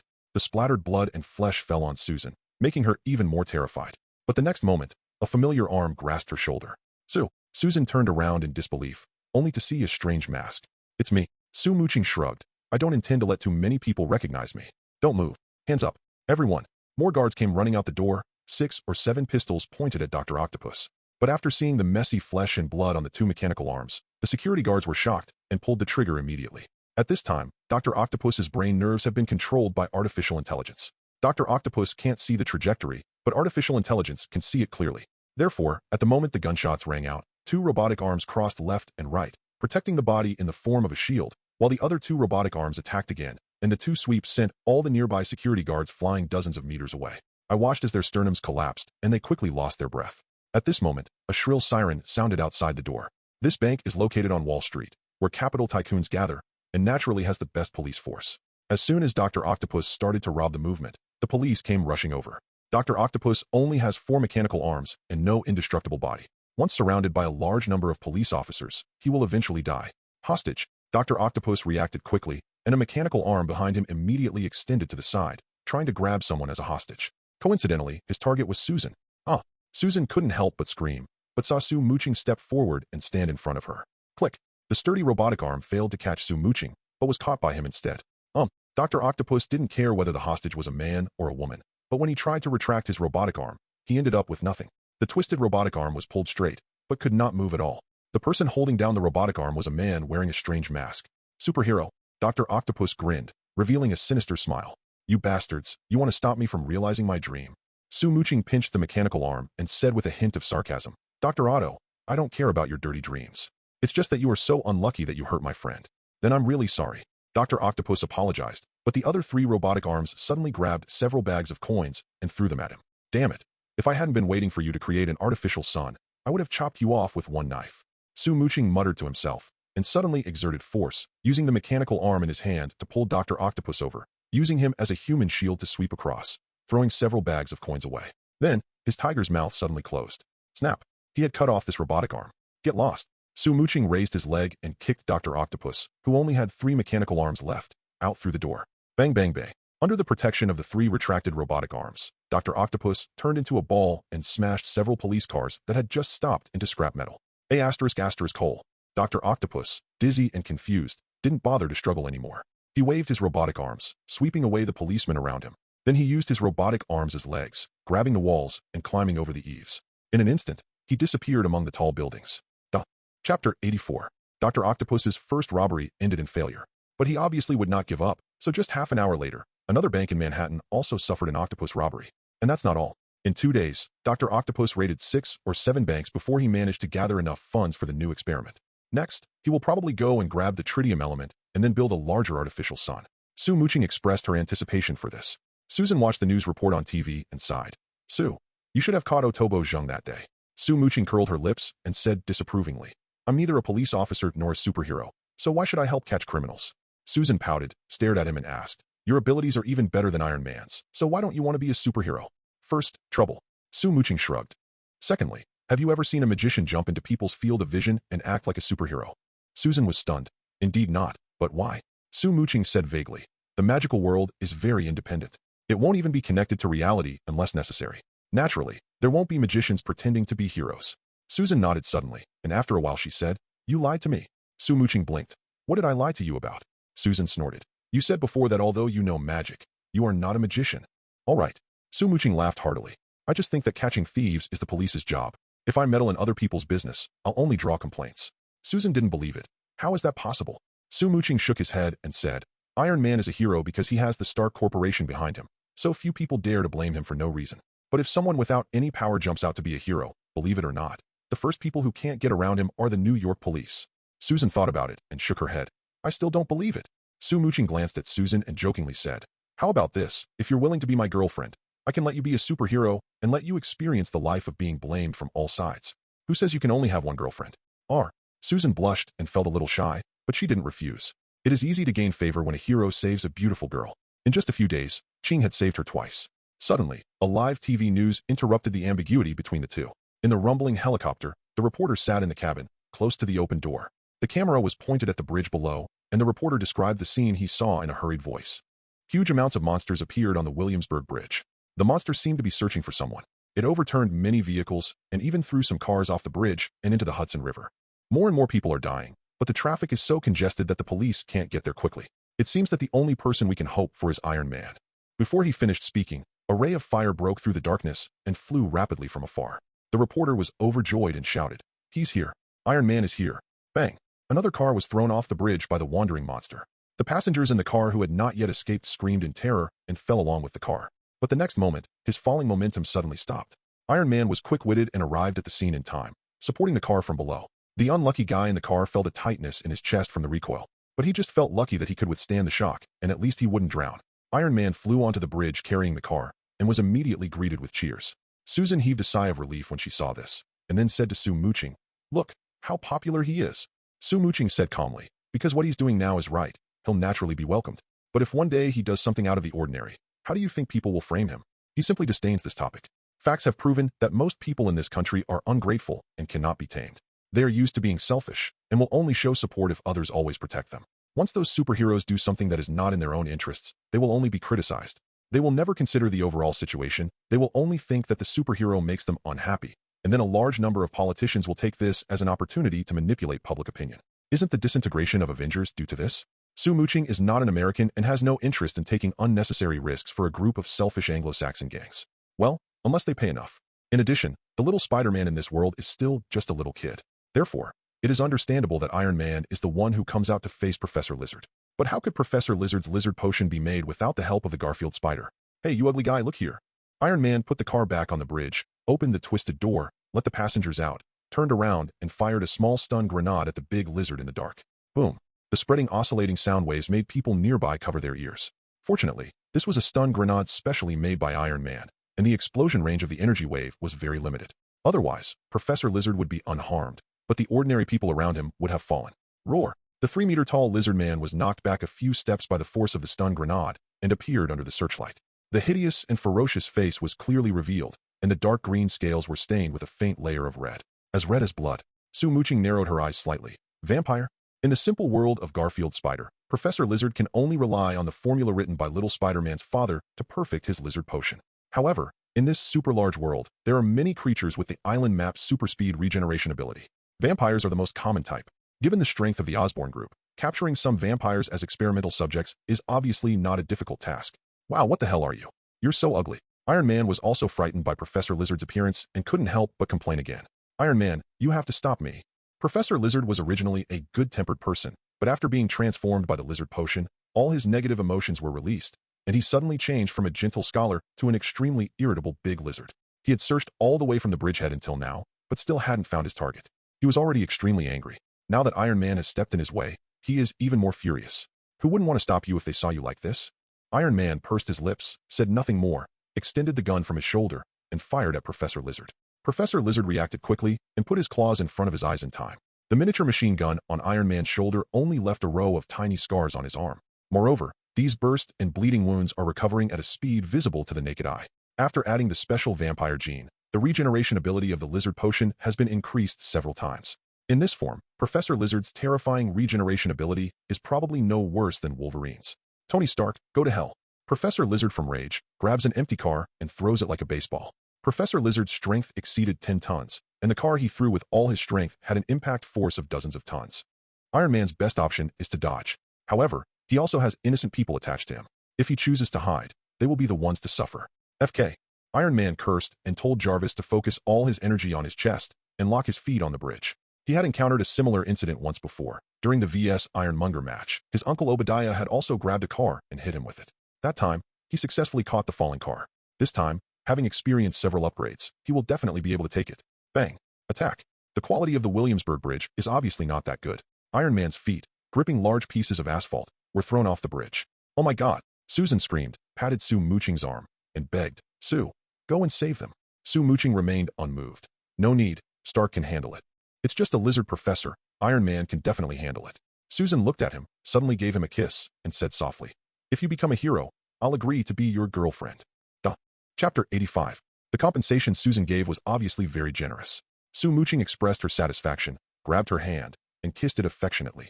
Okay, ma'am, as you wish. Hut, the shadows under his feet moved without wind, forming a hexagram on the wall. I went. Sue Muqing waved his hand and stepped into the hexagram. The next second, he appeared on the messy bridge. At this time, Iron Man had already recovered from the impact of the car and quickly flew up from under the bridge. When he stepped onto the bridge again, the first person he saw was not the ferocious Professor Lizard, but a man wearing a strange mask. According to Jarvis's observations, the vigorous bioenergy in that body was obviously far greater than that of the lizard man. Who are you? Iron Man was very upset. How come such horrible monsters appeared one after another? Mr. Stark, we meet again. Sue Muqing waved and greeted him as if she had met an acquaintance while shopping. Hearing this strange yet familiar voice, Tony Stark was startled. Is it you? Sue Muqing smiled and said, yes, it's me. Why are you here? Is that ugly monster the product of your genetic experiment? Stark turned off the loudspeaker and, inside the battle suit, instructed Jarvis to record all the other parties' information. Sue Muqing curled her lips and said, Mr. Stark, even if you compress the sound, I can still hear it clearly.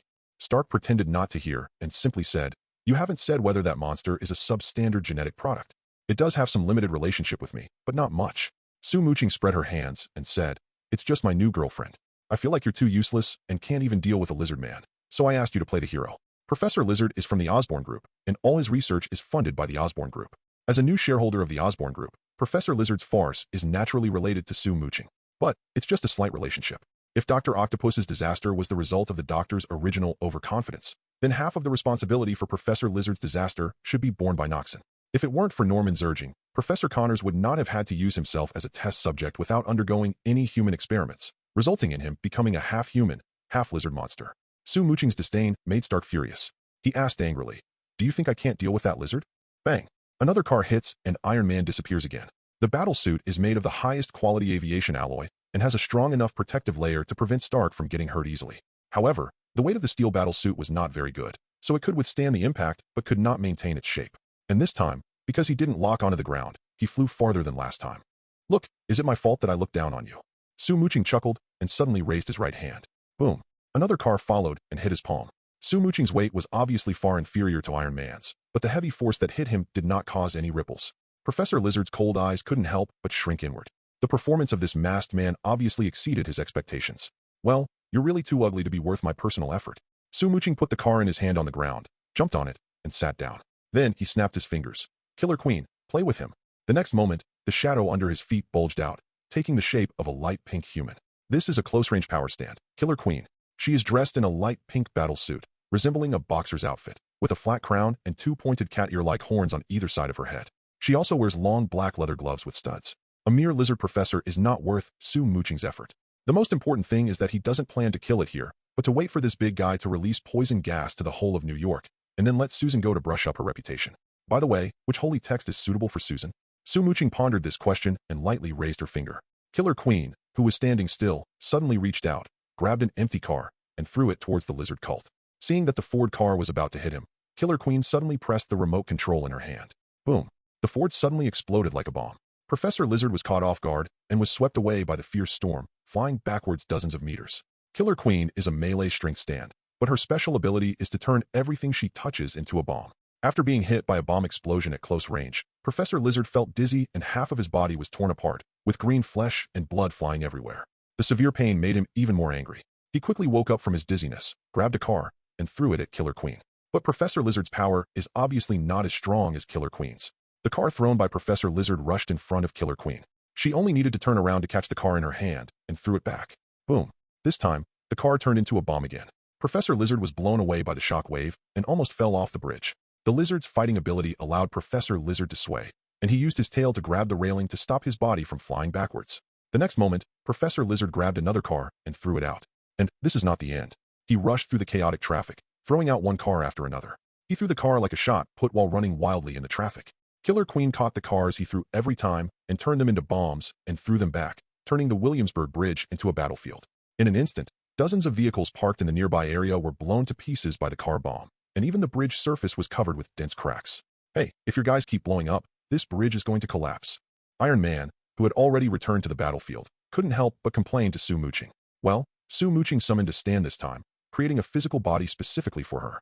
Otherwise, how could she have challenged Lizard Fever in a one-on-one duel? Su Muqing asked him nonchalantly, Stark, since you, a wealthy man, haven't been of much help, shouldn't you compensate me in other ways? Stark was very upset and said, You blew up the bridge, you should pay to repair it. Then, he glanced at the robot like Killer Queen and said eagerly, But if you give me that robot, I won't mind paying for your bridge repair. Su Muqing glanced at him, half-smiled. First of all, Killer Queen isn't a robot. Even if I asked you to study her, you wouldn't understand her existence. Secondly, I'm not a superhero. For me, saving those implicated is already my due. As for this broken bridge and those dozens of broken cars, I don't care at all. Whether you're willing to pay compensation or not, I don't care at all. At this time, the battlefield has changed. Killer Queen's repeated counterattacks were ineffective, so she began to change her tactics. She ignored the car thrown by Dr. Lizard and dodged it while aiming her left hand at Dr. Lizard. The next moment, a strange toy-sized chariot popped out from the back of Killer Queen's left hand, poking at the heat energy emitted by Dr. Lizard, rushing forward and suddenly exploding. This is Killer Queen's second skill, called Withering Heart Attack. The explosion power of a toy-sized self-destructing car is proportional to the target's heat size. Therefore, the power of this bomb is far greater than the previous car bomb, and it has the ability to automatically track. Professor Lizard didn't escape this time. He was attacked by the withering attack that was comparable to a missile. Half of his body was blown off, and he fell into the Hudson River. See you later. Su Muqing dismissed his double, waved to the dazed Iron Man, opened his shadow hexagram, and disappeared in the blink of an eye. Chapter 86. Su Muqing returned to the villa.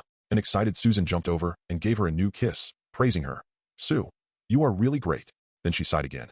It would be much better if we were more careful and didn't cause so much damage. Su Muqing pretended not to hear the second half of her complaint, simply holding her slender waist and saying with a smile, That's because you haven't seen how wonderful the real me is. Susan blinked and asked curiously, The real you? Su Muqing thought for a moment and said with a smile, Perhaps you can think of me as a god who is not yet omniscient and omnipotent. Yeah, was created in the image of God and can be considered a trumpet master. Su Muqing already possesses a small portion of Yhwach's power, so he can naturally call himself a god who is still on the rise. Susan obviously didn't believe him. She slapped him and said angrily, Don't blaspheme God. Su Muqing shook her head and said, In the future, once I've let you see the legendary gods, you'll naturally no longer be a believer. Susan was confused. The legendary gods? God. In Christian teachings, only God is God. But the most general mythology in the West is Greek mythology, Norse mythology, and even Egyptian mythology. Su Muqing spread his hands and said, In the world of gods, there are many heavenly fathers. Odin of Asgard is the heavenly father. Zeus of Olympus is the heavenly father. There are dozens of gods who are called heavenly fathers. If you are willing, when the opportunity arises, I can take you to the realm of gods to meet those heavenly fathers. Definitely not now. Su Muqing, who is now only a senior captain, feels that he should have reached the level of heavenly father. But he is only a relatively elementary god, and there is still a big gap between him and the omnipotent gods like Odin and Zeus. Perhaps he would have to wait until he gathered all the power of Yhwach, or raised his spiritual pressure to the level of a captain general, before he could compete with the Almighty Father. In short, he was not prepared to have a serious conflict with the gods before he had sufficient power to protect himself. Susan naturally didn't know his plan, but she decisively expressed great interest in Su Muqing's words. Can you take me to see Heavenly Father? It can take you to see the Father, but it does not include God. Su Muqing smiled and said, it is said that God has long since disappeared, and the great angel who now controls heaven is Michael. He's not talking about Marvel's God, because that one has almost no presence. If it weren't for the legend of Ghost Rider, he wouldn't even know whether God existed in the Marvel universe. In the DC universe, God is in existence on the same level as OAA and is supreme. But in the endless time, the supreme ruler of heaven who had long disappeared was the number one angel Kai Kala. The great angel Michael is on the same level as Lucifer, or even higher. In the Marvel universe, it is at least multi-universe, or even super-universe level. Anyway, Su Muqing is not to be trifled with. Even if he transforms into a spirit king, he may not be able to afford to provoke him. So, what level is the spirit king who can create the world? God disappeared? How is that possible? Susan was disappointed to hear that she could not see God, but it seems like it would be a great thing to be able to see other gods. Then, she thought of Su Muqing's previous remarks. Susan stared at him and asked, Su, you said you could make me a superhero too. Are you serious, or are you kidding me? Su Muqing smiled and said, do you really want to be a superhero? Susan thought about it and said embarrassedly, not really. I'm just a little curious. She is different from Johnny. Although she has a strong sense of justice, she does not have such a strong desire to show off. But just like seeing a star on the stage, when she saw Iron Man appear on stage, he immediately received a lot of cheers, which made her feel a little envious.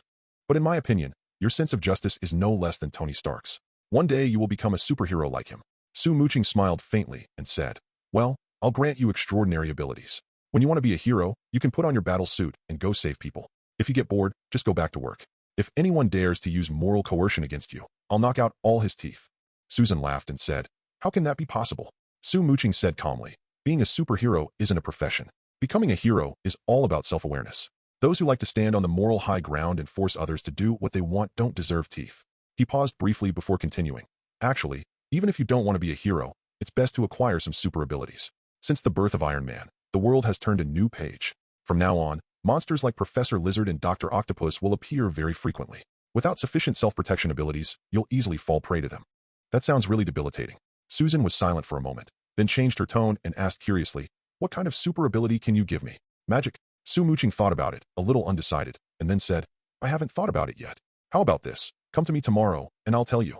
The Invisible Woman is not Scarlet Witch, and she is obviously not particularly compatible with magic. Although Su Muqing can tailor his own holy text to the soul, the new holy text system he created needs to be practiced from scratch. Only by integrating the holy text into the soul can the holy text officials fully mature.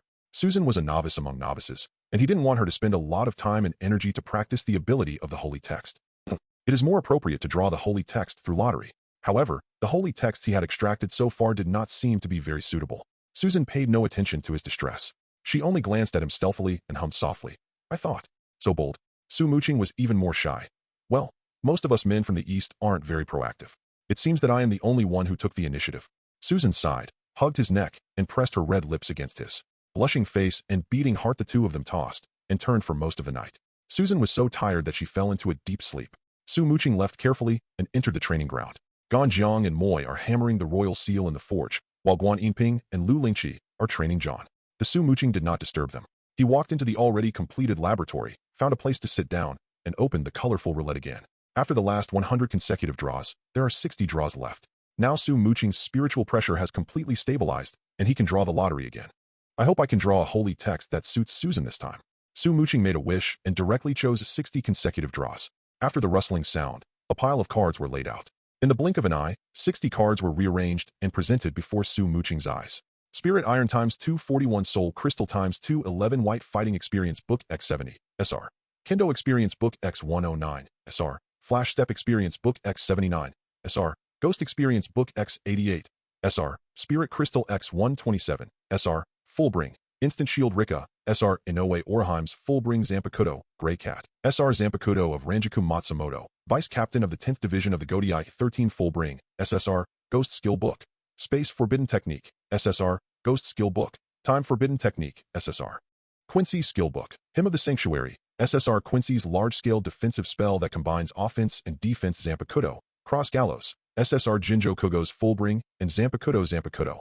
Nifu, SSR. Zanpakutō of Hirako Makoto. Captain of the 5th Division of the Godai 13 Zanpakutō, Black Winged Demon. You are the Zanpakutō of the 40th Blade Ulquiorra Cipher Holy Word B. World Harmony. You are ability to control Luck Hogyoku, Death God Transformation. UTR Aizen Sosuke Sought Power. beyond the limits of the death god, and created an incomplete Hogyoku. Chapter 87. Collapsed Jade. Seeing the end of the list, Su Muqing was overjoyed. Not only did he extract the collapsed jade, but it was also the collapsed jade transformed into the death god. With this half of the broken jade, he can transform the great hollow in the small hell into a hollow. Although in the current little hell, there is only one hollow worthy of Aaroncarization, Achukas.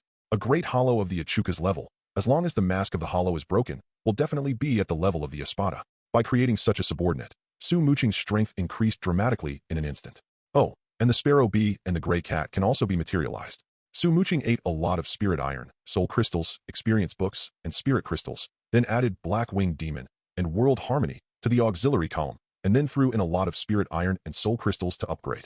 After a series of operations, his spiritual pressure increased by nearly 500,000 again, bringing the total spiritual pressure to over 2.1 million. Unfortunately, the next level, 3, still seems to be a long way off. Then, he took the complete manifestation technique book, the forbidden space technique, and the forbidden time technique, flipped through them lightly, and integrated them into his mind.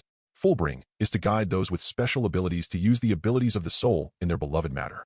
Inoue Oriheim's Shield Shun Rika, Chadar Yasatora's Giant's right arm, Devil's left arm, and the game console that Su Muqing had previously drawn are all manifestations of the Fullbring ability. This ability is another evolution of the Void. Only those who are born with the power of the Void can develop this energy. This world obviously does not have anyone with this ability. In other words, even if you get this kind of ability manual, it seems to be just a false joy. Su Muqing was reading the description of Fullbring in his mind, lost in thought. Perhaps, he could use the Hollow's ability to create another kind of Fullbring. However, this ability seems to be much worse than that of Zanpakutō or Holy Words. The painstaking effort to create a Fullbringer now seems completely unnecessary. Wait a minute. Su Muqing thought that perhaps this method could be used to build a group of peripheral personnel. But there is no urgency at the moment, so he simply put those thoughts aside for the time being. Forbidden space techniques and forbidden time techniques are a type of high-level ghost technique. The gate that Death God uses to travel between Soul Society and the real world is created with the help of the ability of forbidden space techniques. Ghost masters like Urahara Kisuke and Goryo Tessai can travel through space through forbidden space techniques even if they do not use the gate to travel through space. Forbidden time technique is naturally the ghost method of controlling time. More than 100 years before the story of Death God began, Aizen Sosuke used death gods such as Hirako Mako as experimental subjects to conduct hollowification experiments. Urahara Kisuke and Wielding Tessai first used the forbidden time technique to stop the physical changes of Hirako Mako and others, and then used the forbidden space technique to transport them back to the laboratory, thus stopping the unlucky group from becoming hollow in time. Mastering these two ghost arts can further optimize Su Muqing's abilities.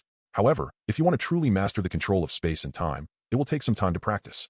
After reviewing the knowledge about the two forbidden techniques, Su Muqing took out the Shield Shun 6 flowers and put it into the inventory. The ability of Shield Shun Rika is weak because the master's spiritual pressure is too low. If this ability is used by a captain-level character, it will definitely be very powerful. Just like what Aizen said, this rejection of everything is an ability that infringes upon the realm of God. Su Muqing doesn't need this ability, but it can be used to train subordinates. As for reverse appeasement and cross gallows, there's only one empty slot in the aid column, so I'll just put them in the inventory for now. Once the king's treasures are crafted and placed in the treasury, it will not only increase spiritual pressure, but also add 2 abilities to Su Muqing. Finally, Broken Jade. Su Muqing took the unfinished broken jade from the prize plate, placed it in the palm of his hand, and looked at the soft luster it exuded with curiosity. This Hogyoku was a treasure created by Aizen through countless experiments using the souls of hundreds of death gods and people with death god abilities in Rakongai. Unfortunately, the death god's soul alone cannot satisfy Bungyu. It was not until Aizen discovered the Hogyoku created by Urahara Kisuke that he took it away, integrated the 2 Hogyoku, and finally created the complete Hogyoku. A complete Hogyoku possesses self-awareness and can absorb and materialize the hearts of things around it, making it comparable to a set of Dragon Balls that can fulfill any wish. However, the Broken Jade, which only possesses the power of the Death God, is far from having such an ability. Today's Broken Jade can only help Su transform into Death God. For now, that's enough. Su Muqing did not hesitate and directly opened the gate of hell and summoned the only Achukas, Nagini, to the world. Nagini, at your command. Nagini, whose body was mostly covered with bones and looked like a half-human white python, bowed respectfully to Su Muqing after a brief silence. The Hollows born from Hueco Mundo all have their own personalities, and not many are loyal to Aizen. 0139088025, Felu 1910408080, but the void born from the hell opened by the 6 paths has only loyalty to its master. Now, I grant you a new evolution. Su Muqing held up the small broken jade, and colorful light gushed out from his palm, crashing into Nagini's body. Snap! The bone armor covering Nagini suddenly began to crack. In an instant, The thick bone armor shattered into powder, revealing Nagini's humanoid body. Nagini looked confused as she touched her smooth face. Then, she stretched out her hand and pulled out a knife from the broken bone armor. Bai Yin, is this your name? Nagini gently caressed Blade, her eyes growing more excited. After a while, she prostrated herself again, her face filled with excitement as she thanked him. Thank you, Master, for allowing me to evolve. Very good. Su Muqing nodded in satisfaction and ordered, Nagini, you don't have to go back to Hell's Gate anymore. Just stay in this world. Yes. Nagini agreed respectfully. Suddenly, 4 figures appeared, Ganjiang, Moi, Guan Yinping, and Lu Lingqi. Sensing the sudden appearance of unfamiliar spiritual pressure, the 4 of them immediately dropped their work and rushed over to check it out. Gentlemen, the 4 girls saluted Su Muqing. Su Muqing waved her hand and asked them to stand up. She was about to introduce them when she suddenly thought of something and said, wait. He took out Sparrow Bee and Gray Cat from the inventory and then used a special method to infuse the 2 Zanpakutō with 0.8 of powerful spiritual pressure. In an instant, the 2 Zanpakutō trembled violently, and 2 balls of light mist gushed out from the blades. 2 days of shining mist quickly entangled and woven together, and turned into 2 girls. A petite girl with short hair and bangs, wearing a white captain's haori over a black long-sleeve jacket. The other is a charming beauty with an extremely proud figure, wearing a black death suit, exuding a mature aura. Broken Bee, Matsumoto Ranjaku.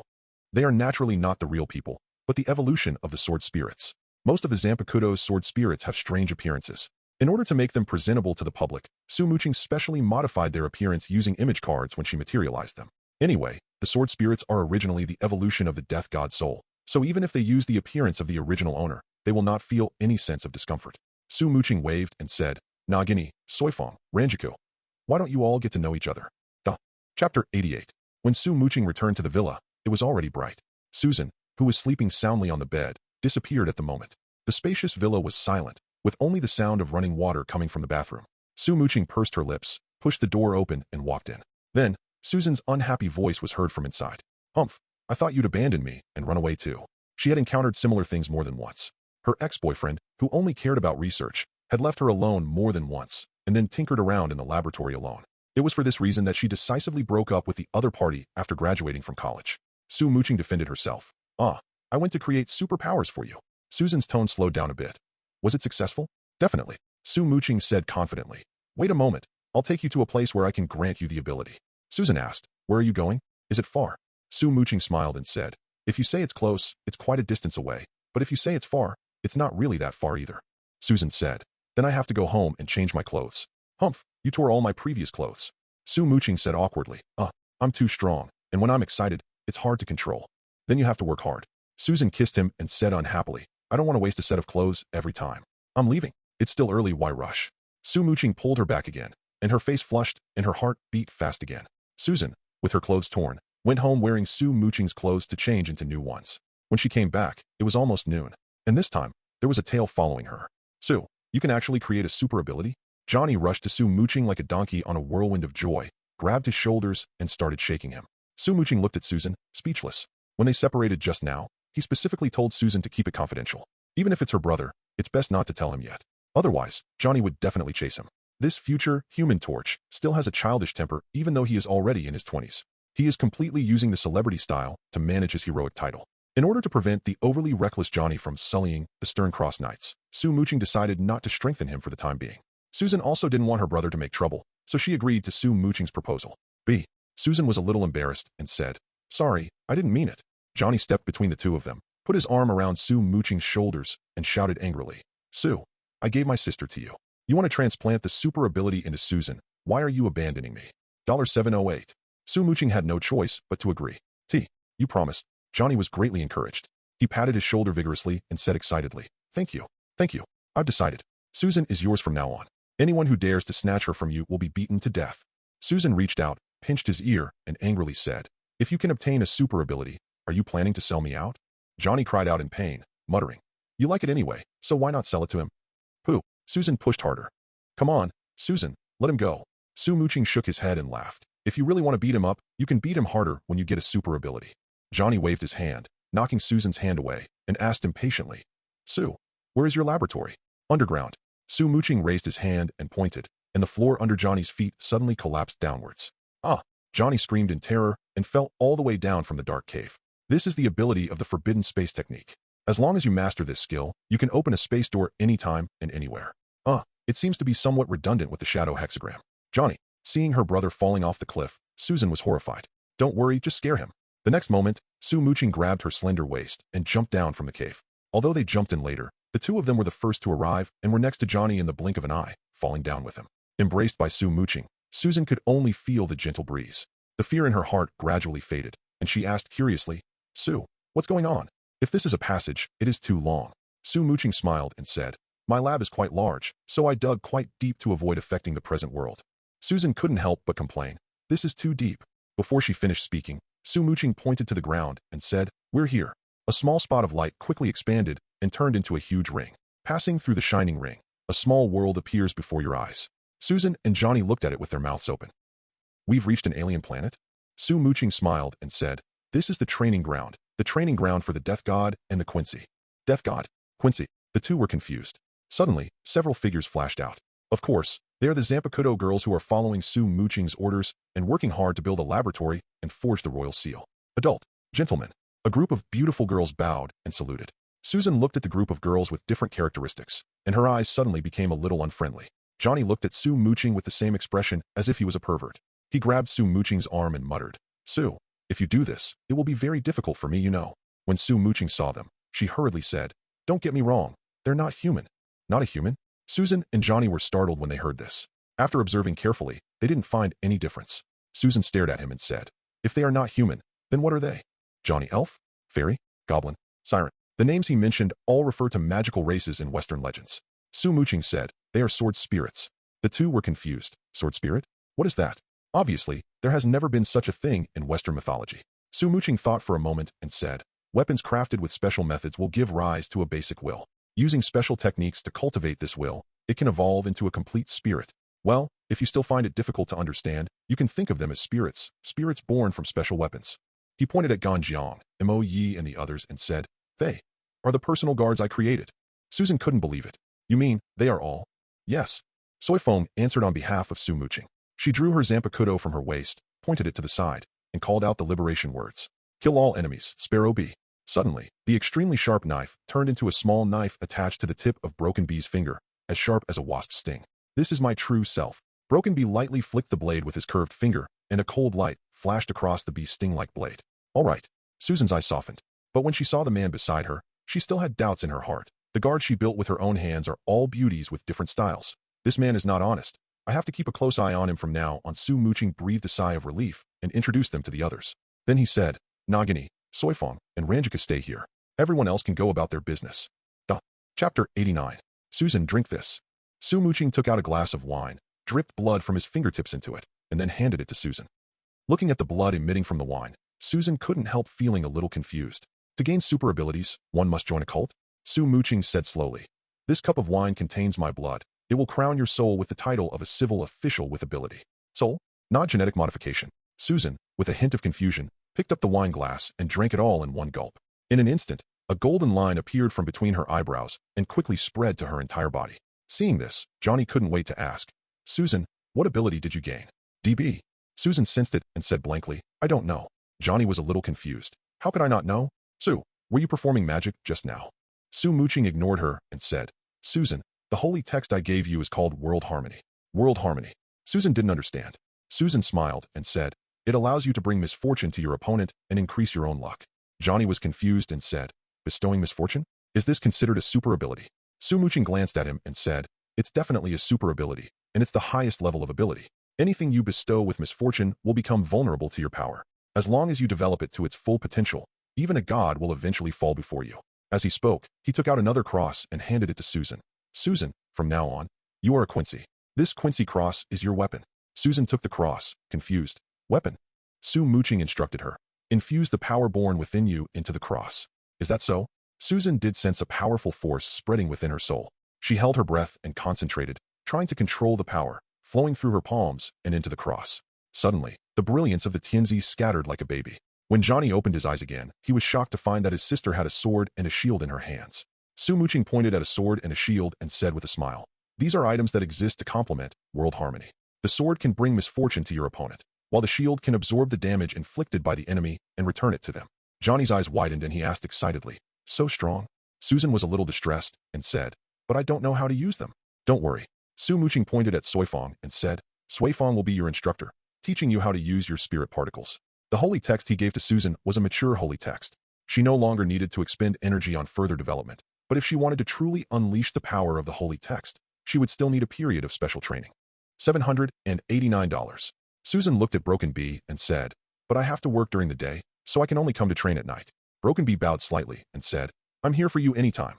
Su Muqing looked at Matsumoto Ranjaku again and said, Ranjaku, from now on, you should stay by Susan's side and be her bodyguard. Before Matsumoto Ranjaku could respond, Susan hurriedly said, No, I live a peaceful life and don't need bodyguards. She's just a group assistant. Even though she's the president's assistant, she doesn't need a bodyguard. Su Muqing smiled and said, You forgot what I said. Disasters like Dr. Otto's could happen at any time. Although you have superpowers, it will be difficult for you to form combat power in a short period of time. With Ranjaku by your side, you will be much safer. Susan thought about it and said helplessly, Okay, what about me? What about me? Johnny couldn't help it any longer. He suddenly squeezed in between the two of them, staring at Su Muqing with wide eyes, and shouted, Su, what kind of ability are you going to give me? Is this also that world harmony thing? Su Muqing shook his head and said, No. He called for another glass of wine, wiped his finger on the tip of his finger, and a drop of blood dripped down. Johnny didn't waste any time, took it and drank it in one gulp. He smacked his lips before asking, Tell me, what is my ability? Su Muqing said, The holy text I gave you is Scorching Heat. Johnny Stone is destined to become the Human Torch, possessing the ability to manipulate high-temperature flames. But in fact, the temperature of the flame he created was not too high, only around 2,000 degrees. Moreover, he can only create natural fire, which has many weaknesses. However, if he develops burning to the extreme, he will control the spirit flame, no longer afraid of water, no longer afraid of oxygen-free environment, and the temperature will rise to over 6,000 degrees. When he experiences a cosmic storm in the future and acquires the gene for controlling fire, combined with the sacred word, burning, he will probably be able to reach a higher level. Scorching, the ability to manipulate fire. Although this kind of ability is not rare, there are many mutants with similar abilities, but Johnny is already very satisfied. Because he likes fire. Su Muqing said, Scorching represents temperature. Controlling fire is just the basics. If you develop it well, you can even control magma. He glanced at Nagini again and continued, Your student is Johnny. You must guide him strictly and develop the sacred text. In order to prevent this guy from messing around, he only gave him a blank holy text.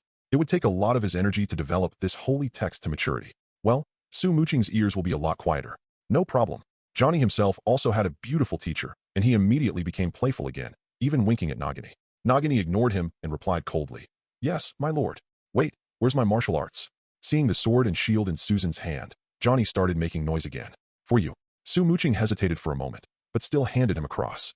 The cross of annihilation is not precious, but all the crosses of annihilation won through lottery have been used up. He spent a lot of money to buy the materials from the mall and then rubbed it out by hand.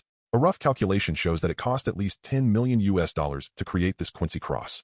You know, this thing is not a Zanpakutō, it's not really that high-end.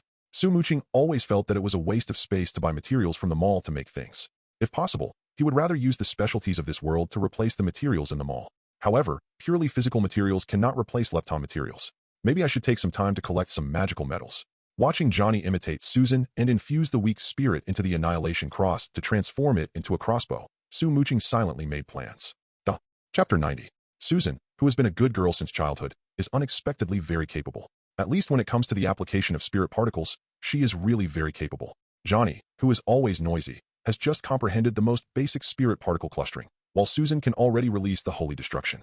As long as she masters this skill, her strength will be comparable to Ishida Yuryu. Definitely, it's Ishida Yuryu who just appeared. The spiritual pressure that Su Muqing gave Susan was the same as John's, both at the vice-captain level. However, the gap between the two is actually quite large. John's vice-captain level spiritual pressure is just the beginning of the vice-captain level. Susan's vice-captain level spiritual pressure is already extremely close to the captain level. As long as Susan masters the holy arrow of destruction and the flying kick, she can challenge Professor Lizard alone. Su Muqing had already left a trace of spiritual energy on Professor Lizard's body, so he could keep track of his location at any time. The guy who's busy making lizard potions in the sewers of New York City will probably become successful soon. Based on Susan's training speed, I think she can catch up and fight the boss. As for the other boss, just yesterday, Dr. Octopus broke into Norman's estate and stole the tritium stored in the treasury. A more grand nuclear integration is about to begin. This larger-scale nuclear integrate test was still held in the laboratory located on the Hudson River. 110 is actually Drive Auto's private laboratory. The Osborne Group only provided sponsorship in the later stages and provided the very rare tritium element. In the last disaster, the artificial sun raged, causing most of the laboratory to collapse. Now only its rough outline remains, standing in a precarious position on the banks of the Hudson River. Fortunately, the integrate instrument that Dr. Otto had painstakingly built was still in the laboratory and only needed a slight repair before it could be ignited and used again. During this period, the crazy Dr. Otto robbed everywhere in order to buy spare parts and repair his masterpiece. Now, the repair is complete. Dr. Octopus, wearing goggles, took out a goose egg-sized piece of tritium with an excited smile on his face. Baby, I'm going to succeed this time. He placed the tritium element into the center of the nuclear integrator with ease and then pressed the start switch. In an instant, beams of lasers fell from all angles and impacted the tritium element. This time, the volume of tritium is dozens of times larger than before. It will take a little longer to completely ignite it and turn it into an artificial sun. Haha, I will definitely succeed. Looking at the increasingly bright sun, the fish in the park are showing their claws and fangs. Well, at least at this time, the artificial sun was not out of control. Otherwise he, with several mechanical arms on his back and such a close distance, would become the first sacrifice. Dr. Otto, you will not succeed. The sudden sound made Dr. Octopus very unhappy. A mechanical arm waved like a tentacle, knocking away a rock that fell from the sky. Dr. Octopus looked up at the sky and laughed. Iron Man, how dare you show up here? Aren't you afraid of being trapped in the magnetic field again and unable to escape? The person who attacked him from the sky was Iron Man. After learning about Dr. Otto's crazy bank robbery, Tony Stark transformed into Iron Man and had a brief fight with him. Dr. Otto, who only has 4 mechanical arms, is no match for the fully armed Iron Man. But Dr. Otto is familiar with the sewer lines. He can just find some hostages to threaten, and then find a manhole cover and drill underground to effectively avoid Iron Man's pursuit. After learning that Dr. Otto broke into Norman Osborn's house and stole all his tritium collection, Stark immediately knew that the other party would definitely restart the nuclear integrate experiment. He didn't know whether the other party would change the test location, so Songda asked Tivis to monitor New York 24 hours a day. Just now, Jarvis sounded the alarm. So, Iron Man immediately rushed out to stop him. Stark was unconcerned with Dr. Octopus's ridicule and responded confidently. Octopus, do you think I would come here without any preparation? He lowered his eyes to look at his battle suit and said loudly, This is the anti-magnetic field battle suit I designed specifically for you. This special, CFFG, battle suit is basically made of diamagnetic material, which can resist magnetic fields to the greatest extent. Although the resistance to attack is weaker than that of a normal battle suit, this time, his battle suit will definitely not be torn away by the artificial sun. My battle suit is not afraid of magnetic fields, but what about you? Iron Man pointed behind Dr. Octopus and sneered. You're carrying 4 giant things on your body. If that artificial sun goes out of control, you'll be the first one to be sucked in. You think I'm not prepared? Dr. Octopus chuckled, and its 4 robotic arms separated to the left and right, smashing the metal boxes on both sides into pieces. Inside the 2 metal boxes were things that looked like leather. Inside Norman's safe, we looted not only tritium, but also his specially crafted biological battle suit. With a little modification, it can be transformed into an excellent anti-magnetic material. 4 robotic arms reached into the leather and quickly put on a thick layer of rhino hide, just like putting on clothes. And that's not all. 4 robotic arms were busy working quickly, not only putting leather armor on themselves, but also covering the remaining leather armor on Otto's body. In an instant, this detachable biological armor covered Dr. Otto's entire body, turning him into a humanoid rhinoceros with tentacles on his back. Since the advent of Iron Man, it has attracted countless attention, and all the arms groups in the world have been trying to imitate the steel battle suit.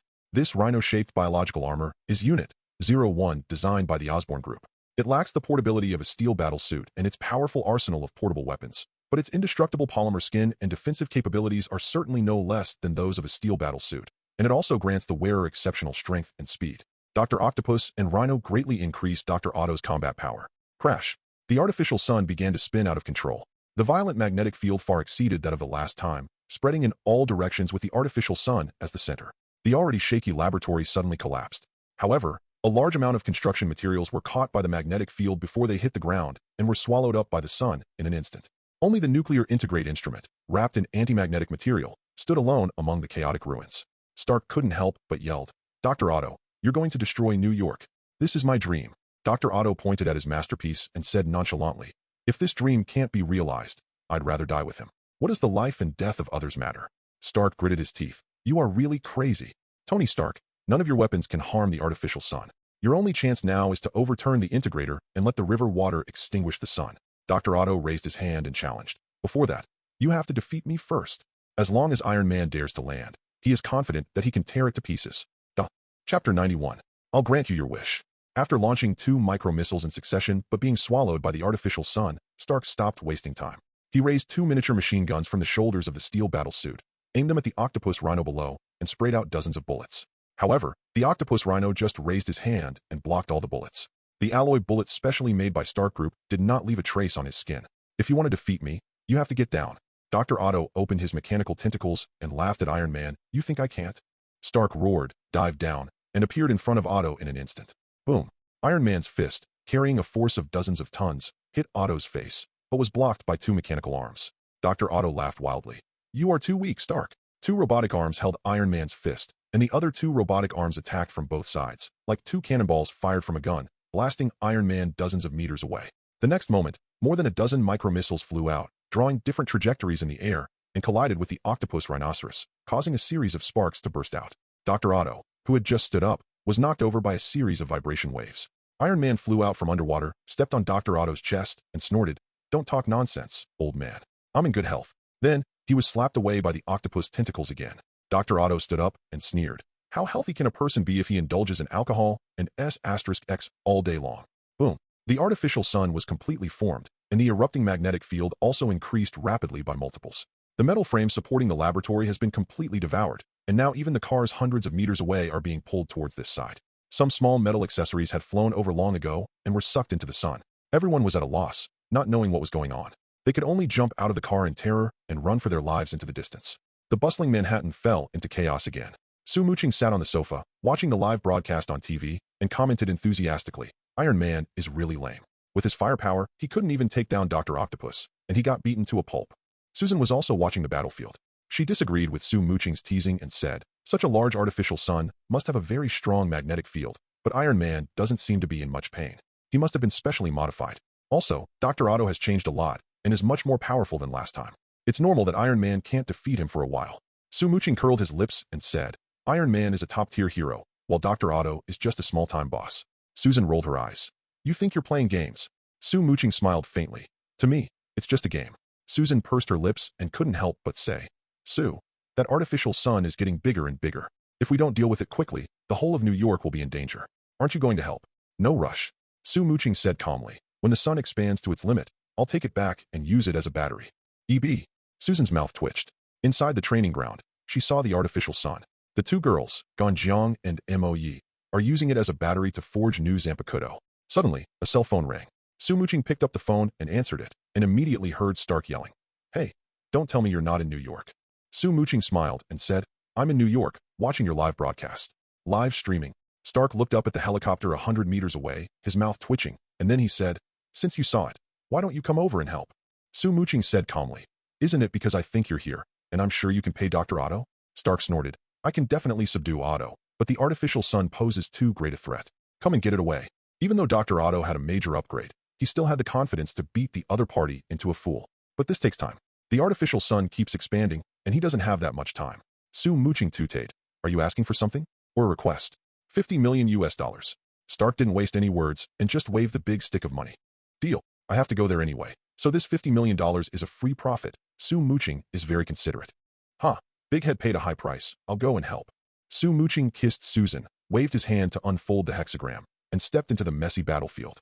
At this time, the laboratory, which was originally the size of a football field, had been completely reduced to ruins. The battlefield between Iron Man and Dr. Otto is already over 100 meters wide. The magnetic field of the artificial sun is getting stronger and stronger. Even if they are wearing anti-magnetic battlesuits, they still have to endure the strong pulling experience. If they are too close to the sun, they will not be able to bear it. I'm here, boss. Su Muqing walked out from the shadows, holding a cell phone, and waved it at Iron Man. Iron Man hurriedly said, Stop talking nonsense and turn that thing off. Su Muqing took a glance and said, I'm sorry, this thing has already taken shape. Even if I turn off the power, I can't shut it down. I know. Stark rolled his eyes. I told you to shrink it and take it away using the same method you used last time. Disk as you wish. Su Muqing shrugged, ignoring the swirling airflow, stepped closer to the artificial sun, and pressed the doctor's hand. The spiritual pressure, which is even more powerful than the energy in the artificial sun, presses down like an abyss in an ocean, compressing the raging energy first. In an instant, the sun, which was nearly 10 meters in diameter, was compressed by Su Muqing into the size of a glass ball. What you do? When Su Muqing released his spiritual pressure, the terrifying energy attracted the attention of Iron Man and Otto. Last time, when Su Muqing compressed the artificial sun, he first summoned Star Platinum to pause the time nearby, so Stark did not pay attention to the powerful force. But this time, Su Muqing's power was clearly revealed. The power that was like a black hole made Stark feel like he was facing the abyss. For a moment, his chest felt heavy, and he was almost breathless. Dr. Otto was also shocked. but his spirit was suppressed by artificial intelligence, and the intense fear in his heart quickly turned into anger. Seeing his dream work suddenly disappear, he immediately abandoned Iron Man and rushed towards Su Muqing like a galloping chariot. "Give it back to me! Give it back to me!" The four mechanical arms were waving their claws and fangs like a crazy octopus, and they had already launched an attack before Otto, who had transformed into a rhinoceros, arrived. "Dr. Otto, you should wake up." Facing the onslaught of four mechanical tentacles, Su Muqing stood firm like a pine tree, with blades suddenly appearing in his palm. TSK, TSK, TSK. The sword light danced once, like a flower in full bloom. The next moment, four mechanical hands wrapped in rhino armor, and the rhino armor wrapped around Dr. Otto were torn into pieces in the blooming sword light. Dr. Otto stopped and stared at the disappearing knife light, with only fear in his eyes. The mechanical tentacles were destroyed, the artificial intelligence that suppressed his mind disappeared, and his sanity returned. But looking at the destroyed laboratory and thinking of the previous madness, Dr. Otto's heart was now filled with despair. Chapter 92. The depressed Dr. Otto was taken away by the police. But Su Muqing felt that he would most likely not go to jail, but be taken away by S.H.I.E.L.D. S.H.I.E.L.D. and Hydra behind it, like the American military, are extremely coveting the steel battle suit. With the advanced technology they possess, they can create a steel battle suit, but they cannot build an arc reactor. Although Dr. Otto's nuclear integration plan ended in failure, he is still a leading figure in the energy industry. Bringing him under his command to develop new energy sources is the most suitable choice for large forces. Qing is not very concerned about Dr. Otto's future. After cutting off Dr. Otto's armor, he waved to Stark and turned back to his villa. Stark opened his eyes wide, but he didn't understand how he disappeared. Jarvis responded, "Sir, Mr. Su's cell phone signal has appeared in his residential area." Stark was startled. Einstein-Rosen-Bridge. Jarvis 780 said, "Judging from the energy fluctuations in the shadows, the similarity is over 75%. Stark muttered to himself, "Someone really built a space bridge." Jarvis said, "Perhaps you can go and talk to him." Stark was a little tempted, but quickly said, "I will definitely not go to see him before the palladium poisoning is resolved. He doesn't care about money, but he will never admit defeat until he is completely desperate." The thrusters spewed out a stream of particles, pushing the steel battle suit straight into the sky, bypassing the approaching helicopter from a distance, and disappearing into the night in the blink of an eye. The riots that nearly destroyed New York were over in just 2 minutes, in a way most people could not have imagined. But the chaos in Manhattan continues. A large number of $0 purchases, gunfights, and bloody fights occurred in every corner of Manhattan. Thousands of people of all kinds vented their fears and satisfied their desires in a violent and bloody way.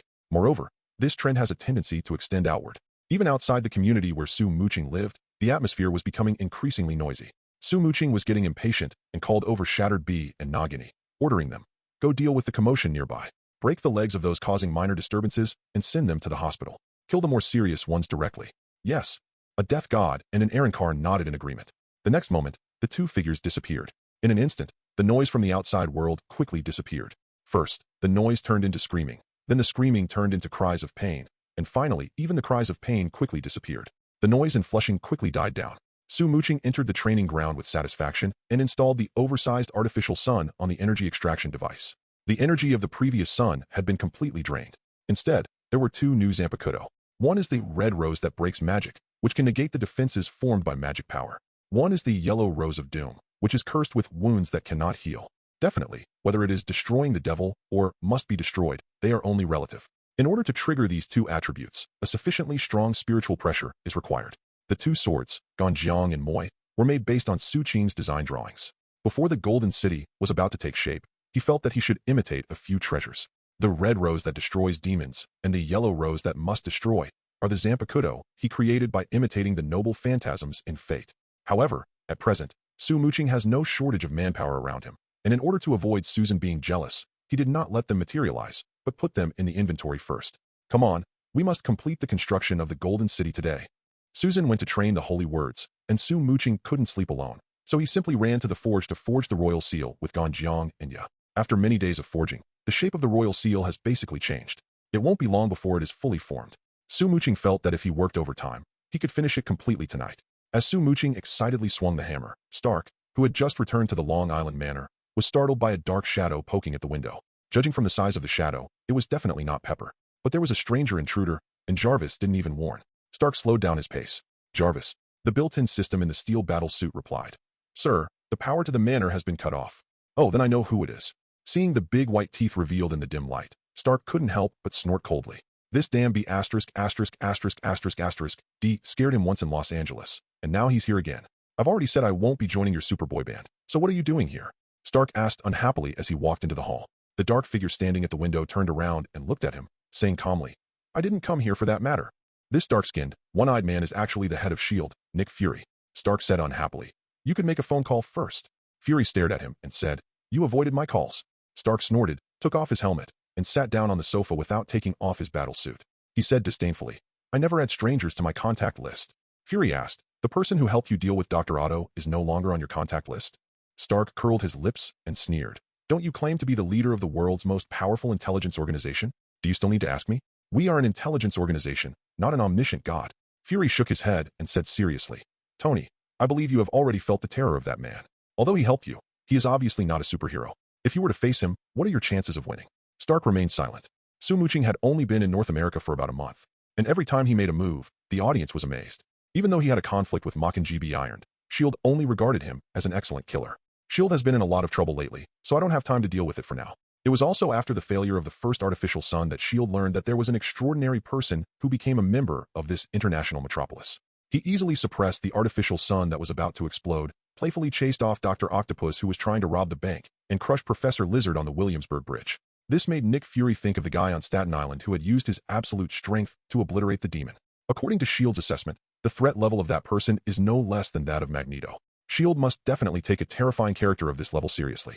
Black Egg once asked Black Widow, who was acting as an assistant to Stark, to carefully test the situation, but did not obtain any useful information. He had originally thought of asking Phil Coulson to find Pepper and see if he could get some information out of her. But after watching Sue 3.0 Muqing's sudden appearance with the help of S.H.I.E.L.D.'s high-definition satellite, pinching the huge artificial sun into a small ball, and casually opening the space bridge to leave, he knew that S.H.I.E.L.D.'s assessment of him was still too conservative. This guy is clearly scarier than Magneto. Nick Fury couldn't bear it anymore and had to come to Stark's house. Stark was silent for a long time, then said, "I'll give you his information, but I advise you not to treat him the same way you treat me. That guy's temper isn't as good as mine."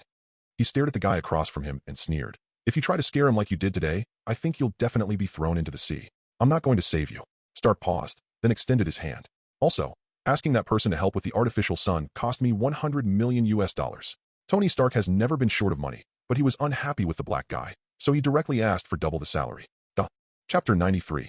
Ever since meeting Muqing, Stark's ego has been dealt a continuous blow. Just like Nick Fury said, if one day he faced Muqing as his enemy, he would obviously have no chance of winning.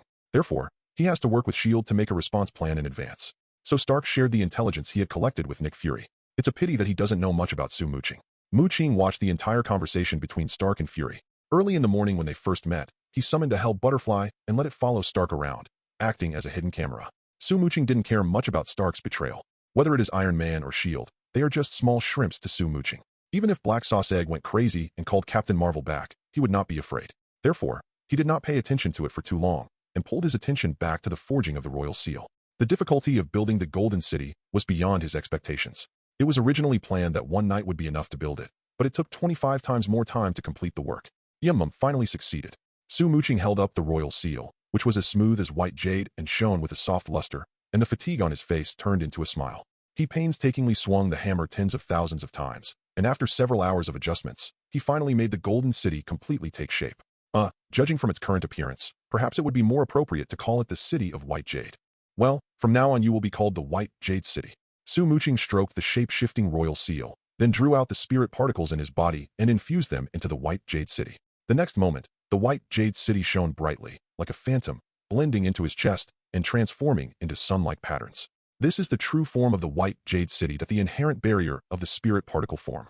Muqing closed his eyes and concentrated, sensing the shape of the barrier. After a while, he opened his eyes and nodded with satisfaction. Perfect. This White Jade City materialized the landscape in his mind and turned into a world egg. Although it is only the prototype of the world, it already has all the elements and has a boundless wilderness. Muqing took out all the Zanpakutō stored in the inventory. The reverse caress, the cross gallows, the demon-breaking red rose, the destroying yellow rose, the shield Shunrika, Yukio's handheld game console. Placed these Zanpakutō and the full-bring medium into the White Jade City. Muqing felt that not only his spiritual pressure had increased, but also his abilities had increased a lot. The nerve disturbance of the reverse caress, the spiritual pressure impact of the cross gallows, the devil breaking of the red rose, the annihilation of the yellow rose. Muqing was in a cheerful mood. Haha, I've exceeded the limit of the assist column. As more and more Zanpakutō are added, his spiritual pressure can grow without limit, and he no longer needs to be restricted by the control of the assistant Ran. Moreover, he can also forge knives with different attributes according to his needs to enhance the types of abilities. Su Muqing walked out of the forge and waved lightly. The next moment, a fiery aura slowly rose from the void on both sides of him. Several Zanpakutō in their liberated forms, flashing with dazzling light, poked their heads out from the burning void. Huh, I can charge my gold. Su Muqing lowered his head and looked, feeling something was wrong. Oh, I'm still missing a piece of golden armor. He immediately turned around and ordered, Ganjiang, Moyi, the next Zanpakutō you forge must be in golden armor. Yes, sir. The two girls responded. Suddenly, Susan's figure rushed over. Su, seeing her anxious look, Su Muqing was stunned. What happened? Could it be that Black Sauce Egg didn't know how to live or die and sent troops to attack directly? Look at this. Susan handed over a tablet with a video playing on it. A gang of gangsters publicly executes a superhero. Iron Man is the first widely known superhero. However, as a billionaire, Tony Stark is too far away from ordinary people at the bottom. Moreover, he doesn't go out to maintain peace very often, so people are looking forward to the emergence of a new superhero. Not long ago, a new hero appeared who called himself Kike ***. Although he looks very frustrated, Kike *** is just an ordinary man. Even if he fights against a small gangster alone, he will be beaten all over. But in front of many people, he risked his life to save an innocent civilian from a group of gangsters. This made his popularity soar, and he soon became the talk of the town. One of the two people who will be publicly executed tonight is the recently popular Kike ***. The person who carried out this execution ceremony was a vicious and rampant drug lord. He does things unscrupulously and is very arrogant. He used the method provided by his stupid son and took advantage of the chaos tonight to capture Big Daddy and Kike ***. However, he did not kill them directly. Instead, he contacted major television platforms and prepared for a public execution. He wanted to use this method to warn people that being a hero would not end well. Because of the drug lord's advance hype, this public execution caused a sensation, and television stations of all sizes were broadcasting it live. The drug lord wants to use this method to warn people that being a superhero will not end well. The gangsters first beat the two heroes with punches and kicks, leaving them covered in bruises, and then poured gasoline on them. Looking at the lighter getting closer and closer, Susan couldn't help but plead. Su, can you save them? If you ask me for help, I definitely won't refuse. Su Muqing kissed her and was about to get up to save people. Kike *** is fine, but he has a hero complex but no heroic ability, and most of the time, he just causes trouble. But he still had to try his best to save the other unlucky guy, Big Daddy. Big Daddy is the biological father of Hit Girl. If he wants the purple-haired little Loli to submit to him, he must be able to protect her father's life. After being saved this time, I think that little Lolita should be willing to come to the dock, right? Suddenly, the lights in the video went out. The execution scene suddenly became dark, and it was almost pitch dark. Only the red light of the camera was still flickering dimly. The little girl wearing night vision goggles calmly approached the crowd and pulled the trigger at the gangster. Hit Girl arrived at the scene in time to rescue her father and friends. In the pitch-black warehouse, gunfire bloomed constantly, like flowers soaked in blood. Every burst of gunfire represents the fall of a gangster. However, the number of enemies was too great. In this spacious and dilapidated warehouse, there were more than 30 armed gangsters gathered. Although the purple-haired little Loli is fierce enough, she is just an ordinary person. The two small pistols in her hands were almost suppressed by several guns, and she couldn't raise her head. In the darkness, a gangster picked up the fallen lighter and lit the Big Daddy with a sneer. The Big Daddy, covered in gasoline, turned into a burning torch in the blink of an eye. The blazing fire illuminated the view again. Mindy's suppressed calmness could no longer be maintained. Chapter 94. When Mindy was only 8 years old, she began to receive the most rigorous training from her father. After 4 years of arduous training, her father's most basic requirement was stay calm. No matter what the situation, always stay calm. So, even though she knew that her father was in danger and that it might be just a small ricochet that would have a high chance of taking his life, Mindy, who had already experienced many battles, still tried to stay calm. Because only by staying calm can she eliminate the enemies as quickly as possible and save her father. However, she's still too slow. The flame spread across Damon's body. He tried to open his eyes wide, looked at his daughter, and yelled, "Calm down. Baby, calm down." Damon knew his daughter too well. He knew she had lost her composure just from the sudden and chaotic gunfire. He can die, but his daughter cannot. Mindy hurriedly wiped away the tears from the corners of her eyes, frantically took out the laser light from her bag, installed it on the gun, and then suddenly emerged from the darkness and fired several shots at several people. The flashing light of the laser lamp was like a flash bomb in the darkness, dazzling the criminals. They couldn't see the little Loli's position clearly, and were shot and fell to the ground one after another. Damon was in so much pain that he couldn't breathe, but he still forced his throat torn open and shouted, "Now, use the moves from Yuri's Revenge." Yuri is the protagonist of a Hollywood movie, a role that both father and daughter like very much. Mindy held back her tears, took down the laser light, placed it on a shelf, and continued to flash it at the criminals, attracting the remaining enemy fire. She crouched down and jumped out from the side, got behind the remaining criminals, and fired another burst of bullets, clearing out all the enemies. The dilapidated warehouse returned to peace. Mindy was in no mood to pay attention to anything else. She picked up the fire-stop cloth beside her and wrapped it around her father. Unfortunately, it's too late. Damon's face was almost burnt and his whole body was steaming. However, he is not completely dead yet. Before leaving this world, Damon said goodbye to his daughter. Damon smiled and praised his daughter as usual. Well done. I'm proud of you, baby. Tears welled up in Mindy's eyes, but she refused to let them fall. She smiled brightly and proudly said, "You are the best dad in the world. I love you, baby. I love you too, Dad." Seeing that his daughter was safe and sound, Damon's smile froze on his face and his eyes slowly blurred. Mindy's tears finally flowed from her eyes, but she just hugged her dead father in silence. Kick A***, dressed in the shape of a green-haired turtle, remained silent, his expression full of guilt and self-blame. If he hadn't been so naive and trusted others so easily, Big Daddy wouldn't have ended up like this. At this moment, a faint voice suddenly sounded. "Oh, I seem to be a little late." At the open warehouse door, a figure stood quietly. The moonlight shone on the white mask, like Mephisto walking in the darkness. "Who are you?" Mindy watched her father die, and at the moment she felt a mixture of sadness and anger. Dave rolled and crawled to the side, and she raised her hand and shot without hesitation. Then, they looked at the bullet between Su Muqing's fingers, their eyes stunned. It's just a metal bullet.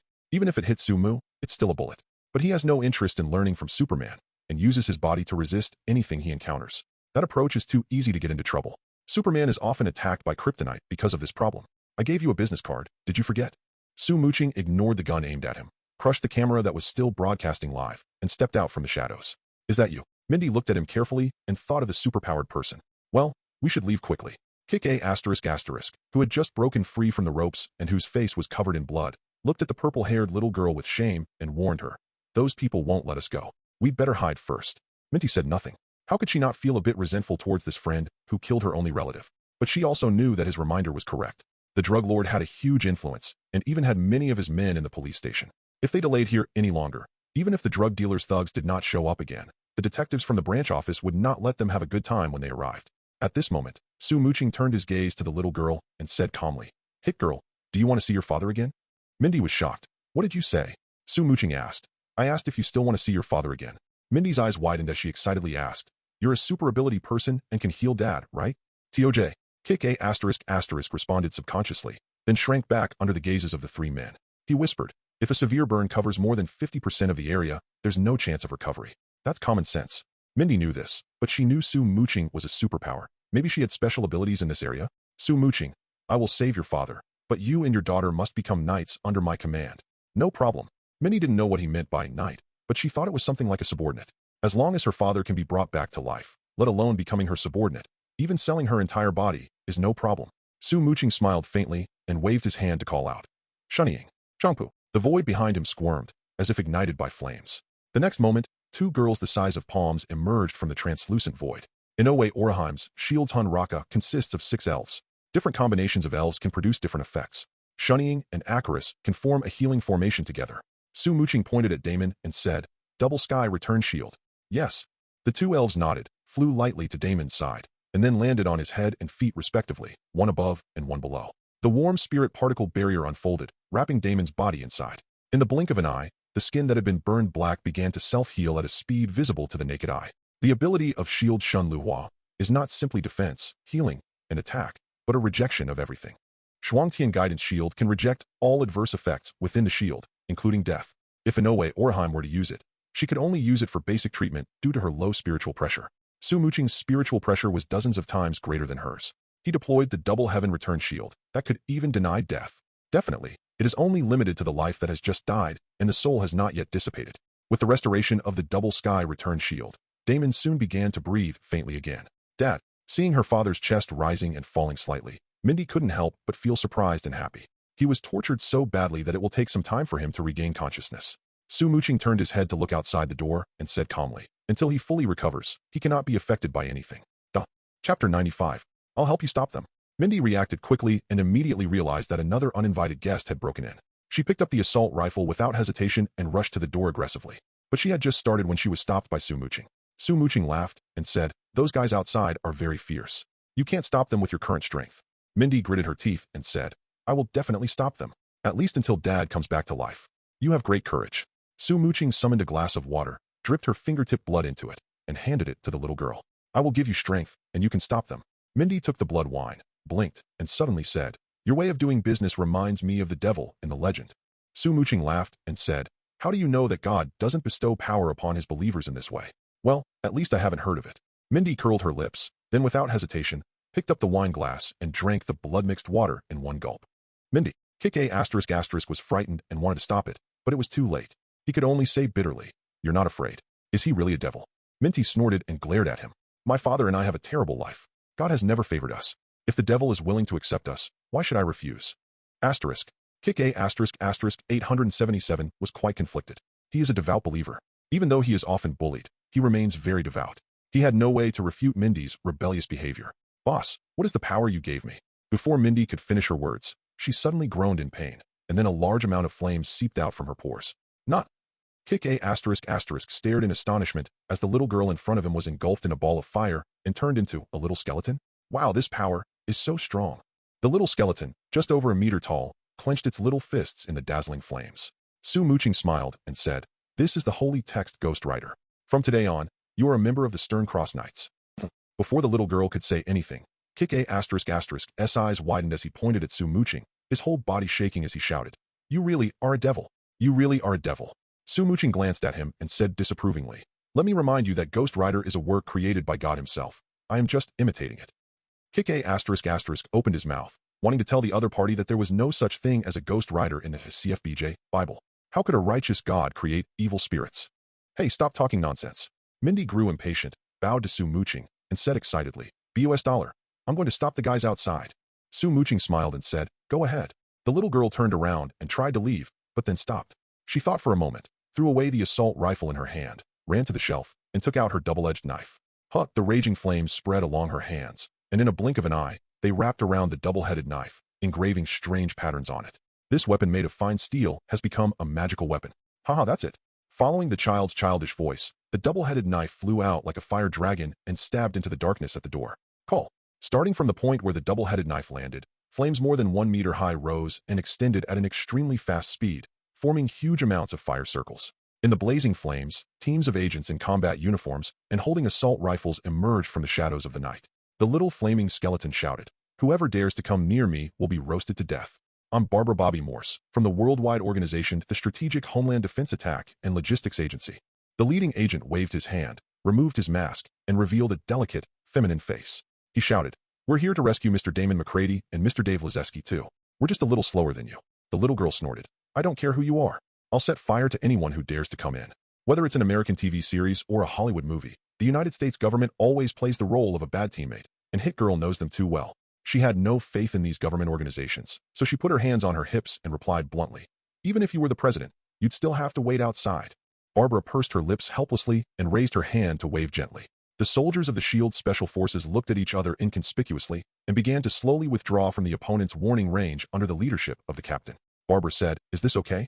The little girl yelled, "You are not allowed to come in either. Don't worry, I won't go over there." Barbara nodded with a beautiful smile and slowly adjusted the buttons on her chest to make the angle of the micro camera more perfect. The high temperature brought by the fire distorted the air nearby. Fortunately, SHIELD's camera device was the world's most advanced military black technology and was able to barely maintain basic recording capabilities. Then, Damon McCready, enveloped in the Twin Heavens shield, appeared before Chike Fury. It was as if there was an invisible force of time acting on Damon McCready's body, causing time to go back bit by bit. Big Daddy's burnt combat uniform, the body tissue carbonized by high temperatures, the blackened goose-claw-shaped wrinkles at the outer corners of his eyes, and even his eyelashes that were singed to the point where only the ends remained, were all recovering at a speed visible to the naked eye, giving people the feeling that it was a video being played in reverse. Then, Nick Fury's attention was drawn to the little skeleton outside the circle of fire. "What is this?" Hawkeye, who was driving a Quinjet, was also watching the live broadcast. His eyes quickly scanned the screen, and he said immediately, "Sir, Hit Girl has disappeared." Fury was stunned and hurriedly looked for Hit Girl in the video, but sure enough, she was not there. He was looking at the little skeleton. Judging from its height, it looked very similar to Hit Girl.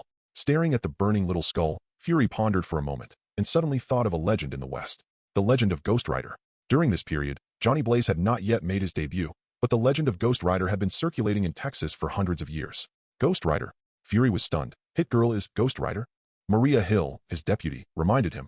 Hit Girl has been around for a few years, and I've never heard of her being able to transform into a skeleton. Fury tapped his fingers on the table and said thoughtfully, "I think. Maybe it was his work." The combination of Big Daddy and Hit Girl has been appearing in New York for more than 2 years.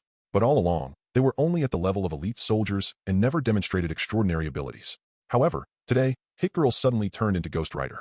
After meeting Su Muqing, she turned into Ghost Rider. Could it be that the mysterious man has mastered the ability to create Ghost Rider? Suddenly, Hill's cold voice interrupted his thoughts. Sir, the Department of Defense sent a message asking us to evacuate the Bronx. Chapter 96. Nick Fury's face darkened. Reason, Hill said, that's General Ross's idea. Nick Fury's face was impassive. Reject his request. Incidents like these are always handled by S.H.I.E.L.D. If the military wants to intervene, let him ask the Security Council for authorization. Ross has already obtained the authorization. Along with the old voice, the aroma of cigar wafted from afar. Nick Fury glanced at his old friend and said sternly, Pierce, the forces involved in this incident are enormous. Letting the military mess around will only create an even greater chaos. The government and the military have always been synonymous with bad teammates. Although their execution abilities are not very strong, their ability to cause trouble is top-notch. They have caused major crises more than once, requiring S.H.I.E.L.D. to help clean up the mess. Fury has always hated those bureaucrats who only care about making money. The previous S.H.I.E.L.D. director, now a representative to the Security Council, the now white-haired Alexander Pierce, walked over to Nick Fury, put his cigar between his lips, and took a deep breath, puffing out clouds of smoke. His voice was a little tired. So, I've bought you some time. If our boys are quick enough, we can handle this before the military arrives. Nick Fury's brow furrowed like a tiger. You want to capture them by force? Pierce sighed, extinguished his cigar, and whispered, I don't want to do this, but if we don't, the military will. You should be very familiar with General Ross's style of doing things. If we do it, at least we can control the situation and avoid causing too much trouble. If Ross enters the picture, the situation will be out of control. Nick Fury's expression grew increasingly serious. He pointed at Big Daddy, who was slowly opening his eyes, and said gloomily, We've never encountered such power before. Is Ross willing to bear the consequences of falling out with him? Pierce shrugged helplessly. Ross never considers the consequences of his actions, otherwise he wouldn't have created the Hulk. Nick Fury sneered. In that case, let's leave this matter to Ross. I hope they won't regret it. Pierce was stunned. You want to hand him over to Ross? I don't think the military can handle him. Nick Fury said in a heavy tone. We won't intervene now, and we should show some goodwill. In case the military gets defeated and beaten by the other side, the least we can do is act as a mediator. Pierce narrowed his eyes, and after a brief pause, he said in a gentle tone, You have a point. Let's do as you say. Nick Fury nodded, walked to the console, and pressed the call button. Barbara, remind Su Muqing that the military troops will be arriving soon. They'd better leave immediately. Also, regardless of whether the other party responds or not, you must retreat immediately. Damon slowly opened his eyes, and was immediately blinded by the dazzling firelight. Is this hell? Sure enough, there's fire everywhere. His voice was calm and bitter, but suddenly an inspiring scream was heard. Damon's sight shifted to an arc, and he saw a little skeleton covered in flames, flying towards him like a bird returning to its nest. However, as soon as the other party got close, he was held down by Su Muqing. Su Muqing pressed the little girl's shoulder and said speechlessly, Mindy, do you want to burn your father to death again? Damon was stunned. Mindy? This seemed to be the place where he was burned to death, but he could not see where his precious daughter was. Then, he saw the little flaming skeleton smile foolishly, and the flames all over its body suddenly shrank. When the brilliant flames faded, the little skeleton turned into a little Lolita. Purple hair, black cape. That's obviously his precious daughter. Damon's tone suddenly became intense, and he gritted his teeth and said, Mindy? How did you become like that? You were also tricked by them. Dad. Mindy didn't hear what her father said at all, and threw herself into his arms and burst into tears. Damon hugged his daughter tightly, and said through gritted teeth, Baby, you were killed by them too? Those bastards. Oh. Mindy was stunned for a moment, then hurriedly said, Dad, I'm still alive. You're still alive too. Impossible. Damon lowered his head and saw that his combat uniform, which should have been burned into pieces by the flames, was still intact despite being stained with blood. What's going on? The feeling of being roasted just now, was it all an illusion? Damon touched his face and suddenly felt a sharp pain. His nose was broken. Su Muqing's double heaven shield just now only prevented his death. Before he was burned to death, he was beaten severely. Anyway, they are just some minor injuries, and there is no need to rush for treatment. Once the trouble outside is resolved, there will be plenty of time for him to heal. Asterisk, asterisk, asterisk. Dad, you were indeed roasted just now, but my boss. The little girl held her father who was still covered in wounds, chattering about how Su Muqing helped her. At this moment, the female agent outside the door suddenly shouted, Mr. Ace, you have attracted the attention of the military. General Ross is leading the troops here. It is best for you to leave here as soon as possible. After getting Su Muqing's identity from Iron Man, S.H.I.E.L.D. naturally knew immediately that he was the one who teased Muqing GB Ironed in the Continental Hotel. Barbara didn't call him by his real name, but by his killer code name, naturally wanting to establish a good relationship with him. Although the two people didn't have any friendship, there were some conflicts. But Barbara thought, the other party probably doesn't care, right? Point zero. She didn't bother waiting for Su Muqing's reaction, just smiled friendly, then turned around and left quickly with a group of S.H.I.E.L.D. special forces. S.H.I.E.L.D. and the military are in considerable conflict. If a conflict were to occur, given General Ross's ruthlessness, he might simply find a reason to arrest them all and have his own director bring money to redeem them. Therefore, it is better for them to try not to drink when meeting each other. Rose. Su Muqing almost immediately thought of Thunderbolt General Thaddeus E. Ross, the iron-blooded general who dedicated his life to capturing the Hulk, but failed repeatedly for various reasons, causing countless innocent casualties, and was forced to turn to politics. He later became the Secretary of State of America and instigated the division of the Avengers. Only such a stubborn guy would dare to lead the army to suppress the rebellion without clarifying the situation. Oh, the opponent he wants to suppress is definitely not the gangster, and probably not Big Daddy and Hit Girl. General Ross's target is only Su Muqing. So, who gave Su Muqing's information to General Ross? Su Muqing's thoughts turned and he sneered. Hydra? He has attracted the attention of Nick Fury, which means that his information has entered Hydra's field of vision. Before figuring out his strength, Hydra didn't dare to show up and pass the information to General Ross, taking advantage of his arrogance. It didn't seem surprising at all. Su Muqing raised the corner of his mouth, shook his head and laughed. I haven't even bothered Hydra yet, but they came to me first. Then, let's give them a sample first. Chapter 97. The place where the drug lord executed Big Daddy is located on the edge of the Bronx. The Bronx is a black area with the worst security situation, second only to Hell's Kitchen. Every night, the streets and alleys are extremely bustling. But it seemed that the streets, which had been bustling just a moment ago, suddenly became peaceful. No matter whether they were hooligans or gangsters, they all retreated to their nests obediently, and each one was as obedient as a rabbit. They dared to play chicken with the New York police face to face, but when faced with the aggressive regular army, they could only squat obediently. Dozens of aircraft carrying Stryker A-1 combat vehicles and M1 A-2 main battle tanks roared and rushed through the spacious streets, directly running over the private cars parked on the roadside. In the sky, the wings of dozens of Apaches spun rapidly, raising large clouds of dust, making this originally deserted suburban town extremely noisy. General Ross, 283, sat in the passenger seat of a military Humvee. Looking at the flames rising in the darkness, a faint cold light reflected in his pupils. He looked through S.H.I.E.L.D.'s database and saw those magical images. The young man who could resurrect dead man, and the girl who turned into a flaming skeleton, which were enough to make him feel refreshed. Not only could the young man resurrect dead man, he also possessed powerful force. He easily defeated Dr. Octopus and Professor Lizard, and easily suppressed the artificial spaceship that was about to explode. Such strength should not be underestimated, but General Ross had no choice. Ever since he started hunting the Hulk, his men suffered continuous losses and his prestige declined again and again. If it weren't for the huge network of contacts accumulated over several generations, he would have been sent to a military court long ago. If he wants to consolidate his position, he must produce results as soon as possible. So here he comes. No one can stop him, not even S.H.I.E.L.D. Suddenly, the adjutant behind him said, General, Colonel Fury is calling. Oh, isn't he going to ignore it? Ross smiled sarcastically and reached out to take the phone. General Ross, can we talk? Colonel Fury, what advice do you have? Ross had a hint of a sneer on his face. He has dealt with S.H.I.E.L.D. more than once and is definitely very familiar with the S.H.I.E.L.D. director. However, familiarity does not mean friendship. In fact, the American military and S.H.I.E.L.D. have always disliked each other, and the relationship with the hawkish General Ross and Nick Fury is naturally not very good. Nick Fury said coldly, As far as I know, you illegally hacked into my database. Ross snorted disdainfully. I didn't hack into your database. The Security Council gave me permission. He paused and asked sarcastically, I mean, you don't really believe they think you alone can make the world safe, do you? S.H.I.E.L.D. is a direct subordinate of the World Security Council, but since Nick Fury took office, S.H.I.E.L.D. has developed too fast and has begun to make the Security Council uneasy. General Ross is the valve specially brought out by the Security Council to install for the S.H.I.E.L.D. Express train. As the troops advanced rapidly, getting closer to their destination, Ross suddenly felt a sense of emotion. This world needs us, Fury. I'm on the front line striking our enemies, and you're keeping secrets in the rear, ensuring the public doesn't get access. You're a shield, and I'm a sword. Fury said coldly, You are a sword that is not sharp enough, General. That's all in the past. Now I possess advanced technology practically applicable in modern warfare. My team and I have made some significant breakthroughs. General Ross, recalling the so-called Operation Winter he had seen in the S.H.I.E.L.D. database, spoke with a hint of sarcasm. I know you'd rather dig up some frozen, obsolete weapons, but I place greater hope in the future. Fury retorted without hesitation, The new you can learn a lot from the old you, especially when you're rushing into an area you don't fully understand. Your half-baked super soldier experiments are dangerous, and taking a tough stance against an entity you don't understand is even more dangerous.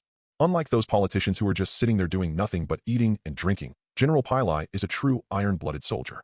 He is a man who dares to do practical things and can do practical things, but he is also tainted with the arrogance and conceit that permeates all classes of people in America. In their eyes, America possesses the most powerful firepower on the planet, and even God would have to retreat under the muzzle of the gun. However, to Nick Fury, who had personally witnessed an alien war, their self-righteousness was ridiculous.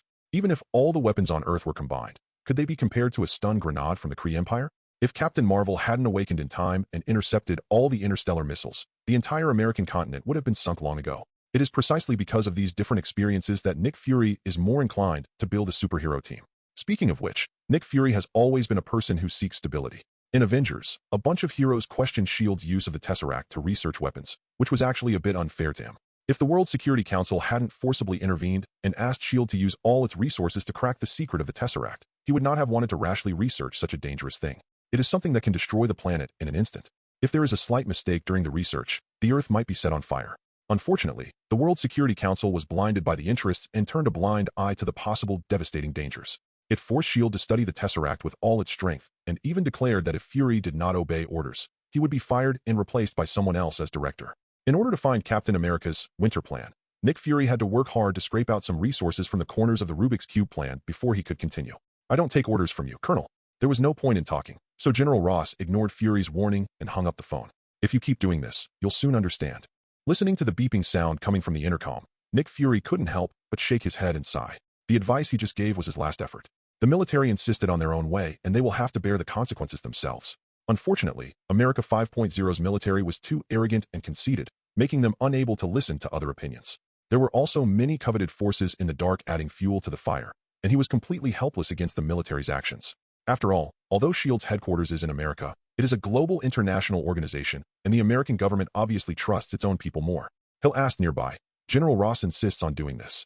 How should we respond? Notify Natasha Romanoff and tell her to act immediately. Fury put down his phone and turned his one eye to the screen.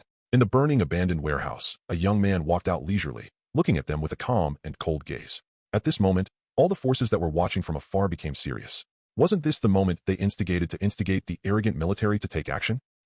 Chapter 98. These guys never learn. Muqing walked out of the dilapidated warehouse amidst the rising flames. As he walked slowly, a strange cold current swept through, as if even the air had frozen. The fire went out. The night returned to tranquility. The dim moonlight was like a veil, making his figure even more hazy, like a ghost. General Ross snorted coldly and picked up the intercom. "Turn on the searchlight and shine it clearly for me." Suddenly, the helicopters circling in the sky turned their searchlights and locked onto Muqing from all directions. Ross picked up the megaphone and said coldly, "Muqing, you are suspected of stealing military secrets and multiple murders in New York. Surrender immediately. If you resist, you will be killed without mercy."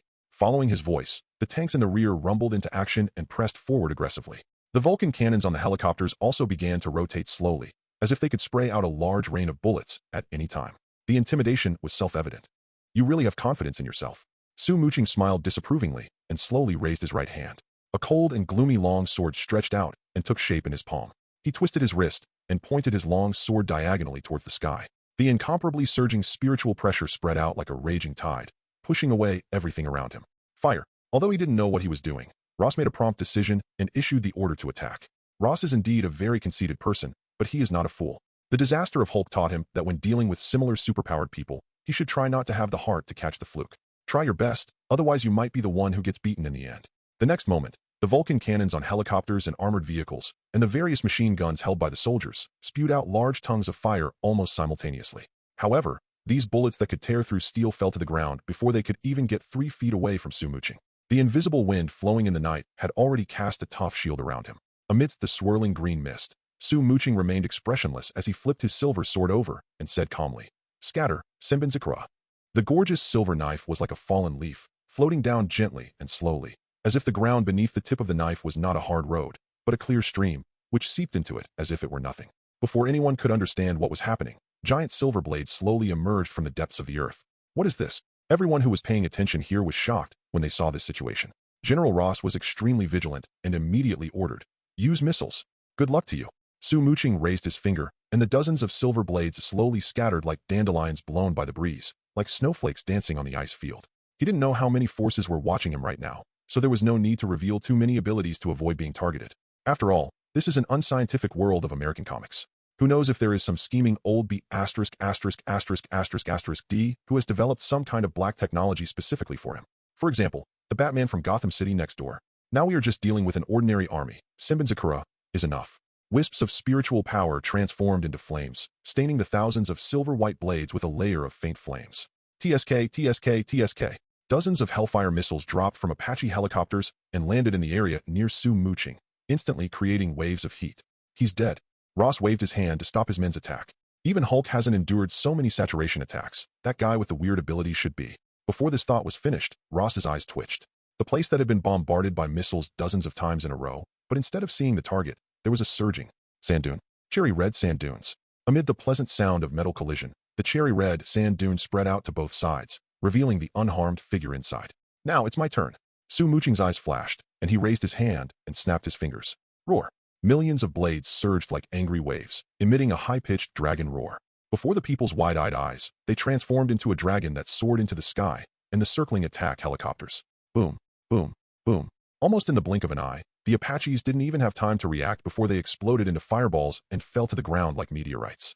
Suddenly, the ground troops were in chaos. Get out of the way. Get out of the way. Run. Calm down. Calm down. Fire at the target. The critical hit from teammates caused the well-organized ground troops to fall into chaos. Even Ross was so anxious that he could not stop the troops from disintegrating. Apaches were shot down one after another, and the soldiers on the ground were terrified. They turned their guns and cannons to shoot, but neither bullets nor shells could stop the impact of the river of knives. Thinking of the consequences of another failure, Ross became furious. He clutched the intercom tightly and shouted angrily, "Quick! Electromagnetic gun! Fire! Fire!" There was no sound, no smoke, no flames, but Su Muqing felt the chill. Without even thinking, he raised his hand and stretched it forward. The 81st path of binding, breaking the sky. Swish. A transparent energy wall suddenly appeared in front of him. The projectile, which was several meters long, hit the barrier and could not move forward any further. Electromagnetic railgun. Su Muqing curled her lips and sneered to herself. Huh, you're quite well prepared to deal with me. The electromagnetic railgun, which can accelerate Gundams to Mach 7, has an advantage over traditional artillery and even the medium-range 367 missiles, which is like a machine gun over a bow and arrow. It is a newly developed secret weapon. Even if Megatron and Optimus Prime were hit head-on by one of them, they would probably be half-crippled. However, the powerful kinetic energy of the electromagnetic bomb will also stop at breaking through the air. It seems I'm too soft-hearted. Su Muqing looked at the stationary electromagnetic projectile in front of him, shifted his gaze, and scanned the large area of bullets that were also frozen. He raised his hand and lightly tapped the electromagnetic projectile. Go back. The reverse force acting on the electromagnetic projectile caused this terrifying weapon to return to where it came from. A speed of Mach 7. In an instant, a large flame rose from the sea level in the distance. In Shape-Shifting King Kong 2, a military aircraft carrier is used as a platform to launch an electromagnetic railgun, which smashes the tower-demolishing Hercules in one shot. At the moment, it was not an aircraft carrier but a Zumwalt-class destroyer equipped with an electromagnetic railgun that attacked Su Muqing. This new generation of multi-purpose ground attack Aegis ship is the crystallization of America's current cutting-edge technology. There are only 3 of them in the world. The ship currently responsible for attacking Su Muqing is an experimental supership specially transformed into a platform for carrying new technological weapons, and its value is no less than that of a nuclear-powered aircraft carrier. Unfortunately, this super gunboat, which cost a huge amount of money, suffered a fatal blow just after it was launched from the dock. Chapter 99. The electromagnetic railgun plus the all-round ship is said to be able to penetrate Asia, Africa, and Europe with one shot. The more destructive the projectile is, the more severe the backlash will be. The electromagnetic shell that was returned along the original route was like an extremely sharp sword. It first pierced through the railgun's turret, then cut off the destroyer's bridge, then passed lightly from the stern of the ship, plunged into the deep seabed, and set off a huge wave. Huge waves tens of meters high crashed down, causing the originally calm sea surface to fluctuate. As the miserable super gunboat swayed violently, the stern that was hit by the bullets separated from the hull, collapsed like a small mountain, and sank to the bottom of the sea in the blink of an eye. The shipwreck came and went quickly. In just a few minutes, everything returned to normal. There was wailing on the destroyer, but the onlookers everywhere were all dead silent. What shocked them was not the destructive power of the electromagnetic railgun, but the force that could cause the railgun to rebound. What kind of power is this? Impossible. This is impossible. How should we deal with such people? A group of guys with bad intentions were secretly having a headache, while Su Muqing was thinking about the next question. America is known for being quick to react and not to be punished. He should increase his deterrent power. So how do you play Earth-Shattering Star? Now that he can control gravity, he should be able to copy it. Su Muqing raised his right hand lightly, and the millions of blades were integrated again. Then, under Ross's horrified gaze, he slowly rose dozens of meters into the sky. With him as the center point, a terrifying aura as if tangible and substantial surged like a raging wave, instantly filling every space within a radius of several hundred meters. The asphalt ground beneath his feet and the abandoned buildings crumbled bit by bit under the invisible pressure. People trapped in this area felt as if they were being sucked into the deep sea. Even breathing became very difficult. Their faces turned ashen and red, and terrifying blue veins popped out. The arrogant General Ross, like a fish thrown ashore, knelt on the cracked ground, trying hard to breathe into his mouth, but could not feel a trace of air flowing into his lungs. Click, click, click. The broken ground and slowly collapsing buildings seemed to be pulled by something and quickly rose towards the sky, and in an instant were squeezed into huge amounts of spheres. One after another, huge amounts of rock balls formed rings in the sky, hanging darkly over New York. The Army's aggressive march into the Bronx has attracted the attention of many people. The sound of gunfire for just a few minutes has caused quite a commotion. At this time, various news helicopters came over excitedly. In order to compete for news hotspots, America has many fearless reporters. Unfortunately, their helicopter was forced to stop by S.H.I.E.L.D. before it even entered the Bronx. Fortunately, S.H.I.E.L.D. had foresight. Otherwise, who knows how many brave warriors would have been crushed by the gravity that suddenly increased several times and turned into a group of rock balls across the sky. Triskelion Operations Conference Room. Hill looked at the increasing number of rock balls with a stern expression. Sir, if these things fall, the Bronx will be finished. Fury's eyes flickered slightly, and he said solemnly, if it gets any bigger, it won't just be the Bronx that's finished, it'll be all of New York. Hill looked at him. Should we stop this? Fury was silent for a moment. Wait a moment. The power controlled by Su Muqing was too terrifying. Before he had a counter ability, he really didn't want to fall out with him. The risk is too great. However, he could not sit idly by and watch New York be destroyed. Have the special forces ready, but do not launch an attack without my order. Clear. As an organization jointly supported by the 5 major gangsters, S.H.I.E.L.D. possesses the most advanced technology in the world, such as futuristic weapons such as the electromagnetic railgun. America is still just an experimental prototype, while S.H.I.E.L.D. has already been updated for 2 or 3 generations. There are also many alien technological products, artifacts of lost civilizations, and mythical treasures, all of which are collected in S.H.I.E.L.D.'s warehouse. If Director Nick Fury hadn't been cunning enough, S.H.I.E.L.D., which had monopolized so many good things, would have been broken up by the Security Council long ago. Now that the military that provoked the trouble has been beaten into a chicken, other countries no longer care about America's life or death, and are even waiting to reap the benefits. Only S.H.I.E.L.D. can step in to stop Su Muqing. Fury frowned and asked, how's Natasha Romanoff's mission going? Hill said, Natasha Romanoff intercepted the Daemons and Kick-A***, and was about to take them to a safe house, but was stopped by a woman who suddenly jumped out. Fury was stunned. Who? Hill said, I checked, but there's no information. But she's very strong, very strong. Fury's expression was serious. How strong is it? Hill sighed. According to Natasha Romanoff's recovery, the woman simply swung her knife, and a ruined building a few dozen meters away was completely collapsed. Fury. She took 3 people from Hit Girl? No. Hill shrugged. She only took Big Daddy and Hit Girl. Kick-A** was abandoned. Fury's mouth twitched, and he said speechlessly, I think that woman should be related to Su Muqing. If Big Daddy and Hit Girl still have some potential for training, then Kick-A** is just a piece of scrap metal. Su Muqing also looked down on him, so he sent people to take Damon and his daughter away, but threw Kick-A** away. For S.H.I.E.L.D., that useless kid is also worthless, so they can only send someone to return Nua Zhao's lungs home. Fury changed his tone and asked, did Natasha Romanoff try to find out the origin of Hit Girl's powers? Hill said, Natasha Romanoff was already doing it, but Hit Girl was clever enough to avoid her snooping. Fury said helplessly, children who are too excited are not likable. Hill pointed to the screen in front of him and reminded him, should we focus on this first? Washington has called many times to inquire about this and asked S.H.I.E.L.D. to step in and solve the problem. Aren't they confident enough to refuse S.H.I.E.L.D.'s intervention? Fury sneered and pondered for a moment. Send Barbara over and see if we can mediate. For the same reason, he could deny face to Congress and the military, but he could not allow New York to be destroyed. He also won't accept the destruction of the Bronx. Chapter 100. Mr. Ace, I'm Muqing GB and Barbara. Can we talk? Barbara stopped a few kilometers away. At this distance, she didn't know if Su Muqing could hear her, but she couldn't go any further. Today, this part of the Bronx has become a gravity field. If S.H.I.E.L.D. had not reacted quickly and evacuated the already small number of people in time, who knows how many innocent casualties would have occurred. She came here as a lobbyist. If she was also sucked into the gravity field, she might not have the strength to open her mouth to speak. Unfortunately, Su Muqing did not respond to her call. Barbara bit her lip and took a tentative step forward. Boom. It's like diving in the deep sea, with pressure from all directions and a buzzing sound in my ears. However, she seemed to be able to bear it. Maybe, that damn serum really does work. Barbara was both relieved and wary. The reason she quit the Continental Hotel was because she received a rescue mission to sneak into an underwater base to rescue Hawkeye, who was captured by a group of crazy scientists. During this process, she was infected with a very special virus. To cure her, S.H.I.E.L.D. Medical administered an experimental treatment involving 2 unconventional and highly unstable drugs that are a knockoff version of the super soldier serum and a limited formula. Both of these have potential side effects, so she has been having to undergo a full body checkup every week lately. She also has to respond immediately to any pager from the medical department, regardless of whether she is on a mission or not, which is very annoying for her. According to the data of 410 consecutive tests, the 2 drugs did not show any side effects. However, Barbara always had a vague feeling that her potential, which had long been exhausted, seemed to be active again. Judging from the current situation, her feeling was not wrong.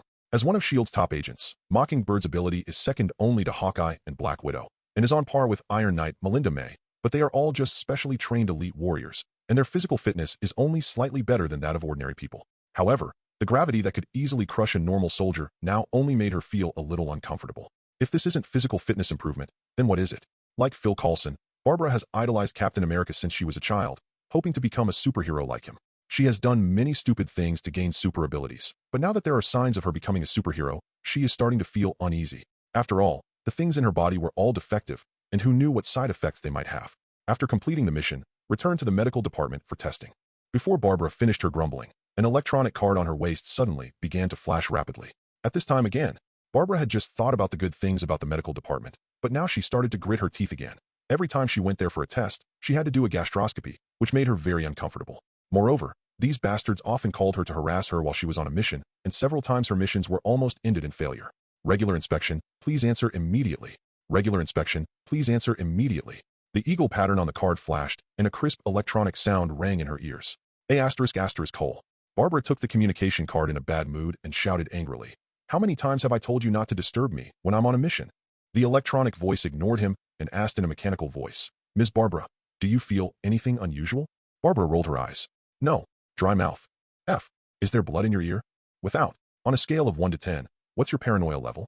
5. Barbara said angrily. But because you keep bothering me, it's now been upgraded to 7. The mechanical voice ignored her and continued to ask, are there any unexplained supernatural phenomena?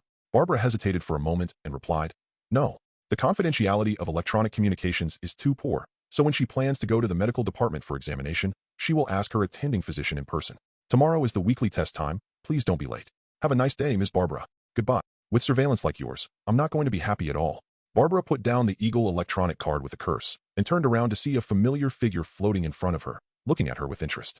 Mr. Ace. Barbara's face lit up with joy. You finally heard my voice? Sue Muqing said leisurely.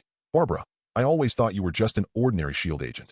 I didn't expect you to be able to move so easily in a gravity field. Barbara blinked and asked tentatively. You seem to know us very well. A lot of people know you, but you just think you're mysterious. Sue Muqing didn't want to talk much and said calmly, Director Nick Fury, do you have any advice? Barbara pursed her lips and said, Director Nick Fury asked me to tell you that your friends have been sent to a safe house. No one will harm them there. Sue Muqing asked, so? Barbara pointed to the rock spheres in the sky with a gentle expression, saying, so, could you please calm down and stop going on? She sighed. General Ross's illicit actions have implicated so many innocent soldiers and even destroyed the newly built super gunship. He will definitely be severely punished. Act privately. Punish? Sue Muqing shook his head in disdain. This matter had become so serious that both the military and Congress needed someone to take the blame. As the person involved, it was inevitable that Ross would be punished. However, with Ross's extremely deep network of contacts, perhaps he would just be transferred from the military to politics ahead of time. As for the so-called private action, it's even more of a joke. Without the Pentagon's authorization, how could Ross, an Air Force lieutenant general, mobilize the Navy's latest killer weapon? Sue Muqing understood that this was just a step. If he doesn't want to go to war with America, he has to step down. I want compensation. Sue Muqing raised his finger, and the rock ball in the air began to spin around, as if it might fall down at any time. What kind of compensation? Barbara felt relieved. As long as they could talk, the conditions didn't matter. Sue Muqing immediately stated his demands, $10 billion plus 10 tons of adamantium. Barbara was stunned. $10 billion isn't a big deal, but adamantium, that thing is incredibly valuable. I don't think the military can come up with it. Sue Muqing had been asking for an exorbitant price, but he quickly changed his tune and said, to give you a favor, I can reduce the amount of adamantium by half. Haha, my face is actually worth 5 tons of adamantium. I'll tell my colleagues when I get home. They'll be envious. Barbara laughed and pressed the intercom. After a moment, she nodded and said, Director Nick Fury said he's willing to guarantee that the item will be delivered to you in 3 days at most. I believe he dare not default on his debt. Sue Muqing smiled calmly and raised his hand. Then he saw the group of rock balls shaking violently. Like a cannonball, they suddenly flew into the depths of the night sky and disappeared from people's sight in the blink of an eye. Barbara was dumbfounded. That is, Sue Muqing shrugged. I threw them up to the moon. He imitated the anime's Wanli Wong's tricks on Iron Man, applying anti-gravity to a pile of rock balls, allowing them to fly out of the Earth unhindered and finally crash onto the moon, 90,000 kilometers away.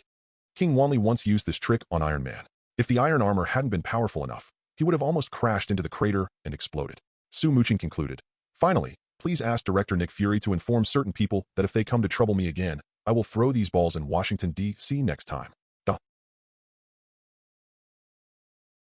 If you're enjoying the story so far and want to hear the next parts, don't forget to like the video, It really helps the channel grow. And if you'd like me to continue the series, drop a comment below letting me know. Your feedback and support keep these audiobooks going strong. Thanks for listening, and I'll see you in the next one.